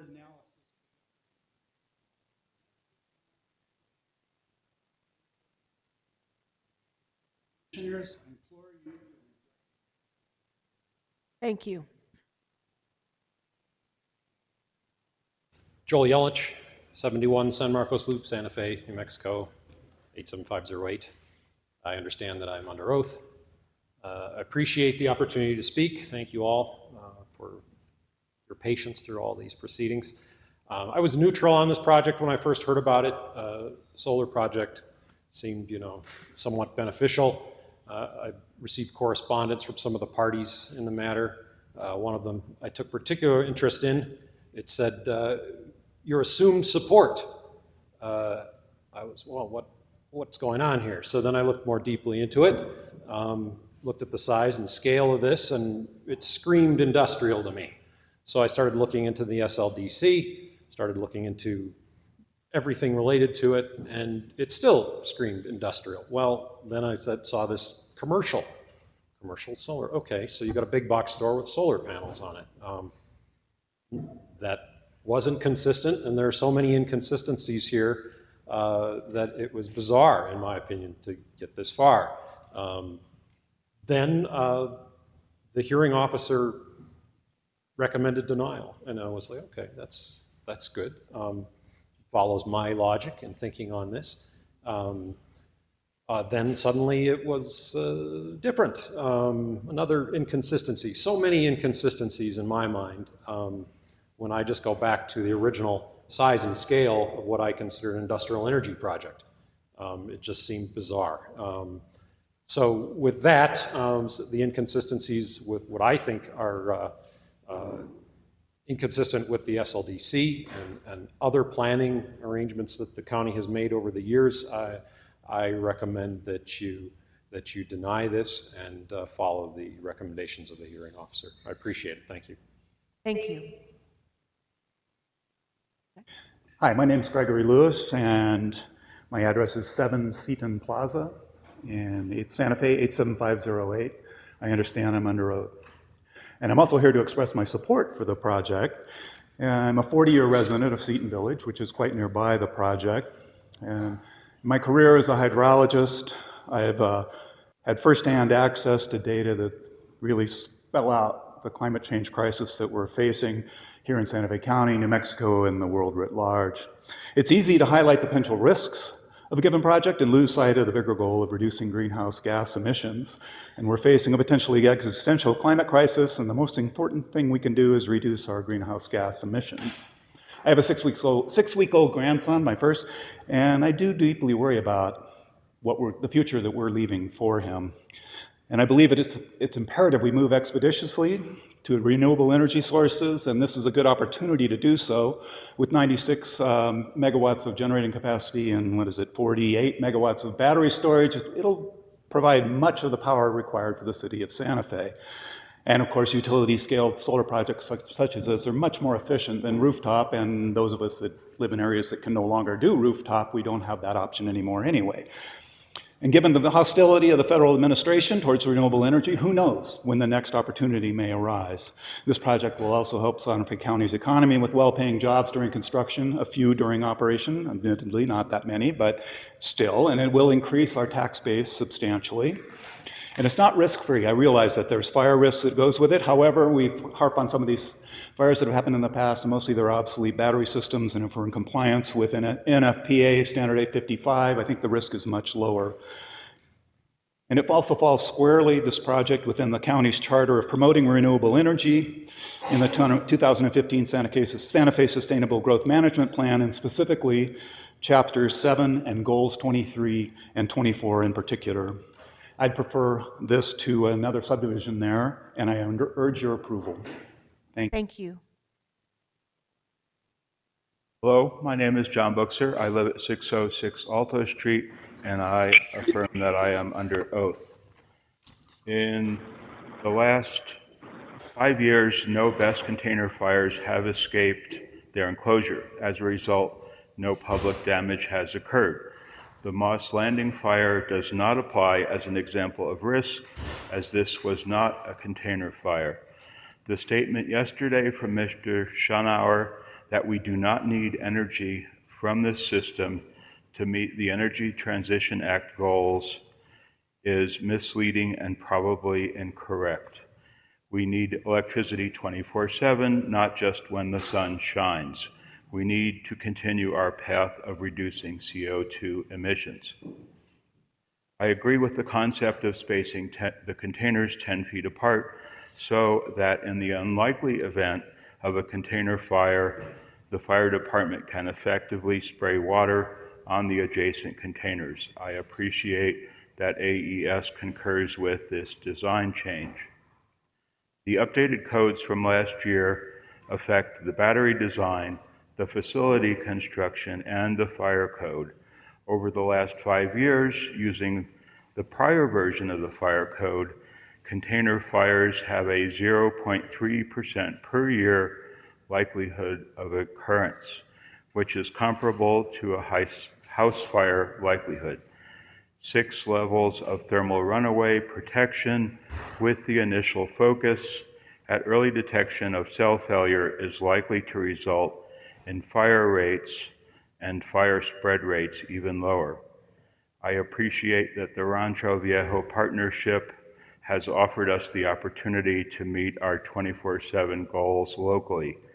Thank you, Councilor Bustamante and other councilors, for the opportunity to speak about this much needed project. Thank you. Anyone else in the chambers who have signed up to speak? Okay, we'll go online. Chair Bustamante, our first speaker is George Broyles. Mr. Broyles, if you will please unmute your mic and you will be sworn in. Okay. Thank you. Will you please raise your right hand? It is raised. Do you swear to tell the truth, the whole truth, and nothing but the truth? I solemnly do. Thank you. For the record, before you testify, please state your name, address, and that you understand you're under oath. My name is George Broyles. I live at 1 Gavilan Court, Santa Fe County, that's in El Dorado, and I do understand that I am under oath. Thank you.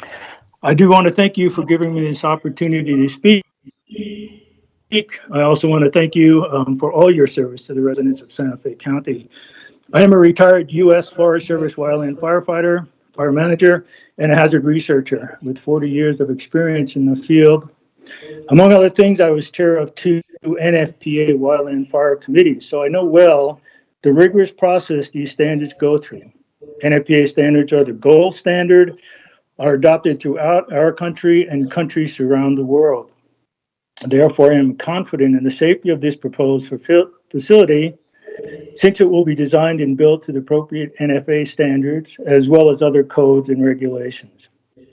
During my career, I have witnessed firsthand the destruction from wildland firefighters, the loss of homes and lives.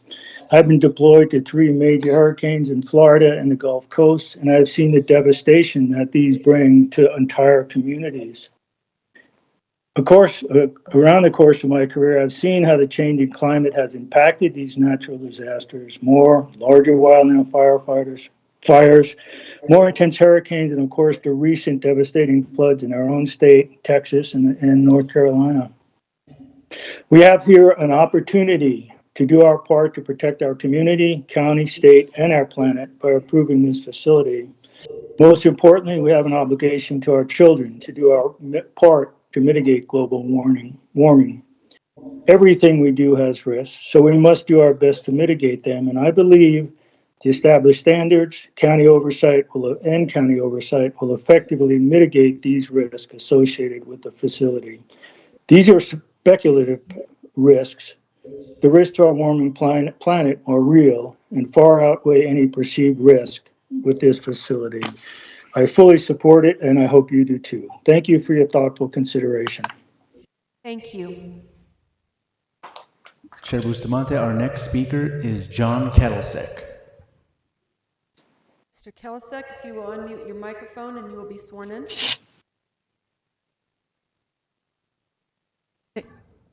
Thank you. Will you please raise your right hand? Do you swear to tell the truth, the whole truth, and nothing but the truth?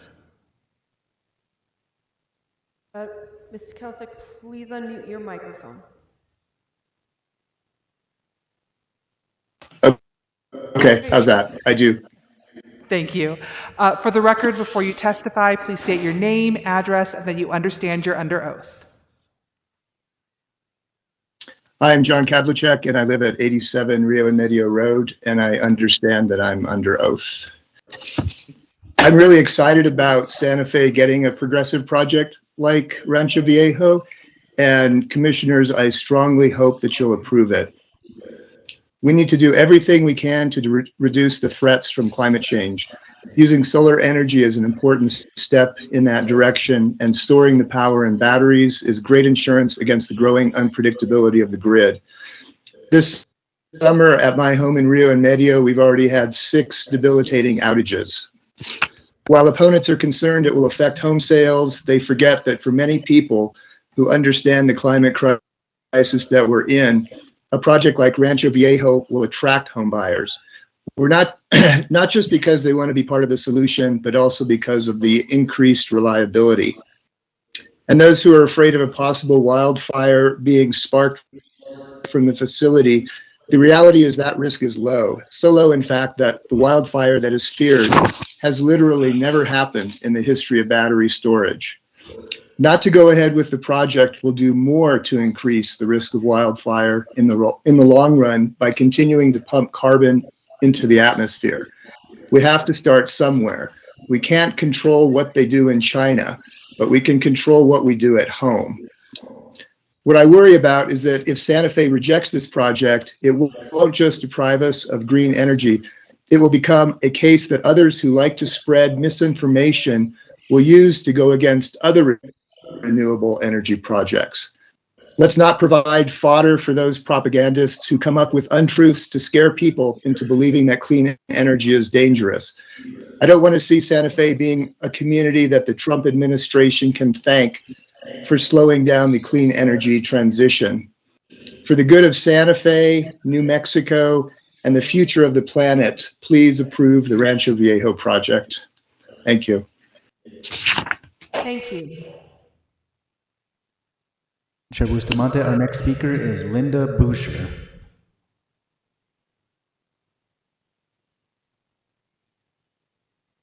Ms. Boucher, if you will unmute your microphone and you will be sworn in. Thank you. Will you please I'm raise your ready. right hand?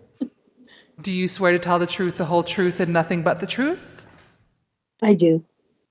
Thank you. And for the record, please state your name, address, and that you understand you're under oath. Good afternoon. My name is Linda Dutcher Buxer. I have lived at 606 Alto Street for over 50 years, and I understand that I am under oath. We have already been paying PNM for wind-generated energy. Adding solar provides a resource for when the wind isn't blowing and moves us closer to freedom from fossil fuels. And along with that addition, we must have safe battery storage. I appreciate that folks opposing this operation would be concerned about fire safety. The reality is that their concerns derive from information about fires in facilities that did not compare with the proposed AES construction, which will have updated standards for construction and monitoring. My concern is that we would be well advised to have some way of determining that AES is appropriately monitoring the facility. AES has said they will monitor 24/7. Can the county require this and oversee it? I might add that in Europe, solar facilities are designed to allow thriving ecosystems under and among the panels. I would hope that we can do something similar, adapted to our soil conditions and climate.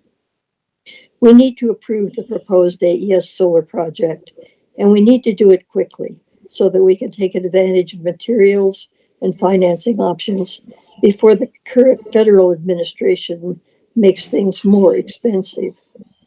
Delays will mean we pay more for electricity, and we will have lost an opportunity to make our electrical supply more resilient, while at the same time helping reduce the carbon dioxide in our atmosphere that is driving climate change. Thank you. I appreciate your work on this, and thank you for letting me speak. Thank you. Chair Bustamante, our next speaker is Melina During.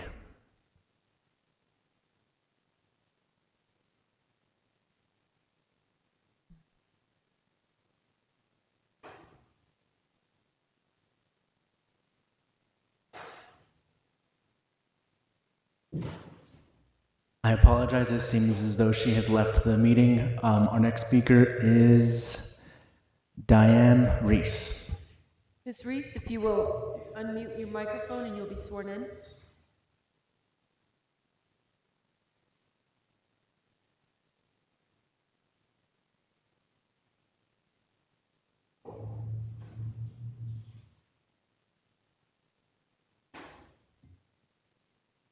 Ms. Reese?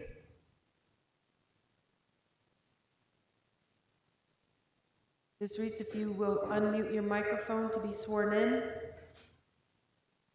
Going, gone. Next. Chair Bustamante, it seems that is all of our online speakers for this hour block. Thank you. Is there anyone else in the chamber who was signed up for the 4 o'clock hour? Seeing none, we will be on break until... Chair, I'd like to make a motion to go into executive session to discuss the AES case, please. Do we have a second? I'll second that. We have a second from We have a motion by Commissioner Kakari Stone to go into executive session, a second from Commissioner Green. Can we have a roll call vote, please? Commissioner Adam Johnson, Yes. Commissioner Justin Green, Yes. Commissioner Hank Hughes, Yes. Commissioner Lisa Kakari Stone, Yes. and Chair Camilla Bustamante. Yes.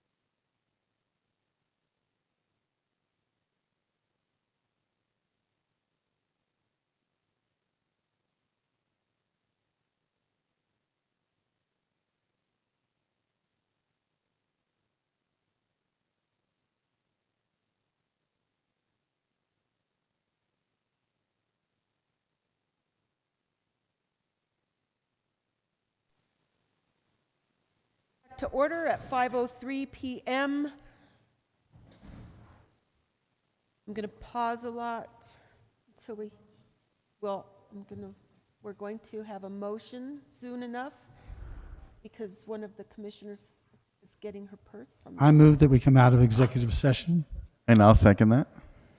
Commissioner Hughes has motioned to come out of executive session, and Commissioner Green seconded. And included in that is the fact that we only talked about AES. And included in that motion is that we only talked about AES. May we have a roll call? No, just no need for a roll call. We don't need a roll call to reconvene. Very good. All right, now we're all here. Next on our... Chair, I'm Yes. sorry to interrupt, but just to clarify the record here, you all entered into executive session pursuant to the Open Meetings Act, which allows you all to deliberate in administrative adjudicatory matters. I just wanted to make sure that that authority was clearly stated on the record. So, thank you. Thank you. That was our intention in going in, and that we kept to that while we were in there. We didn't talk about peacocks. All right. We vote on it yet? We are ready for the 5 o'clock. Those of you who are signed up to speak at 5 o'clock, please stand and we will do a group swearing in. Hold on. All in favor? We need to vote. All in favor, say aye. Oh, all in favor? Aye. Aye. Okay. Let's stall so that we can- All right, so go ahead. If you'll please raise your right hand. Do you swear to tell the truth, the whole truth, and nothing but the truth? Thank you. All right, and you may both, are you here to speak for the 5 o'clock hearing? The individuals who just walked in? No? Oh. The O'Keefe Museum is right, just kidding. Okay, if you can please approach both of the podiums, and then the person who is on the right or on our left will start, and then the next person will speak. If you will please state your name and your address for the record to the clerk, and the timer will start. And pardon? And the timer will start. Okay. You'll see a clock right up there. Thank you. Cynthia Broshi, Broshi, 26 Red Raven Road, Santa Fe. And I do understand that I'm under oath. Thank you for this opportunity, commissioners. I often listen to you on the radio, and this is my first time to attend a meeting, so it's kind of exciting. I live in the San Marcos community, which is a little bit south of where the facility is planned. I will be really proud to have the AES facility in my neighborhood. I understand the fears of opponents, and I have really done a lot of research in the science, and I understand that their fears are primarily, almost entirely based on misinformation. I want to refer you to a letter written by Nicholas Lenson. I want to make sure you do read that, Lenssen. He grew up in Nambe, and he has been working as a consultant in sustainable energy for many decades, including with EPRI. And he is my brother, so I asked him to review the information about AES, the facility, and he has written, he believes that the project is sound, the science and technology are excellent, and he highly recommends its approval. Yes, there have been fires in commercial solar arrays. However, in the United States, not a single fatality has occurred from any of these fires, and in a BESS facility, not a single fire has ever escaped the facility itself. I believe there's been a lot of comparison to California's Moss Landing facility, and this is basically comparing a stumbling brontosaurus with a hummingbird. The AES facility being the hummingbird. Yes, they are descended from the same root. There's been a lot of evolution in between. I hope that you're really studying that.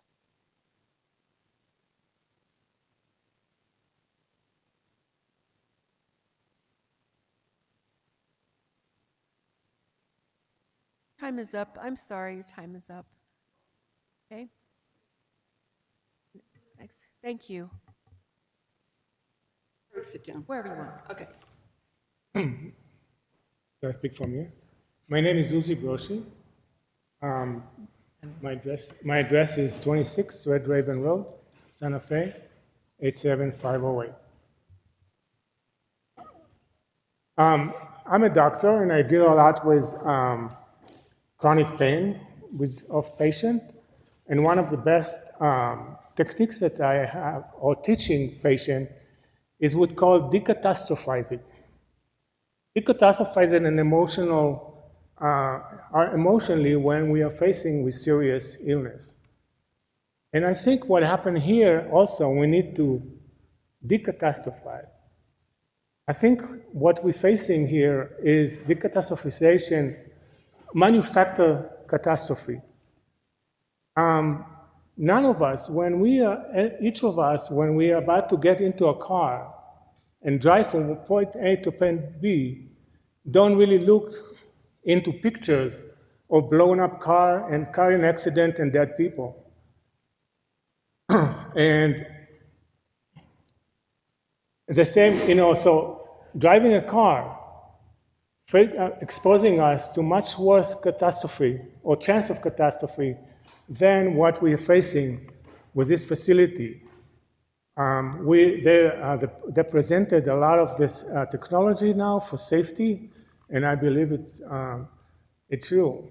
The same is even walking down the street, we don't really constantly question ourselves, should I cross the street or not? Yet we are facing risk of some kind of accident or catastrophe by far more than fire that could happen from that facility. So I think that this kind of decatastrophizing, it's a very, very important element in order to introduce here, to put things in perspective. I think that reducing climate change and all that is by far more important than the risk that maybe might have a little risk. The risk is anything we take in life. Thank you. Thank you. Hi. Have you been sworn in? No. We had some new additional people who came in after people were sworn in. Is there anyone else in the chamber who has not been sworn in who will speak today? Okay, go ahead. Do you swear to tell the truth, the whole truth, and nothing but the truth? Yes, I do. Thank you. And then please state your name, address, and that you understand you're under oath. Yes. Hi, my name is Andrew Hallis. I live at 1000 Hillcrest Drive in Santa Fe. I understand that I am under oath. And thank you all for giving the public a chance to provide input. Much appreciated. We have been watching the devastating effects of climate change all around the world for many years now. We are fortunate to live here in New Mexico, where we have the ideal situation to harvest renewable alternative energy sources at scale. My children and my grandchildren, I have 5 grandchildren, will look back at our generation and look at us as to how we're processing important decisions that will affect them in their lives, and wonder if we did what's best to help them better the world. Voting against the solar proposal here would be a huge mistake. There are 575 safe, clean, efficient solar installations around the country, very much like the operations being proposed here. These facilities are far cleaner, safer, and better for the environment than any of the various fossil fuel options that they're replacing. Please don't allow yourselves to be influenced by the few unsubstantiated fear-mongering points delivered by some of my fellow citizens. The facts don't support their fears and arguments. Change is very difficult sometimes to accept. Facts should win. Please vote to support this project and to help my children and grandchildren's future, and show them that our generation was wise enough to change for the good of the future generations. Thank you. Thank you. Seeing that there are no other speakers from the dais, we have 4 registered online. We've received a couple more registrants since lunch. Our first speaker is Charles Goodmacher.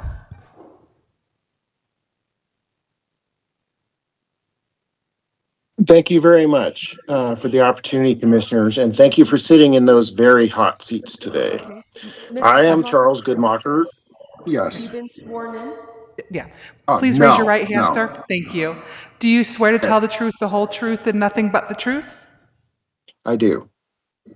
And thank you. Please state your name, your address, and that you understand you're under oath. Yes, I am Charles Goodmacher. I understand I'm under oath. I live at 3540 North Pole Loop, Northeast, in the Santa Fe suburb known as Rio Rancho.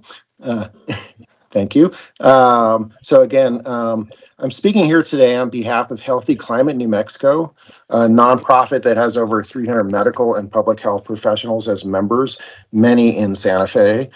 Healthy Climate thanks you for the opportunity to speak in favor of the proposal before you today. Climate change has already increased the frequency and intensity of natural disasters such as flooding, wildfires, extreme heat events, and severe storms. Along with the direct threats to human health from these extreme events, these disasters may cause power outages that often have very serious consequences for people who cannot relocate or who rely on electrical medical devices and mobility equipment. Solar plus storage can help reduce stress on the grid during extreme heat events and can reliably provide backup power during an outage caused by a natural disaster, even if the backup generators fail, as they sometimes do, like in major events. Local governments across the country are therefore actually incorporating solar plus storage into their resilience and sustainability planning. As you've heard from others, solar farms and energy systems, Rancho Viejo included, are safe, clean, and built with a public health in mind, designed to strict standards, non-flammable materials, low fire risk, and developers work with emergency responders, some of whom are members of our group, to ensure communities are prepared to handle rare safety issues, making solar farms and energy storage and energy solutions contribute to a healthier New Mexico. So on behalf of Healthy Climate New Mexico, I thank you very much. Thank you.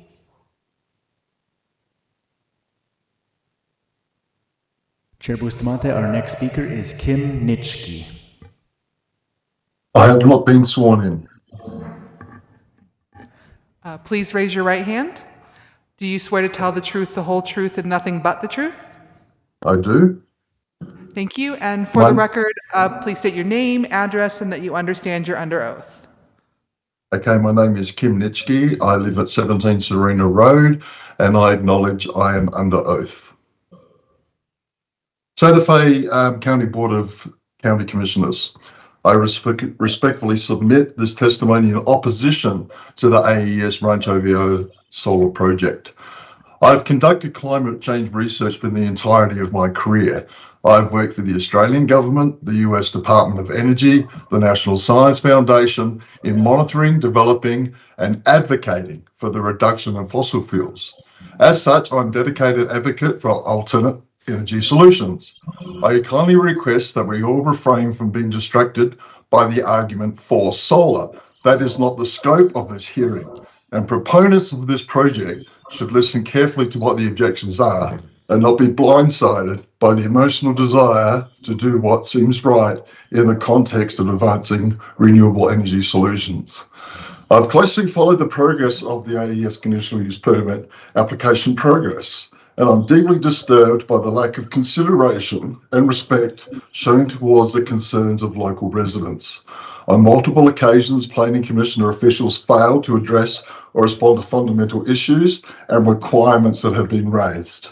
While the applicant has frequently changed designs and stated specifications, important questions regarding noise, safety, and facility designation, whether it's commercial versus electrical power generation facility, have not been adequately considered by the county's planning department. It is apparent that the county is working with an insufficiently developed plan and processes for handling facilities of this scale and lacks the necessary tools and guidance to make fully informed decisions. Solar development is clearly outpacing local government regulatory oversight, and the urgent need to establish a state-level systematic design strategy is needed.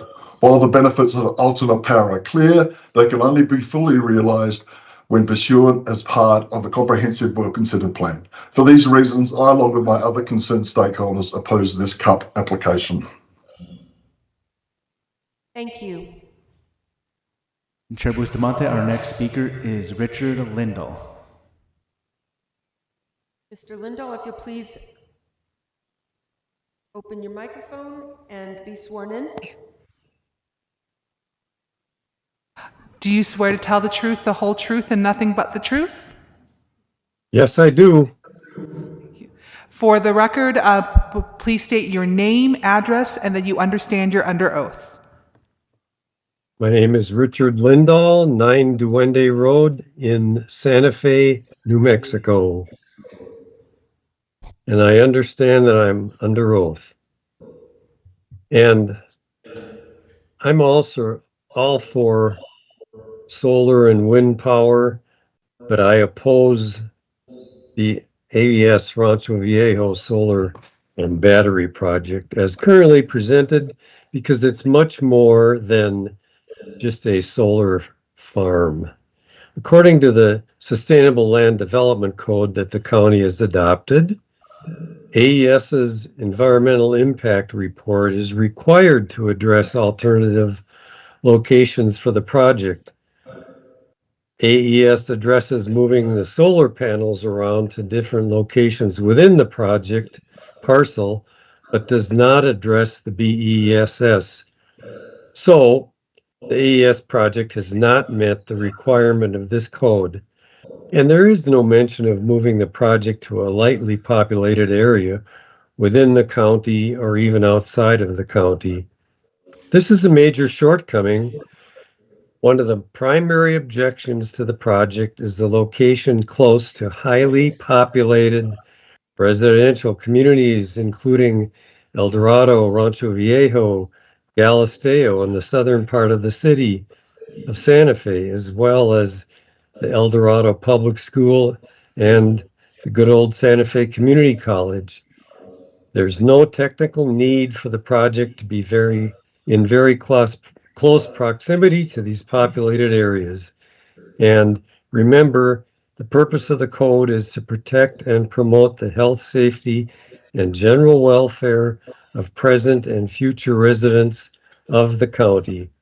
So the application fails to conform to the requirements in the code, and it poses a risk to residents and the environment.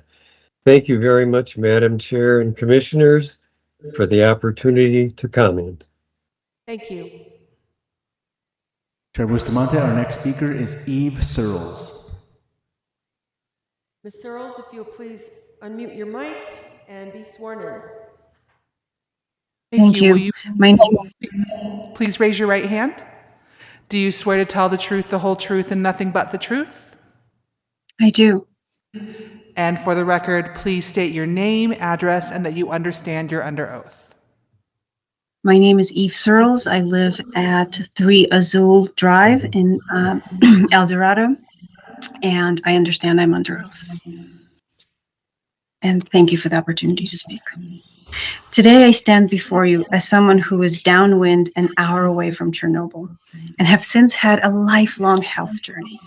I will not compare radiation to heavy metals, and I will not compare our local government to a foreign government that silenced reports of toxic exposure, preventing families like mine from evacuating for over a week after the explosion. I will simply share what my medical journey has taught me about exposure to a combination of some radiation with some toxic metals for those not having to heal from Chernobyl. We assume that we can detox from both, but that assumption does not always hold up. New Mexico is blessed with extraordinary natural resources, and part of this is naturally occurring radiation levels in our soil and water that far exceed the national levels. Not only is radon mediation common, but as my 9-year-old as my 9-year-old daughter's medical tests have revealed, the uranium content in her system has quite literally exceeded the chart perimeters and has remained steadily high.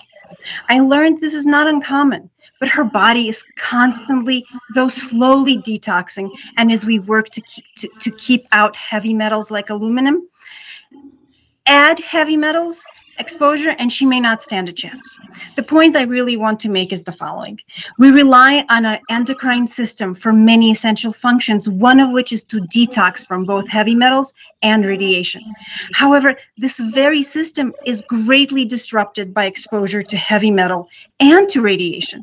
So what may seem as a brief exposure to toxic plumes may begin a vicious cycle of deteriorating health, a body that cannot detox from the heavy metal exposure and continues to spiral downward, since radiation exposure is our constant and natural reality here in Santa Fe. We are not only vulnerable because of dry, windy climate. Our radiation levels mean we cannot afford heavy metal exposure. Thank you. Chair Bustamante, our next speaker is Gerald Geary. Mr. Geary, if you'll please unmute your mic and be sworn in. I'm please ready. Please raise your right hand. Do you swear to tell the truth, the whole truth, and nothing but the truth? I do. Thank you. And for the record, please state your name, address, and that you understand you're under oath. My name is Gerald Geary. My address is 3 Jornada Court, Santa Fe, New Mexico, and I definitely understand that I am under oath.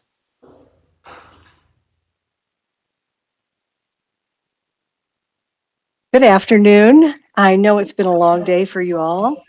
I am speaking today about the scale and location of the AES Rancho Viejo Solar and BESS facility and the many others that will no doubt be proposed and installed in New Mexico. I'm starting my brief statement with a quote by Joe Rowley, former VP of Project Development for Sempra U.S. Gas and Power, who led the development of large-scale energy storage projects in Southern California and the U.S. for 24 years. Quote, "We rely on technology and we assume that it won't hurt us. At the right location, a large-scale battery installation can fulfill that expectation. But large-scale installations are industrial in nature in terms of both physical appearance and especially their attendant risks. Large installations should be located exclusively in industrial or unpopulated areas." Based on his statement and reams of data, why are we entertaining a commercial conditional use permit for this project that is by all definitions a utility scale endeavor? To be clear, commercial is reserved for companies that supplement their energy needs by installing a small solar array and BESS system that doesn't connect to the grid. A large utility scale facility ties into the grid and works with energy providers like P&M, which in the case of the AES Rancho Viejo facility will have complete discretion on its distribution. It is not safe, and we ask that you use your influence to decline the CUP request. Thank you. Thank you. Chair Bustamante, we have one call-in user, I believe, that goes by the name Diane, and I am sending a request to unmute right now. Diane Reese. This is Diane Reese. Can I continue, please? No, you will need to be sworn in, please. Please raise your right hand. Do you swear to tell the truth, the whole truth, and nothing but the truth? I do, and I understand I am under oath. Right. Thank you, and please also state your name and address. My name is Diane Reese. I live at 1620 Bernard Thomas Ave Southwest in Albuquerque. I'm here to speak in support of the Rancho Viejo project. I want to thank the commissioners for their service, and I do want to acknowledge that some residents are against this project. However, I believe the massive amount of misinformation out there has clouded the situation. I want to say climate change is real, and a safe and steady transition to clean renewable energy is of the utmost importance and will benefit us all, even me in Albuquerque. We must cut the greenhouse gases. I feel the technology is good and the risk of fires is low. Many speakers have referenced the scientific data that shows this. I feel strongly this project can be completed safely and that the entire state of New Mexico will benefit from it. Clean energy, cheaper energy costs, a more inviting place to live because our air is clean and we have lower prices. All this leads to a better economy. Another reason why I'm here today is that I am a retired military officer. I trained on scenarios of wars over scarce resources and control of livable land. Wars have been fought and lives lost due to fights over oil. And we have a responsibility to honor our military members and work towards self-sufficiency and a healthy environment that protects us all. The sun is available to all of us, and even more generously here in New Mexico. We have an opportunity and we must take advantage of it. Federal funds of up to 30% are now available, but any delays puts that opportunity at risk. Commissioners, please do not delay. Approve the AES project. We owe this to our children, our fellow New Mexicans, and our military members. Do you want to thank me for my service? Please approve Rancho Viejo. Thank you. Thank you. We just had someone come in as citizen. Hi. Citizen unverified.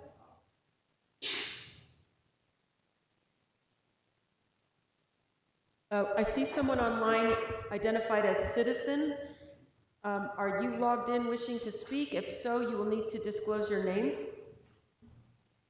If not, we will go ahead and end the hearing or the public comment. Okay, public comment is ended for until 5 o'clock. 6 o'clock. 6 o'clock.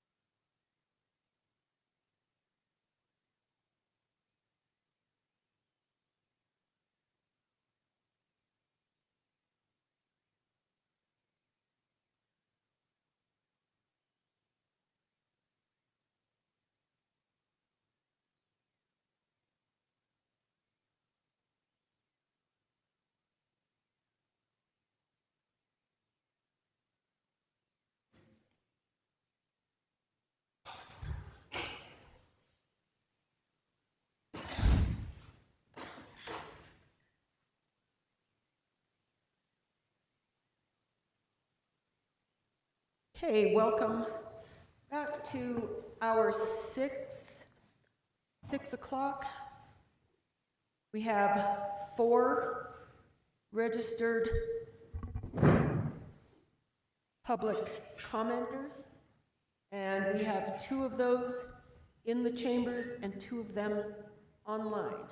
Will those who are in the chambers please stand to be sworn in together? Are any of those who signed up for the 6 o'clock hour here to speak for public comment? Seeing none, we have no one in the chambers. We have 2 online. Chair Bustamante, we did have a total of 6 people signed up for this hour. Okay. Unfortunately, I do not see any of them online. What? Okay. Are any of those who are online right now, please raise your hand on the screen if you're expecting to speak for public comment today. Chair Bustamante, it appears as though Brian Mayhall is raising his hand. Okay, Brian Mayhall, please unmute your mic and raise your right hand to be sworn in. Do you swear to tell the truth, the whole truth, and nothing but the truth? I do. And thank you. And please state your name, address, and that you understand you're under oath. My name is Brian Mayhall. My address is 1036 Camino de Che, and I understand that I'm under oath. Okay, the clock will start, and you may start your comment. Thank you so much for the opportunity to speak, and thanks for opening this up to the community. I know it's been a lot. I would like to speak in favor of this project. I believe that we should be deploying as many climate change mitigation strategies as possible and as frequently and as quickly as possible. And let it begin with us here in Santa Fe County. I think the so-called Clean Energy Coalition has been doing a campaign of misinformation and disinformation and fear-mongering, and a lot of people have fallen victim to that. And I think since everybody's been speaking under oath in these hearings, that people who have been using misinformation, whether it's skewed statistics or speaking about the wrong type of battery chemistries, that their testimony should be omitted from the record. Imagine just the intellectual dishonesty it takes to call yourself the Clean Energy Coalition and then try to shut down a clean energy project. It's like calling yourself the Wolf Conservation Coalition and then trying to kill the first wolf that you see. I say let's deploy these clean energy strategies, yes, in our county, yes, in our state, yes, in our country. Thank you so much for your time. That's all. Thank you.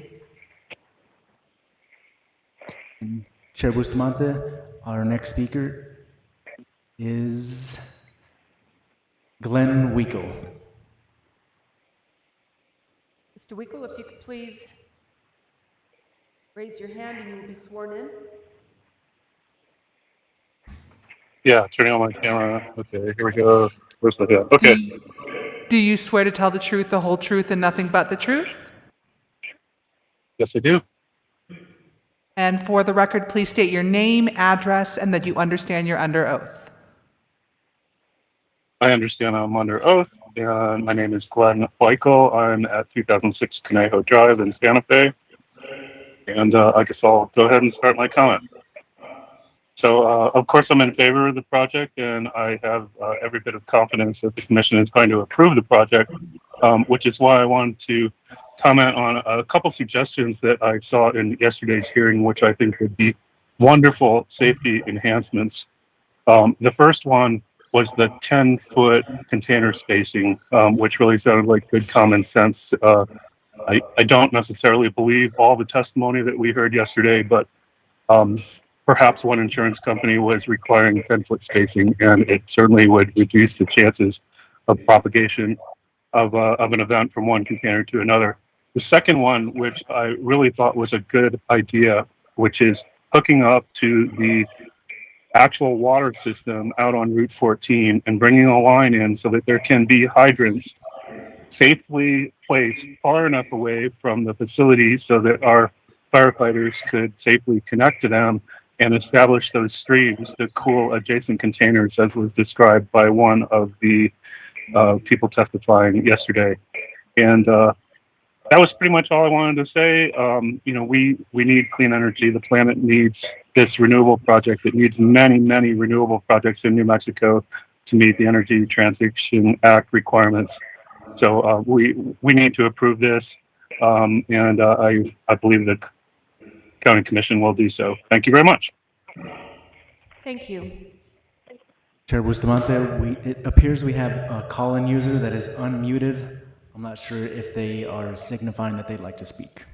Call-in user, you would need to share your name. We can see if we can hear you if you wish to speak now for public comment. This is Deborah Anderson. Can you hear me? Yes. Hello? Yes, we hear you. You Can hear me? Yes, we are going I to couldn't swear get you through, in. I couldn't get through on the software. I don't know why nobody answered. But I'm sorry. I'm sorry. Can you hear us? You'll need to be sworn in. Okay. Go ahead. Please raise your right hand. Do you swear to tell the truth, the whole truth, and nothing but the truth? I do. Thank you. And Yes. then for the record, please state your name, address, and that you understand you're under oath. My name is Deborah Anderson. My address is 69B Shenandoah Trail, Santa Fe. And I understand I'm under oath. So would you like me to just start? Yes, you may proceed, and I'll let you know when the clock is up. Hello, I'm a documentary filmmaker and environmentalist whose focus is on energy and health. I live off Highway 14. Please protect your constituents and do not succumb to the tactics of the energy industry. BESS systems are not clean or safe. Accidents are not rare. There is an extensive EPRI database of BESS accidents available online. Please do not put Santa Fe citizens in harm's way. Our planet is well past a toxicity tipping point, yet we continue to unnecessarily deploy technologies that poison and destroy the places where we live. During BESS accidents, residents are evacuated to protect them from a plume of deadly toxins that travels for miles. Highways, schools, and businesses are closed. Residents and their animals become ill. It is a story eerily similar to that of communities where the energy industry fracks for gas, causing residents to become sick and disabled from chemical exposure. If you have been convinced by the company's assurances that they have better technology, you should know that this is what the energy industry always says. Oh, we've learned from our mistakes, our technology is better, and then they cause a major accident. This is a coal company selling batteries. They will not be responsible for our safety. Not long ago, our community saved the Galisteo Basin from fracking, which had begun along the historic Turquoise Trail with its quiet beauty and ancient sites. We want to continue to protect this scenic byway. When one energy company gets its foot in the door, many usually follow. Please don't open the floodgates to other developers or AES with additional BESS projects, as is happening in so many other communities. Southeast Santa Fe residents simply do not want to be evacuated from our homes, forced to shelter in place, or be poisoned. Not in anyone's backyard. No one should be taking one for the team. Thank you. Okay, thank you. We have additional? Thank you. Chair Bustamante, there are no more online users that have registered, but we do have an in-person attendee that registered for a 7 o'clock. I'm not sure if we want to invite him up to the podium. Okay. We have anyone in the chambers who is registered either for now or at 7, please. You may come to the podium and be sworn in. And none of the other people who are online are, okay. All right, thank you. Please raise your right hand. Do you swear to tell the truth, the whole truth, and nothing but the truth? I do. Thank you. And for the record, please state your name, address, and that you understand you're under oath. My name is Jorge Bracer. I lived at 4 Buenaventura Place in El Dorado, and I understand that I am under oath. Okay, Jorge, you can start now. Thank you. We just moved here 6 weeks ago with my wife and 2 young kids. We are renting in El Dorado and hoping to learn the area and buy a property in the next year or two. I have an electrical engineering degree from MIT. My wife has a degree in environmental resource management from Berkeley, has worked in climate change all her life. I build lithium batteries in my garage for fun. We know about these technologies. We love these technologies. We had never heard of this project until 6 weeks ago when we moved here. And it became apparent very quickly, unfortunately, that if this project were to pass, we could not look at the areas around this plant as places to buy a home, because we don't want to spend the next 30 years wondering whether this is going to be the day. As a person with field knowledge, I was wondering, what can I say in 2 minutes at this stage in the game? And so I started looking at the presentations yesterday, and I realized the difficult position you're in when I was hearing the testimony. And the one thing that stuck in my mind is, why don't I bring a pitcher of water? And it's like, what, a pitcher of water? And yes, to remind all of us to learn from the hearings of the Challenger shuttle disaster. Not because it was a disaster, but because of why it was a disaster. Under pressure to believe, NASA allowed itself to believe that lots of technical jargon made technologies safe when in fact they were not. It took Richard Feynman, the great physicist, with a pitcher of ice water to in one moment show that all of that base of testimony, technical confusing testimony, which is not true. And so as a new person to the area, I encourage you to look at that for a lesson, realize that Santa Fe has time, and under a 30-year horizon, there are soon to be coming safer battery technologies that will make these batteries outdated. Thank you. Thank you. Is there anyone else in the chambers or online speaking at the 6 o'clock hour or 7 o'clock hour if you're here early? Seeing none, we can break. Would you like to go into executive session, or shall we just have a 45-minute break? What say ye? We have to have a motion to go into executive session, or we will just break for 45 minutes. We're going to go ahead and we're going to break for 45 minutes. Thank you. We'll be back at 7 o'clock.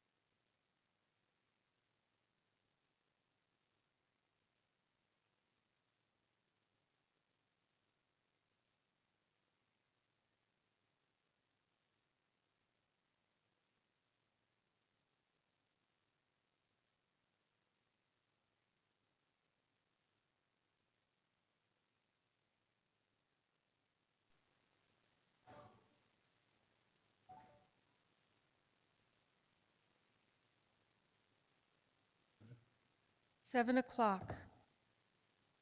And here we are.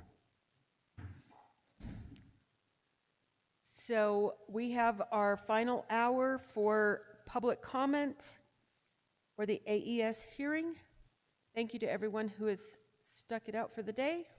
We're grateful for your attention and your contribution in assisting the commission in making a decision, an informed decision regarding this matter. We have 4 people signed up and 1 online, 1 virtual. We learned in the last hour that changed a little, and we may have people who signed up prior and are here for this meeting, which I understand that there are. So if we can have everyone who has signed up to speak at 7 o'clock, even if you're not signed up and you'd like to speak in the 7 o'clock hour, please stand up so that you can be sworn in together as a group. You will raise your right hand and the clerk will work with you. Do you swear to tell the truth, the whole truth, and nothing but the truth? Thank you. As you come to the podium, there'll be further instructions there. Thank you. So you may all approach the podium, and you see the lines. As you've been told many times, stay in your lane. Those little lane things are for us to... Oh my goodness! I was having so much fun with them. All right, never mind. You just go wherever the heck you want. Who did that and why?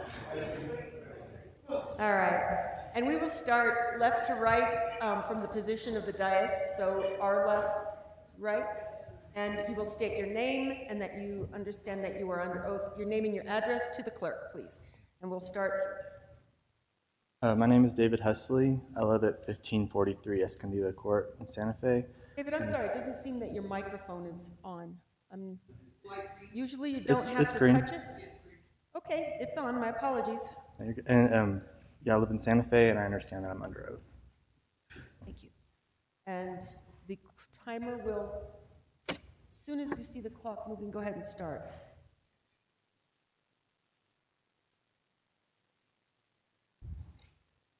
Thank you. Yeah.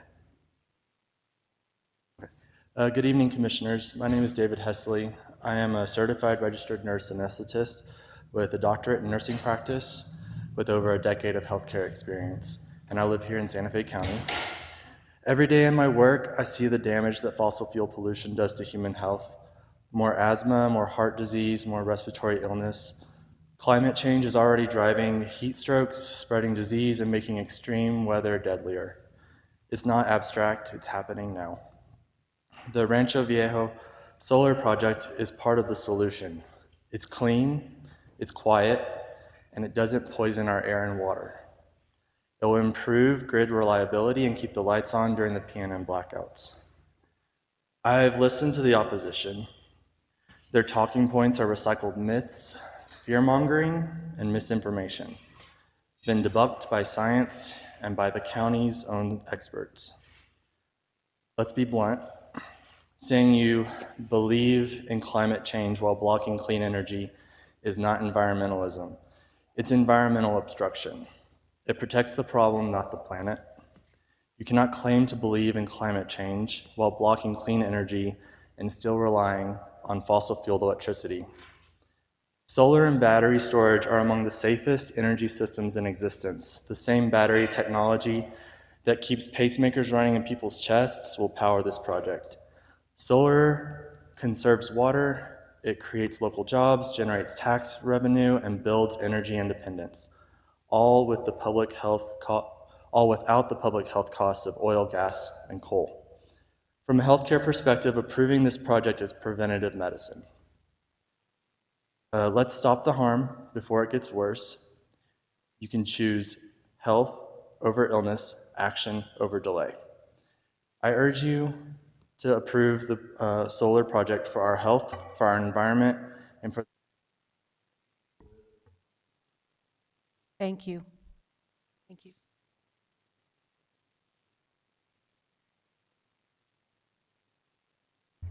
Please state your name, your address, and that you understand you're under oath. Yes, hi, my name is Justin Garut. My address is 1543 Escondida Court, Santa Fe, and I understand that I'm under oath. Good evening, Commissioners. My name is Justin Garut, and I'm a public health professional and a resident of Santa Fe County. I first want to thank you for your public service yesterday, today, and ongoing, taking the time to hear from our community today. As someone who has spent my career focused on health equity, environmental justice, and community well-being, I'm here to express my strong support for the Rancho Viejo Solar Project. This is not just an energy project, it's a public health intervention. Fossil fuel pollution is one of the leading contributors to respiratory illness, heart disease, and premature death. Clean, combustion-free solar energy and battery storage help us reduce that burden, especially for children, elders, and vulnerable residents in our region. Yesterday and today, opponents used fear tactics and hypotheticals to make you skeptical of your own staff, experts, and current scientific evidence. But solar and battery storage are among the safest and most community-friendly land uses that we can adopt. They use far less water than fossil fuel facilities or natural gas plants, generate no harmful emissions, and bring reliable tax revenue, jobs, and infrastructure resilience without straining our public resources.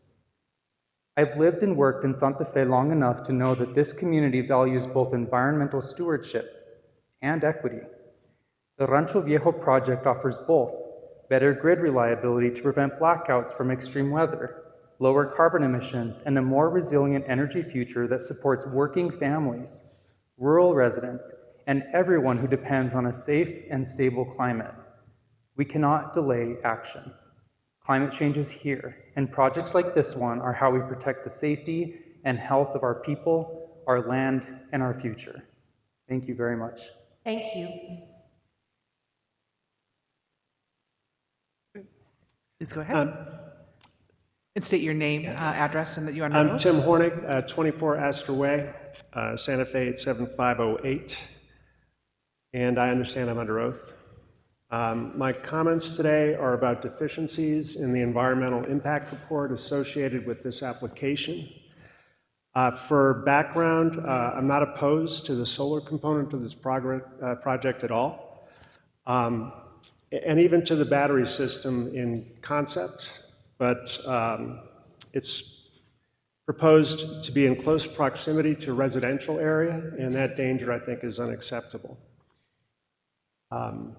People have talked a lot about the risk of wildfires from a facility fire and how that is unlikely to happen or how it might be mitigated. What we haven't talked about as much is the potential for toxic gases, including vaporized metals, to be spread through the air. These are not addressed in the environmental impact report or the hazard mitigation analysis associated with it. The hazard mitigation analysis specifically addresses mitigations for the immediate site, including looking at the safety of facility operators, personnel in the vicinity of the enclosure, and first responders. It does not address any mitigations related to me. We live about 6 miles, I think, from the proposed best location. In looking at the hazard mitigation analysis and what it talks about in terms of first responders and folks at the sites, it's very clear that there is a chance, they address a chance, for thermal runaway and associated fires. From the first responder mitigation guidelines, it explicitly says thermal runaway can result in ejection of gas, shrapnel, and/or particulates, parentheses, violent cell venting, and extremely high temperatures.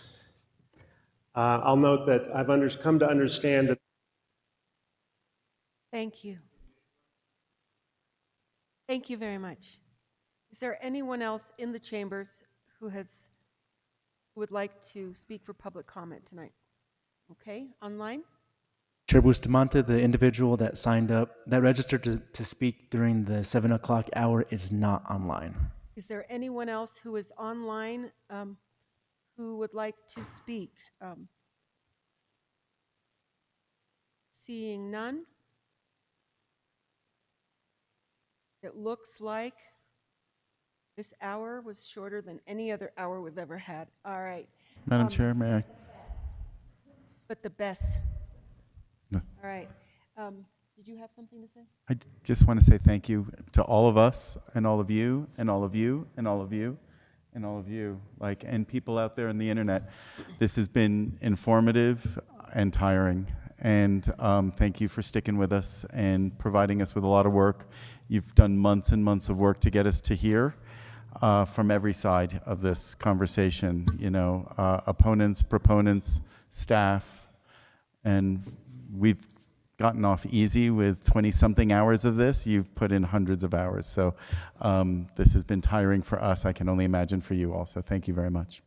Thanks, guys. Thank you. Are there any other commissions who'd like to make another statement? Second. Second that emotion. Yes. All right. What I'd like to say for tomorrow morning, we will be continuing yesterday's hearing. We will have questions of staff and the applicant. There may be questions for any of the parties withstanding. You've heard the questions and the concerns that have been brought up to us the last 2 days. I hope that everyone will be prepared to answer questions regarding some of the statements that were made and the concerns that have been brought up. And we look forward to seeing everyone in the morning at 9 o'clock. And we'll be prepared for a 2-hour meeting. Okay? Anything further? We will have a motion to adjourn. A motion to recess, please. We don't recess. It can be either. I think you're adjourning this meeting. Oh, great. You just guys want to flip me around. It's my job to play the technicalities here. Somebody make motion to adjourn, then. Sounds more final. Motion to adjourn. Do we have a second? Second. We have a second from Johnson. We have another second from Hughes. All in favor? Aye. All right. We will see you all at 9 a.m. in the morning.